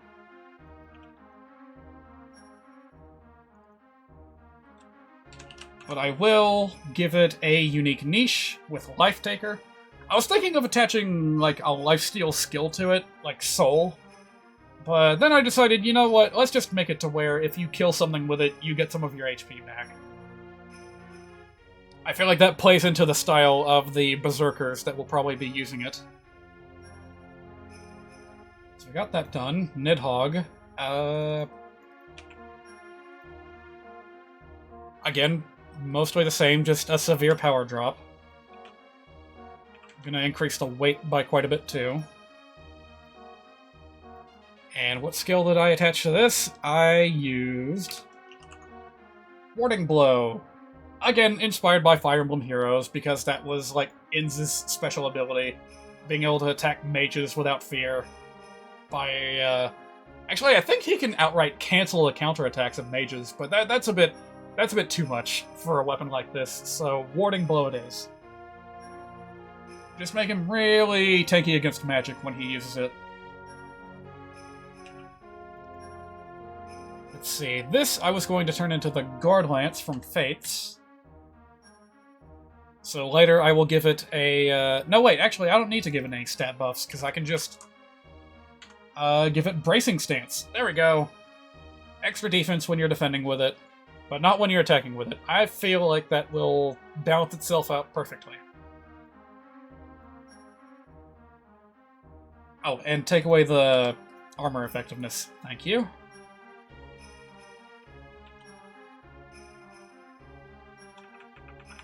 Alright, oh, wait a minute.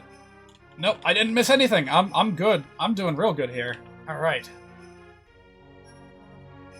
Now, the short spear, I'm going to treat it like the 1 to 2 range boss-exclusive weapons in Fire Emblem Fates.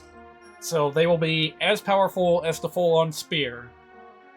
However, they will only be accessible by NPCs, and they'll have 1 to 2 range rather than a 2-2 range. That's the idea going into that.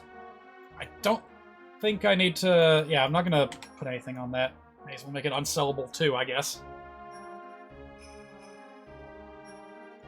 Oops, forgot to apply the changes. I think that will do it for that. So now we go down to the Wind Sword, now named Storm Sword, make it unbreakable. Make it purchasable. Yes, I want it to be purchasable. Mostly the same. I'm going to give it extra accuracy to compensate for the fact that I'm going to attach a skill debuff to it. And I guess I'll keep it at a 1 to 2 range for now, seeing as how it's magic and all. Yeah, I think that's all I need to do there. Alright, these weird duplicate vulneraries are going to be changed, which means that I need to make some new names for them. Alright.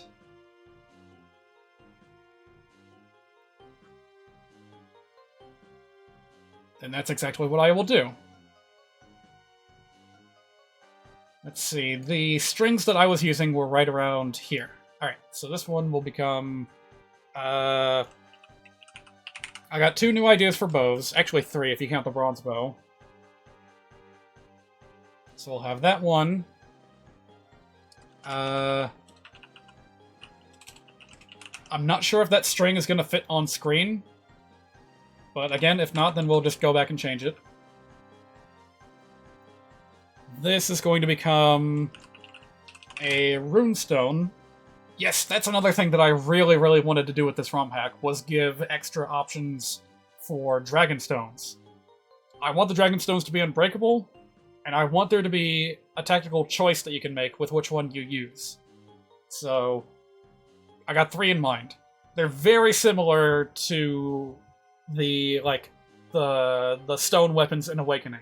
You've got your basic one, you've got one that makes you, like, way slower, but also way tankier, and you've got a final one that makes you more powerful than ever, but also leaves you, like, vulnerable defensively.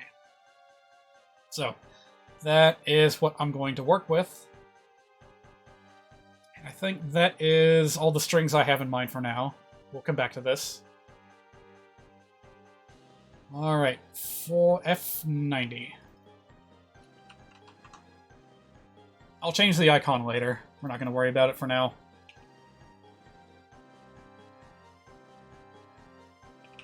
So this one we have to give new stats from the ground up, since it was originally a vulnerary.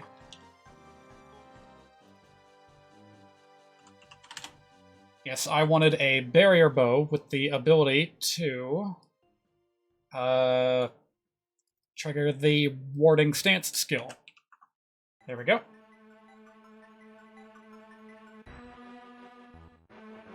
I guess I'd better take this off, make it into nothing, because it is not an item to be used, it is a weapon, therefore equipable and unbreakable.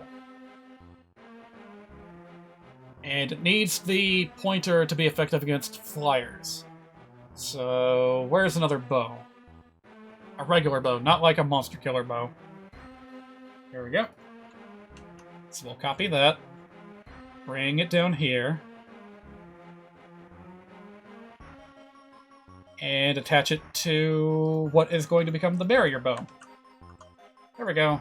Oops. Alright. You know, maybe I should go ahead and change the icon. Like, if I just pick it from a list, then it's pretty simple, right? So we'll just, I don't know, pick this one for now. Alright, this is really coming along. This is also going to be a bow. This is going to become the, F91? The Valkyrie bow, right. I want this to be used by the new class that I have in mind. Oh, right, I also have to change the, weapon type. And I forgot to apply the changes for the name. Too many lines of text. Huh. Then... Oh, okay, I'll just change it to a different line of text then. What? Huh? Oh dear. Is the name too long? Is that why I'm getting this error here? Hmm. Too many lines of text. What about this? Okay, that's fine then. Okay. I'm glad that those warnings exist. Now let's go ahead and apply that here, too. Oh, I know what it is. Because I changed it into an equipable weapon, it's automatically going to display the stats of the weapon. Therefore, it can only fit in one line of text as opposed to two. Okay, that makes sense. Alright, so F91, Valkyrie bow. Change that to a bow. Make it equipable, make it unbreakable. And the property I'm attaching to this one is Breath of Life. Since I'm redesigning the female ranger to be a support class, it's only appropriate that I enhance that with an appropriate weapon. Case in point, the the ability to heal nearby allies just by firing your weapon. I feel like that's gonna be pretty cool. So we'll do that. Give it ho-hum attacking stats.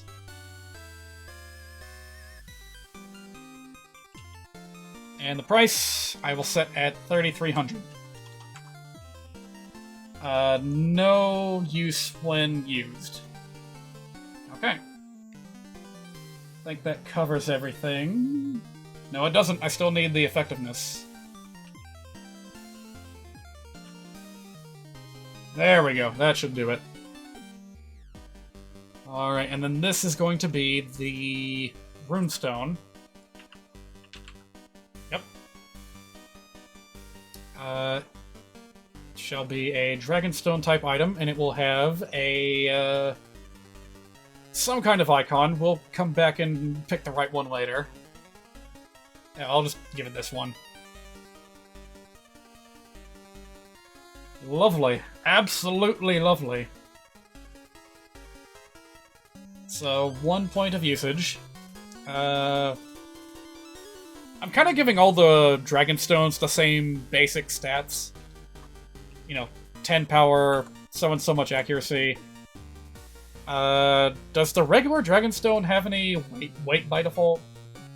No, it doesn't. Okay. So, 0 weight, that's fine. And the rest of the modifications will be made by the stat bonus, which will be unique per Dragonstone.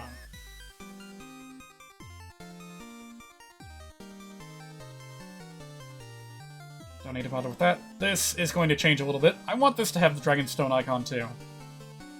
Even though the red gem is kind of appropriate, I want it to be this. Yeah, funny that this already exists.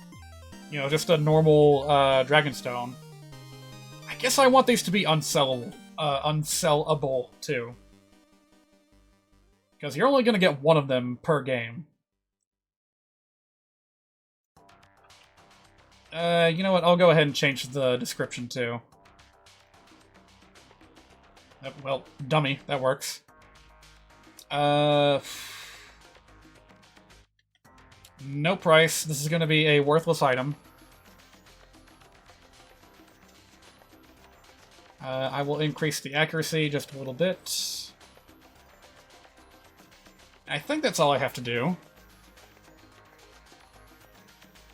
Thank God I color-coded all this here in my spreadsheet so that I know what changes and what doesn't.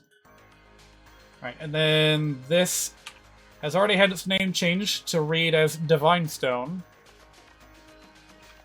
It will have standardized stats, maybe a little bit of crit, not too much. It will still be effective against monsters, that will be the entire point. And, don't have to worry about weapon level. Okay. Looks like everything's where it needs to be. And we'll worry about... Oh! Monster Lock. Monster Lock. I should probably tick that off, shouldn't I? Yes, there we go. I had a feeling I was missing something. Alright, we'll come back to stat bonuses at another point in time.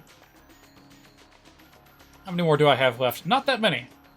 I'm not touching any of the monster weapons until further notice. It's unfortunate that the Air Caliber tome graphic does not exist, but that's okay. I will import it at a later date. And this should say Air Caliber. What is it not? Hang on a minute. Is there not a string of text that just says Air Caliber? Well, hell, why don't I just fix it myself? There we go. Right to ROM. Alright. This does not need to have that name, so I'm gonna put it as dummy. There we go. Alright, back to the magic. I'm gonna try to put this back into the game intact.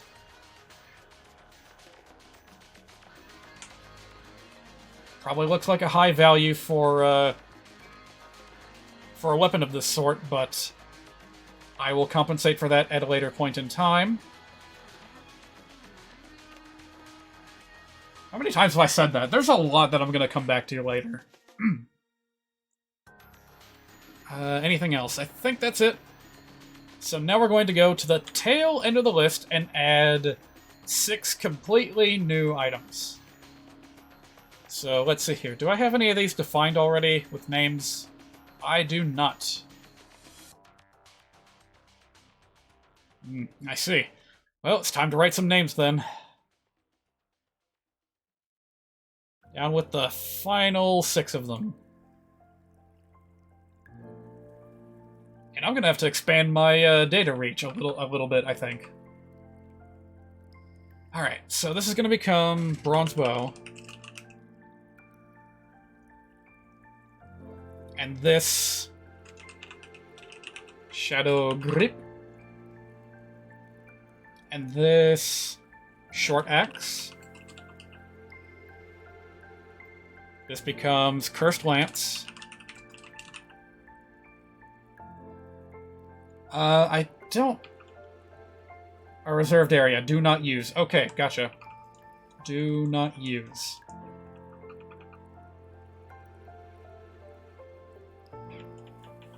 I wonder if I should overwrite any of these. Nah, let's not. So what about these? Can I use any of these? I could, but I'm gonna feel weird about it.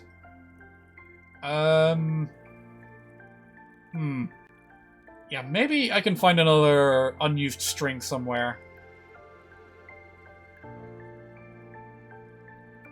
Oof. That's a long pointer, isn't it?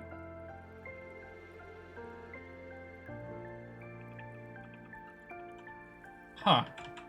Not sure what this is doing here. Donate to Circles. I guess donate to Circles, everybody, if you're reading this, but I'm sorry to say, I'm going to overwrite this. I need more text space. I don't even need that much. So I'm gonna jot this down elsewhere. This is gonna be E08.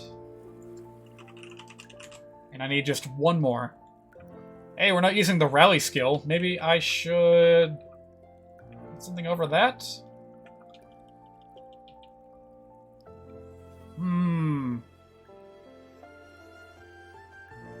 I don't know what this is, but I'm certainly not going to use it. So, yeah, let's go ahead and paper over this as well.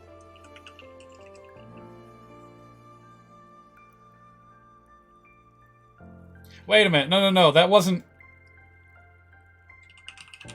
Sorry, I didn't realize that I already had Bronze Axe listed elsewhere. Oops. Well, that's the first one that I'm going to be using, so... Wait, no it isn't. That's actually the last one that I had in mind. Well, I guess that's fine. We'll work backwards. Bronze Axe. It is an X. It has an icon like an X. In fact, can I use the whatchamacallit? Can I use the hatchet icon somewhere? I really don't need to at this point in time, but... yeah, there we go. Alright, Bronze Axe. I'm going to give it the properties of this, that, and this. Put that at 500. Equipable, unbreakable, and anything else.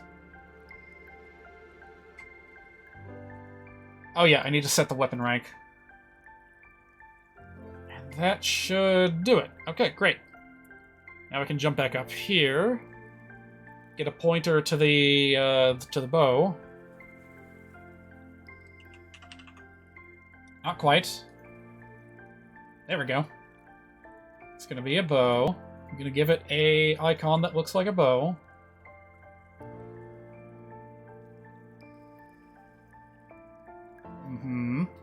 Once again, I need to pull out the effectiveness pointer for bows.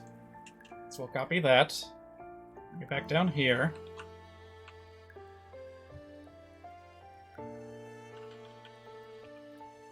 Alright, and its stats shall be a 6, a 120, and a 5. Range of 2. Unbreakable.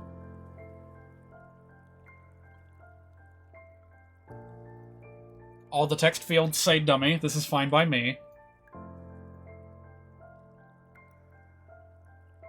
Alright, good. Next.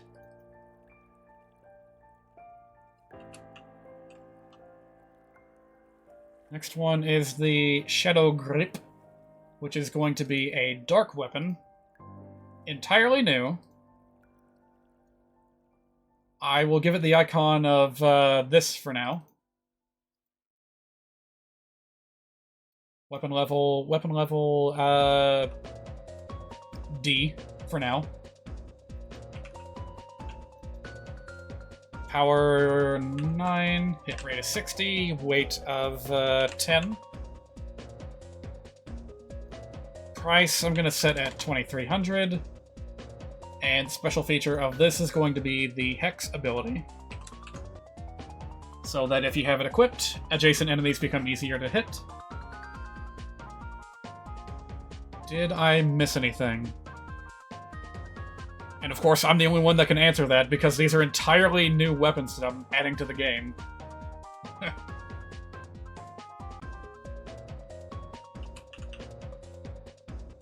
Moving on to... not quite that. Gonna do the short axe, gonna give it the icon for the tomahawk. This is going to be the NPC exclusive version of this axe. I guess I'll give it a C rank or something. 1... 13... 65... This already had, like, weapon info on it. It had, like, stats on it. Attack resistance. That's weird.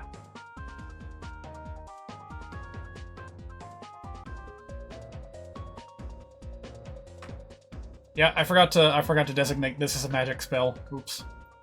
I might have forgotten to do that earlier, too. And wasn't there another new spell that I added somewhere?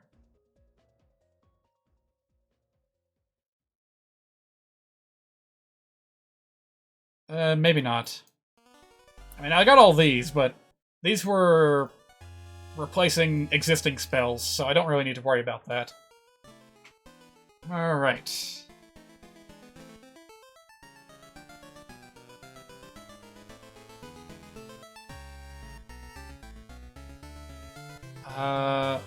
Hang on, what's this? Oh. False alarm. I thought that I had attached a skill to this for some reason in my spreadsheet, but I just miscolored it. Alright, now, for the Cursed Lance, this one I got the idea for entirely from Fire Emblem Heroes.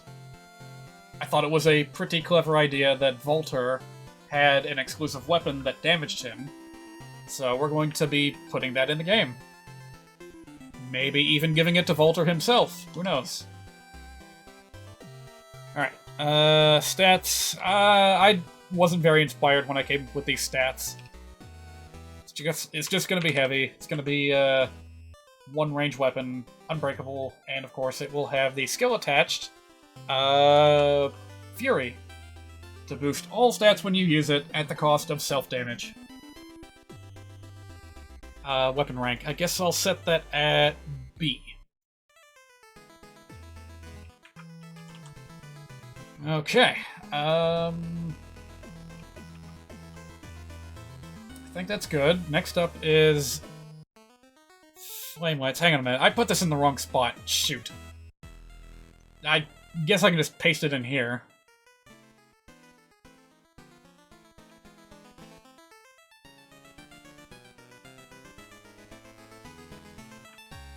Okay, turns out that was actually pretty easy to do. Now I'm gonna do the same thing here. Gonna try to do the same thing here. Hold on a minute. Yeah, make sure that there's no conflicts with the ID number. And I think we're good now. Alright, mistake corrected. Next. Final on the list. E08, the Flame Lance. I really hope I can get this working. So in order to turn this into a magic weapon, I need to give it, I'm gonna check this box off. And I need to edit this, such that the battle animation is L-Fire. Yep, there we go. I don't know if I need a map animation effect. I do not. Yes, all I need is a color for the spell effect, and we're good. I hope. I mean, we'll certainly find out, won't we? How much power has this got? Again, wasn't very creative. I just gave it a 10. I'll probably come back and change it later. Anything else? Well, that's about it for weapons, and I am tired. It's past midnight where I am right now, and I've been live for over 5 hours. I did not expect this to take this long. And I apologize for people that were sticking around this long, waiting for me to play the game. Clearly that's not happening. Because there are definitely a few more tweaks that I want to make before actually starting the game. Mostly on the maps that I'll be going on. Like, that was going to be the final change that I made. Was, adjusting some... Uh-oh. Oh, I didn't see this coming. Let's see. General can use the axe, but there's no setting for the axe.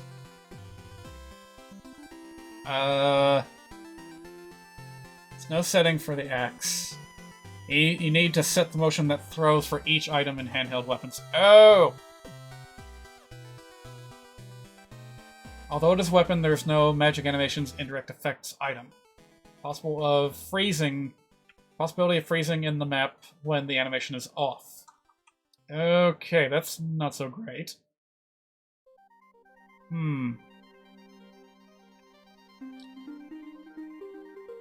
Bug fixing. I knew that this was going to be a problem eventually.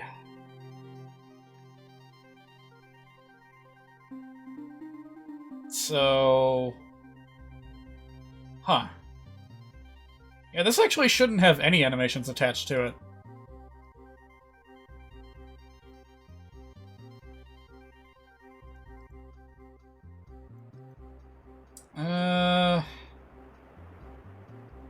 Weird.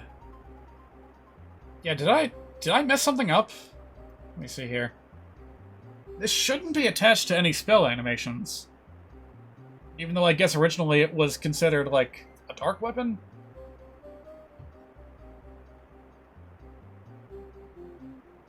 I don't see any place where that could have been done. Huh.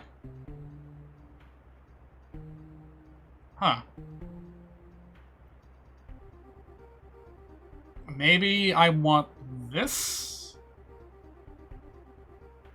Because, yeah, every bow has that animation, so... Yeah, maybe that was the mistake that I made. Alright, well, let's see if that error goes away. Alright, what do we got here? Okay... Yeah, because I did add a brand new, like spell animation, so... I guess I'd better attach it before I forget. I think I'm just gonna attach this to Evil Eye. Make the map sprite color black. Alright, let's see if that fixed that.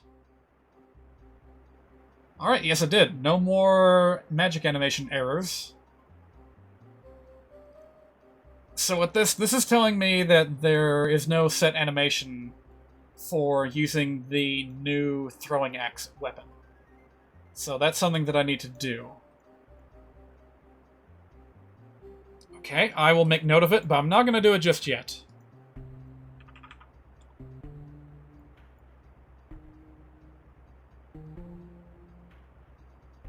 Yeah, I'll just put it at the top of the sticky note right here.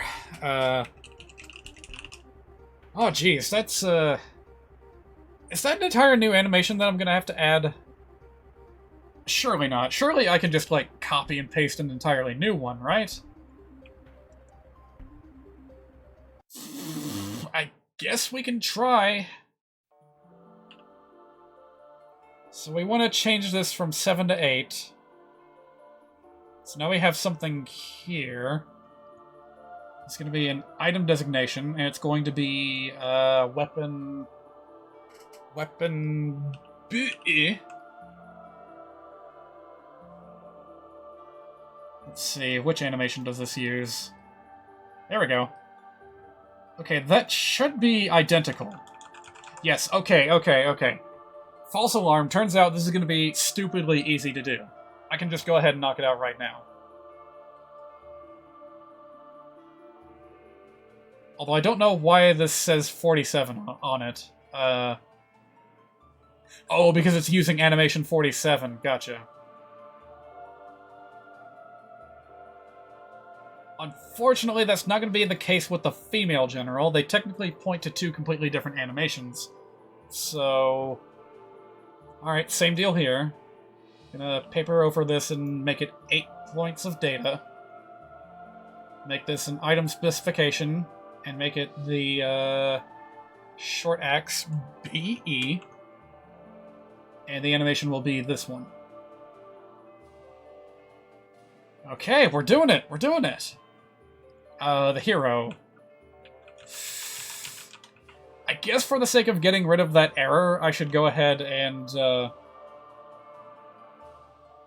account for the female hero, even though she is unused.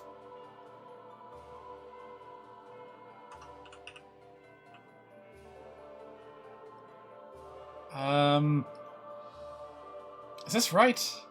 I can't tell these apart. Yeah, that's it. Okay. Alrighty then. Except, wait a minute.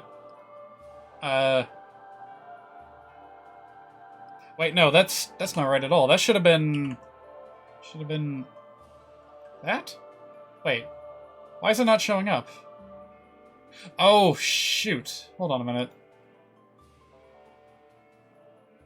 I am stupid. The animations rearrange themselves. Ugh. Okay, hopefully that didn't change anything. Yeah, that looks pretty much the same. And then this should play the throwing axe animation. Alright, good. And of course, these are pretty much the same. Okay. False alarm. Again.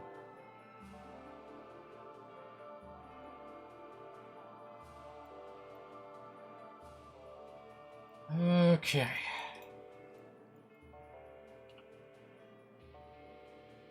Can't find the E key on my keyboard. Alright,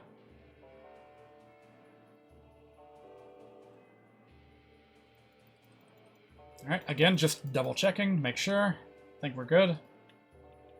Who else can use axes? Alright, the Wyvern Rider is eventually... The Wyvern Lord is eventually going to have to be patched with all these new axe animations. So, that's going to be a laugh and a half. Yeah, you're going to need data expansion as well.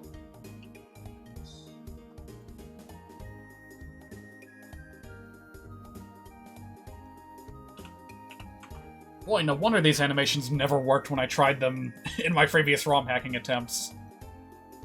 I never went through the effort of, like, securing that all the animations were connected correctly.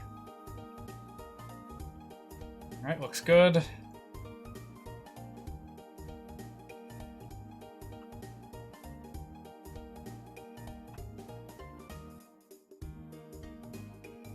Wait, no, that's not the right animation. There we go.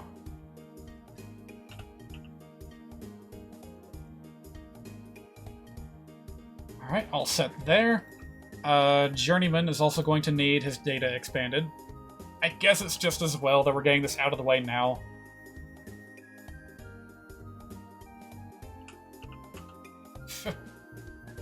It's so weird that these all need to be, like, individually connected. But I guess it makes sense. The reason why the axes don't use separate animations for melee and ranged, rather the hand axe uses the throwing animation at close and far range. The reason why that's the case is because it has a different shape. And so they have to draw a new sprite entirely for the idle stance. And because of that, the animations have to point to different animations. Everything you wanted to know and more, way more than you ever wanted to know about hacking Fire Emblem Sacred Stones, right here on achinlabs TV.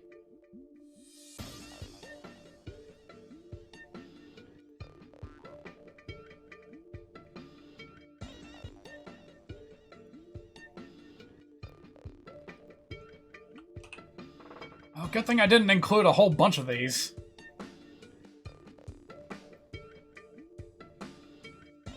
Yeah, just one new throwing next. That's all that I'm asking.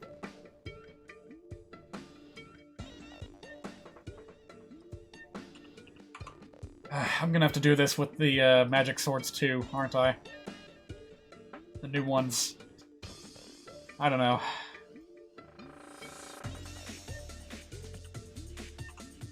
Boy, so many changes I've made today. I sure hope that I don't crash and lose all my progress, because I haven't actually written anything to the ROM yet. You know, I wanted to wait a little bit and, like, test it before I did that. And now it's looking like that might have been a bad idea. Because if, like, the power goes out right now, I'm royally fucked. I'm gonna have to do all this all over again. Ugh. Every single Axeman in the game needs a new animation. Just for the short axe.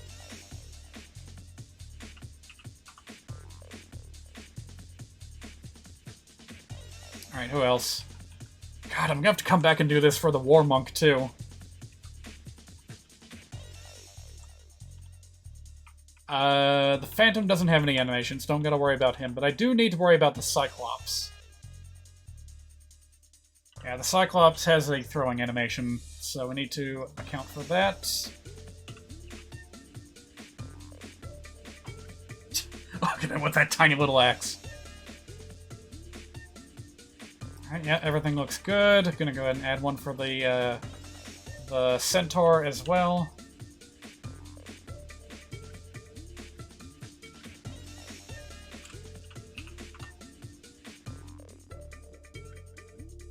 Again, after a bit of experience, you do kind of get to where you can just do it one after the other without skipping a beat. If you remember the hex addresses of every little thing, then it's not so bad. Of course, that's quite a lot to ask. Alright, one more. I know there's one more Journeyman. Fine, I'll do it for the duplicate Cyclops too. Man, why in the world are they even here?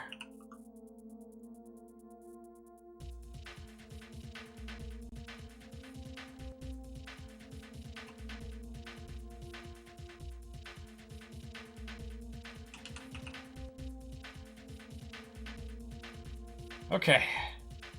I think, at long last, we've gotten it done. Let's reload and check for errors. What's this?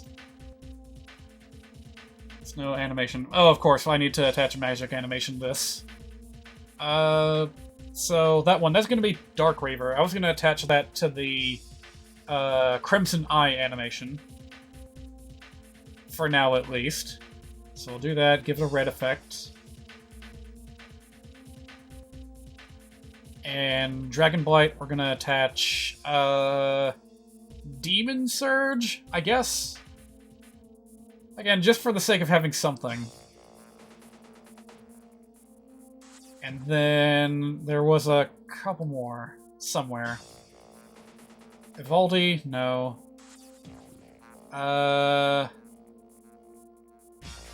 Maybe the magic weapons? Maybe this. Hang on a minute. Okay, no, that's fine. What about this? Did I attach an animation to this? Yes, I did. Okay. Well, let's see how it is now. What?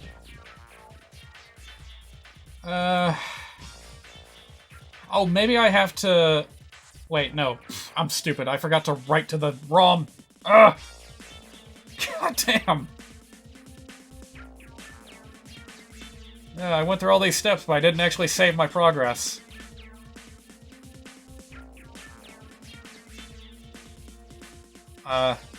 Wait.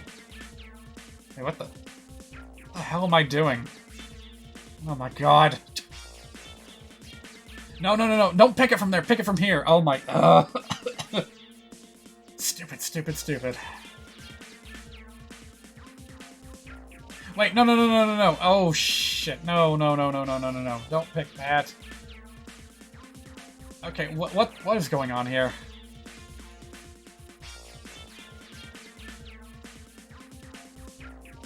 I should be able to see the dummy 4-blaze somewhere in here, somewhere. Alright, hang on. You know what? Let's just confirm what items are the issue here. Okay, that pulls up nothing. So I need to go back over the...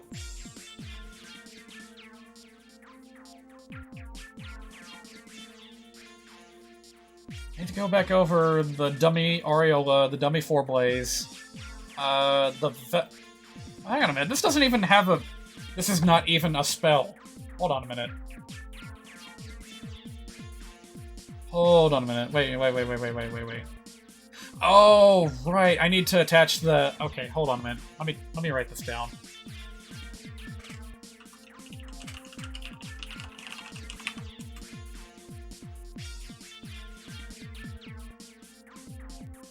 So this has an entry, but the other two weapons do not. So I need to expand my data table to include the new weapons. And you know what? I probably have to do it with the Dragon Stones, too. If I had to guess... Alright, well, this is a change that I'm going to make on the fly, then. So... Dark Raver... Dragon Blight...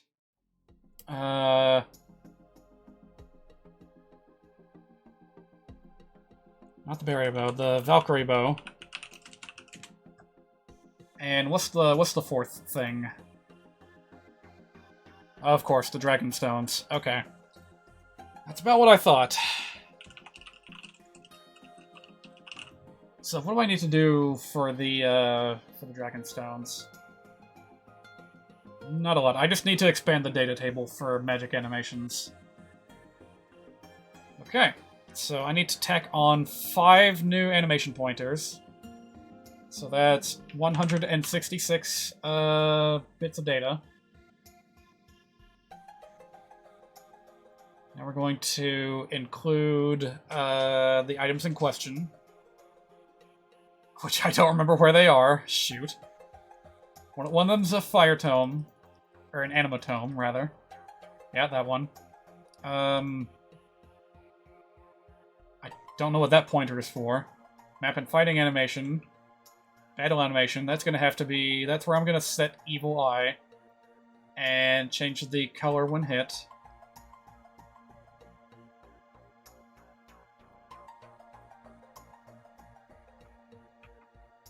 And that should be all that I need to change. Okay, good. Then this will be... Oh, wow. Lucky guess there. Very lucky guess. Make that Demon Surge, make the color green.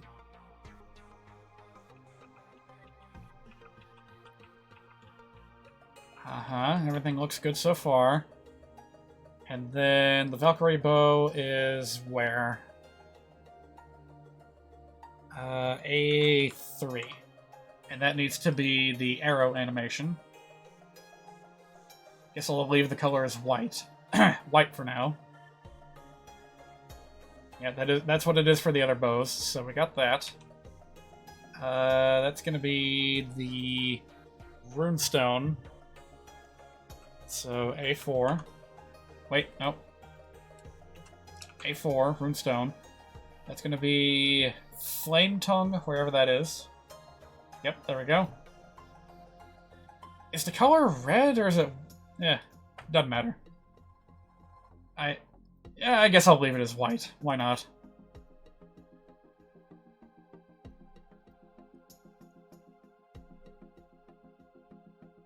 I actually don't know if I can change the color of the fire breath, so just gonna assume that I cannot.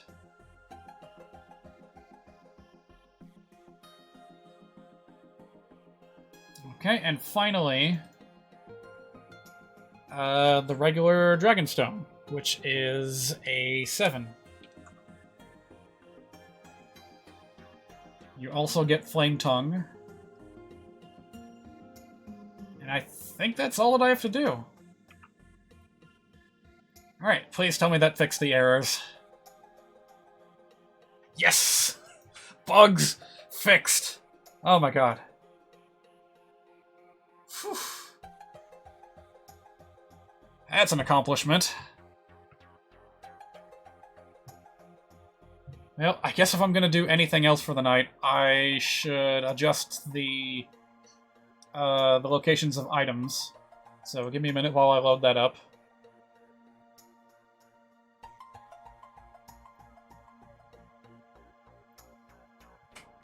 I'm just gonna do it for the first map to make sure that everything's working right, and then I'm gonna call it a night, because holy hell. I'm not even going to, like, watch the cutscenes or anything. I need to pack up and go, like, now. Like an hour ago. This has been quite the marathon of a live stream.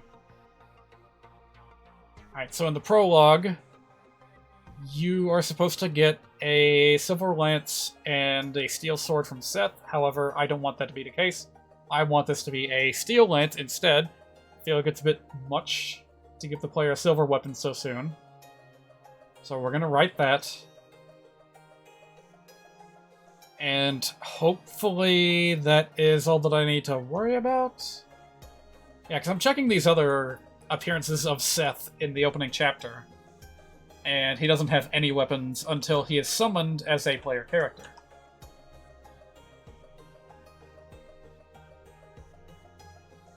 Okay. This is it, Luigi.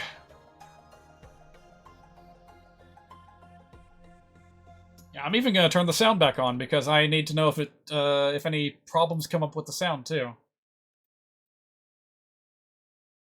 Oh man. Wait, I still can't hear anything. What gives? Why can I... Oh, there it is. Jeez. Also, can I adjust the volume at all?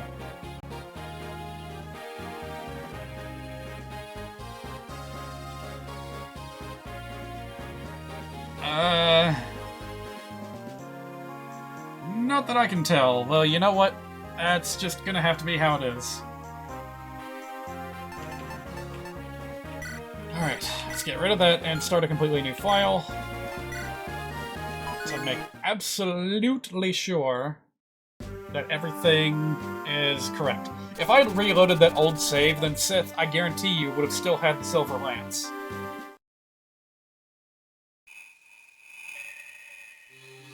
Yeah, because that stuff has not changed.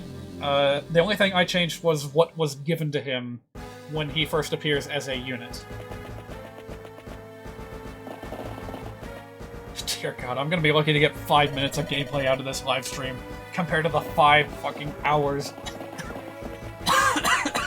of building up to it. Jesus.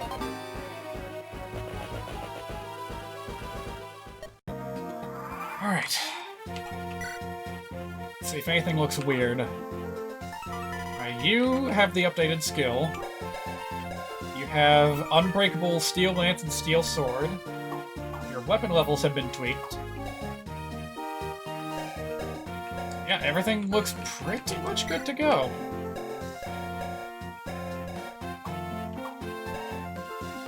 And you also have an active skill. Alright.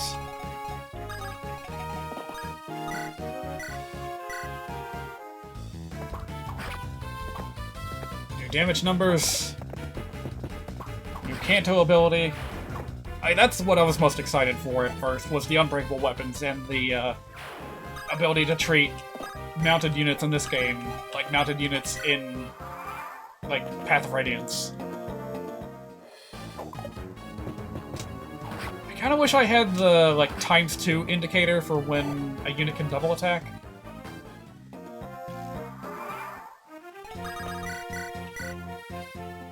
But, oh well.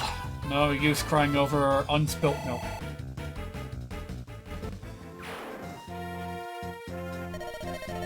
By the way, you guys can't see this because it's off screen, but I actually have like a debugging menu off to the side that shows me every piece of every event that happens as it happens, and it's really goddamn cool. This is such a feature-rich editor. I love it.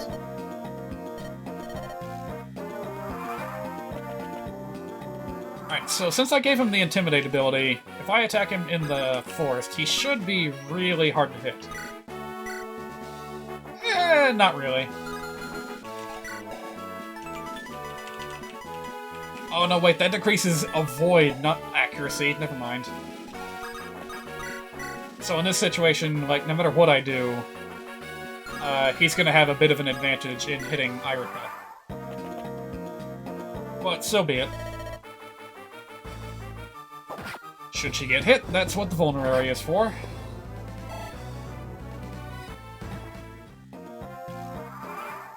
Incidentally, how's everyone's, like, magic stats? It's so cool that it's even color-coded, too.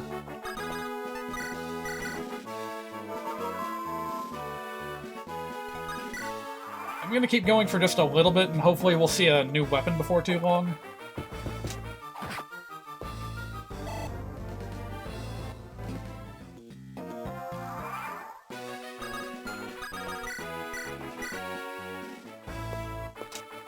You know what I ought to do? I ought to check Seth's Savior ability to make sure that works. Well, I'll get to it. Man, I gave you a 10% debuff to your HP, and you still gotta level up. Alright, not gonna save. Just gonna keep on moving forward. Alright, let's take a look at this and see how it does.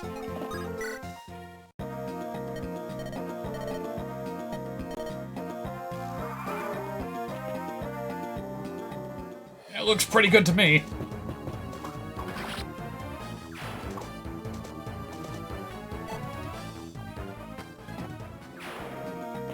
Goddamn, Seth is not gonna have any trouble cleaning house in this run. Is there anything that's at risk of double attacking Gilliam here? I want to see his Wary Fighter in action. It looks like a no. Ah, yes, that reminds me. I really wanted to go back and buff the soldiers, so that they at least have enough constitution to wield an iron lance. Alright, so as you can see, Seth appears to have no debuff on him for rescuing. But were I to do the same with Franz... okay, the arrows are in the wrong place, but the stats are being applied correctly. That's -3 and a -4 to those stats. Seth does not have to worry about that, and so we conclude another turn.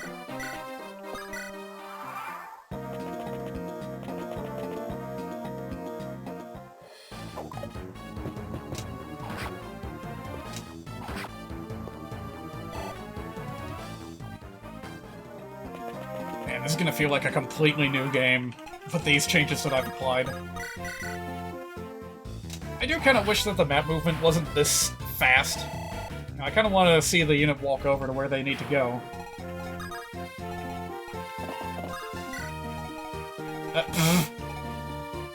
Oh, check that out! I didn't know that was a thing. You see a little speech bubble icon for units that can activate the talk feature. It's really cool.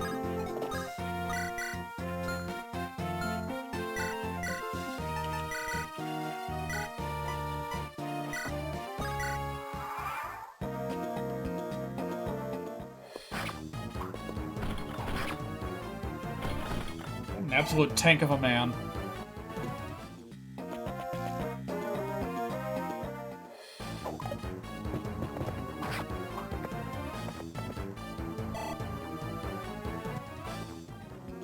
Yeah, it's about as easy as I remember, but then again, I am playing on normal mode, and Sacred Stones is, on the whole, quite a bit easier than other games in the series. Okay, Franz was not able to do a double attack. Let's test and see if he can do it now. Yes! I'm so happy that this is working.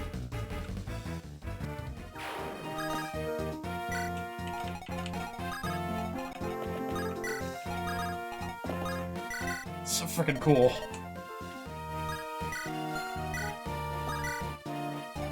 Although a little bit cumbersome that you can move again even after choosing to wait.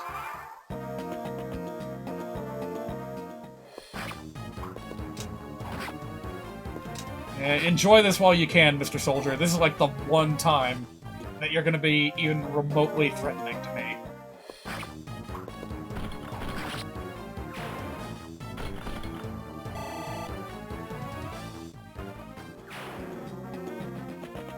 And we got those HP bars too. This is such a nice adjustment to a game that I already love to pieces.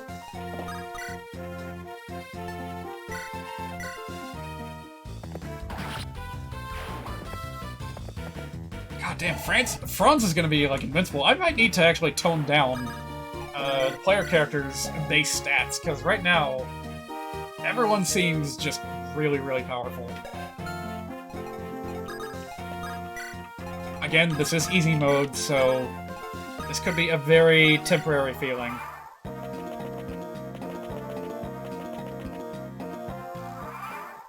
You know what?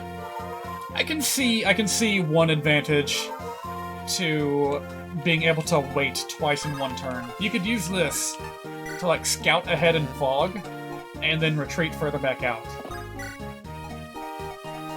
Especially since I wasn't able to get that like, you know, less annoying fog patch in like I wanted.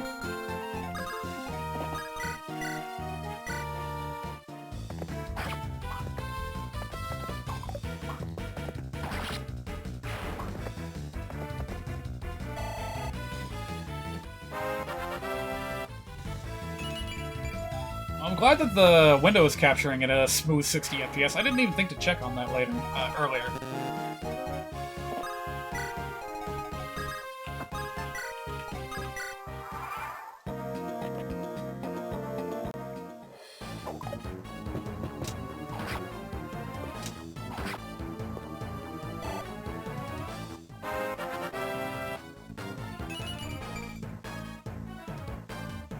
Well, I think I've seen just about everything that I need to for today.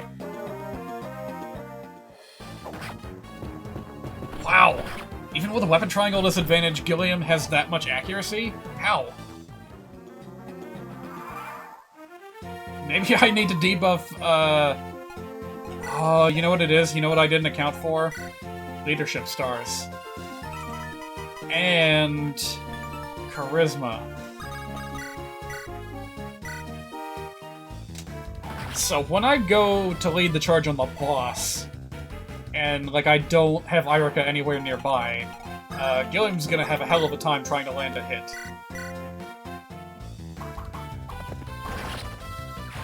Truth be told, I didn't really want leadership stars as a mechanic in this game, but I ended up with it anyway.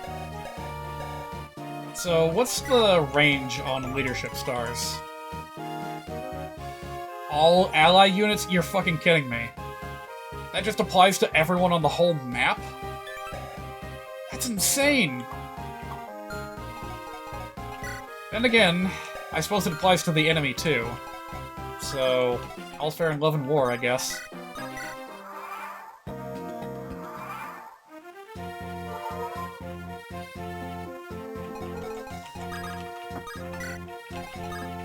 I don't know why I'm playing so conservatively.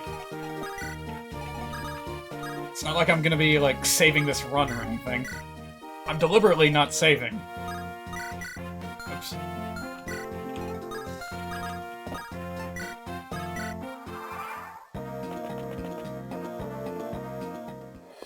Oops, I left you equipped with a sword. I'm sorry about that.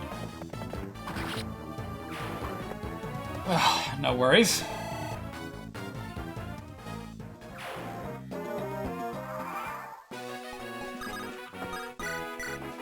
Alright, so yeah, now he's nowhere near Irika, so he doesn't have the benefit of Charm, or Charisma, or whatever it's called. Actually, what is that called? Charisma. So if I move her closer, that should boost his accuracy by about 10 points. Let's find out. Yep, as I expected.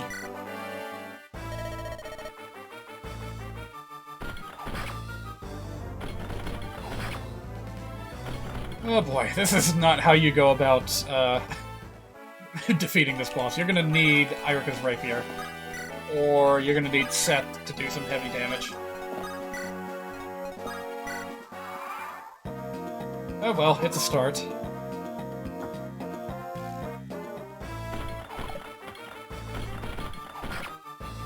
Yeah, I gotta say, it's pretty satisfying to be able to turn the tables on a boss like that, just because you have, you know, your leader nearby. Anyway, let's see what Seth can do. Ooh, he can do some pretty big damage. And Irika... well... she can certainly try.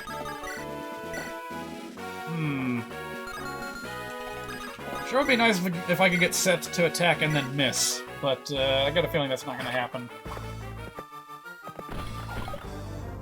In the original game, this always fucking happens! Every time I try to initiate combat on this dude with Seth, every single time I play this game, he gets a critical hit! Every fucking time!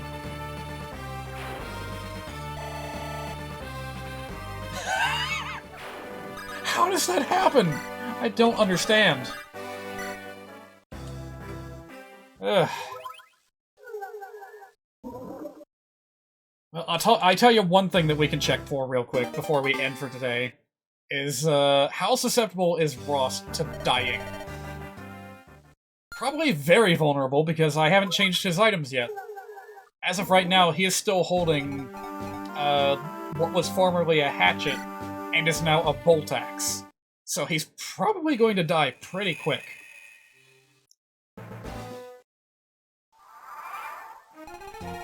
Oh, but then again... right, we get the chance to rescue him immediately. Gotcha. Okay.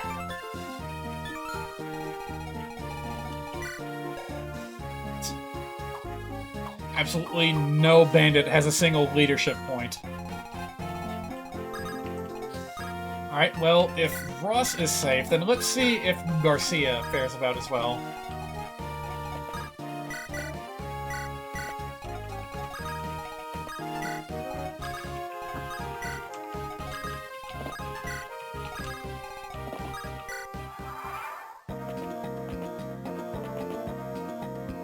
Alright, what's he gonna do? Oh my god, why is he so strong? Oh, right, because I gave him, that skill. Also, he just starts with a vulnerary? He can just heal himself? What the hell did you need me and Vanessa for? Oh, wait a minute.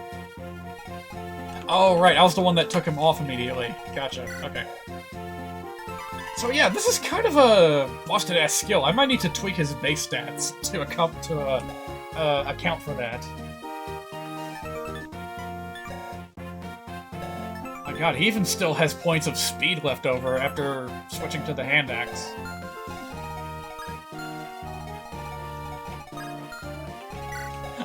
think I might have just made Garcia a little bit too good by giving him that ability. Ah, well, whatever. He'll get outpaced by his son eventually.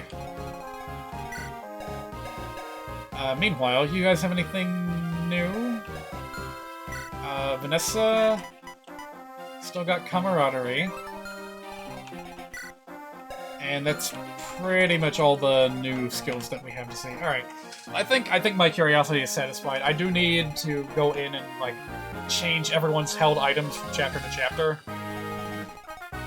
In fact, that might just be a thing that I do in between chapters. Like, I'll finish a chapter, take a break, and then plan out what changes I need to do in the editor.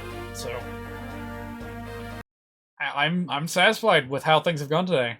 That took a lot of work, but we did it. We fucking did it. Alright, this is gonna have an entirely new name. This will be Fire Emblem, well... I'll just call it the Sacred Stones Remix for the time being.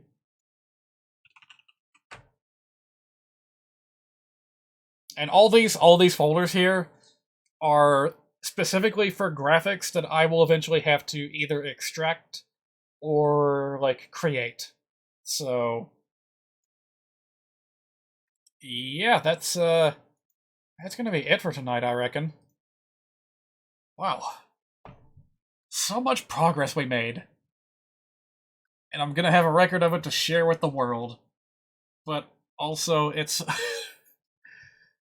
I've been live for almost 6 hours. I took one break. I'm really hungry.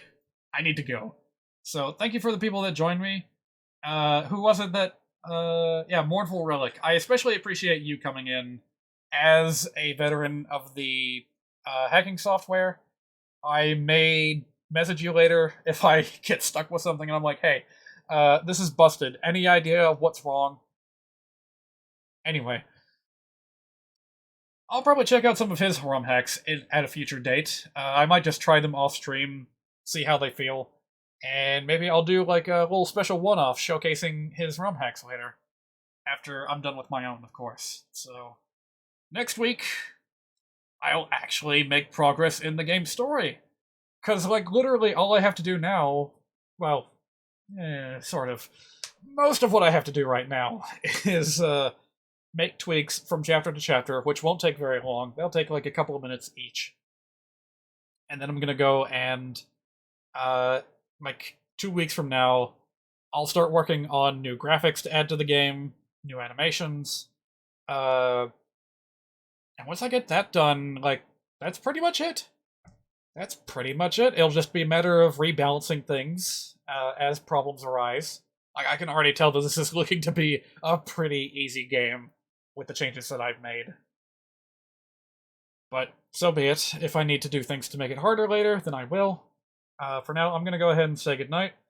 I'll see you guys next week. And hey, if you're a part of our Discord server, then I'll see you tomorrow, because I'm going to be live streaming some adventures of Sonic the Hedgehog.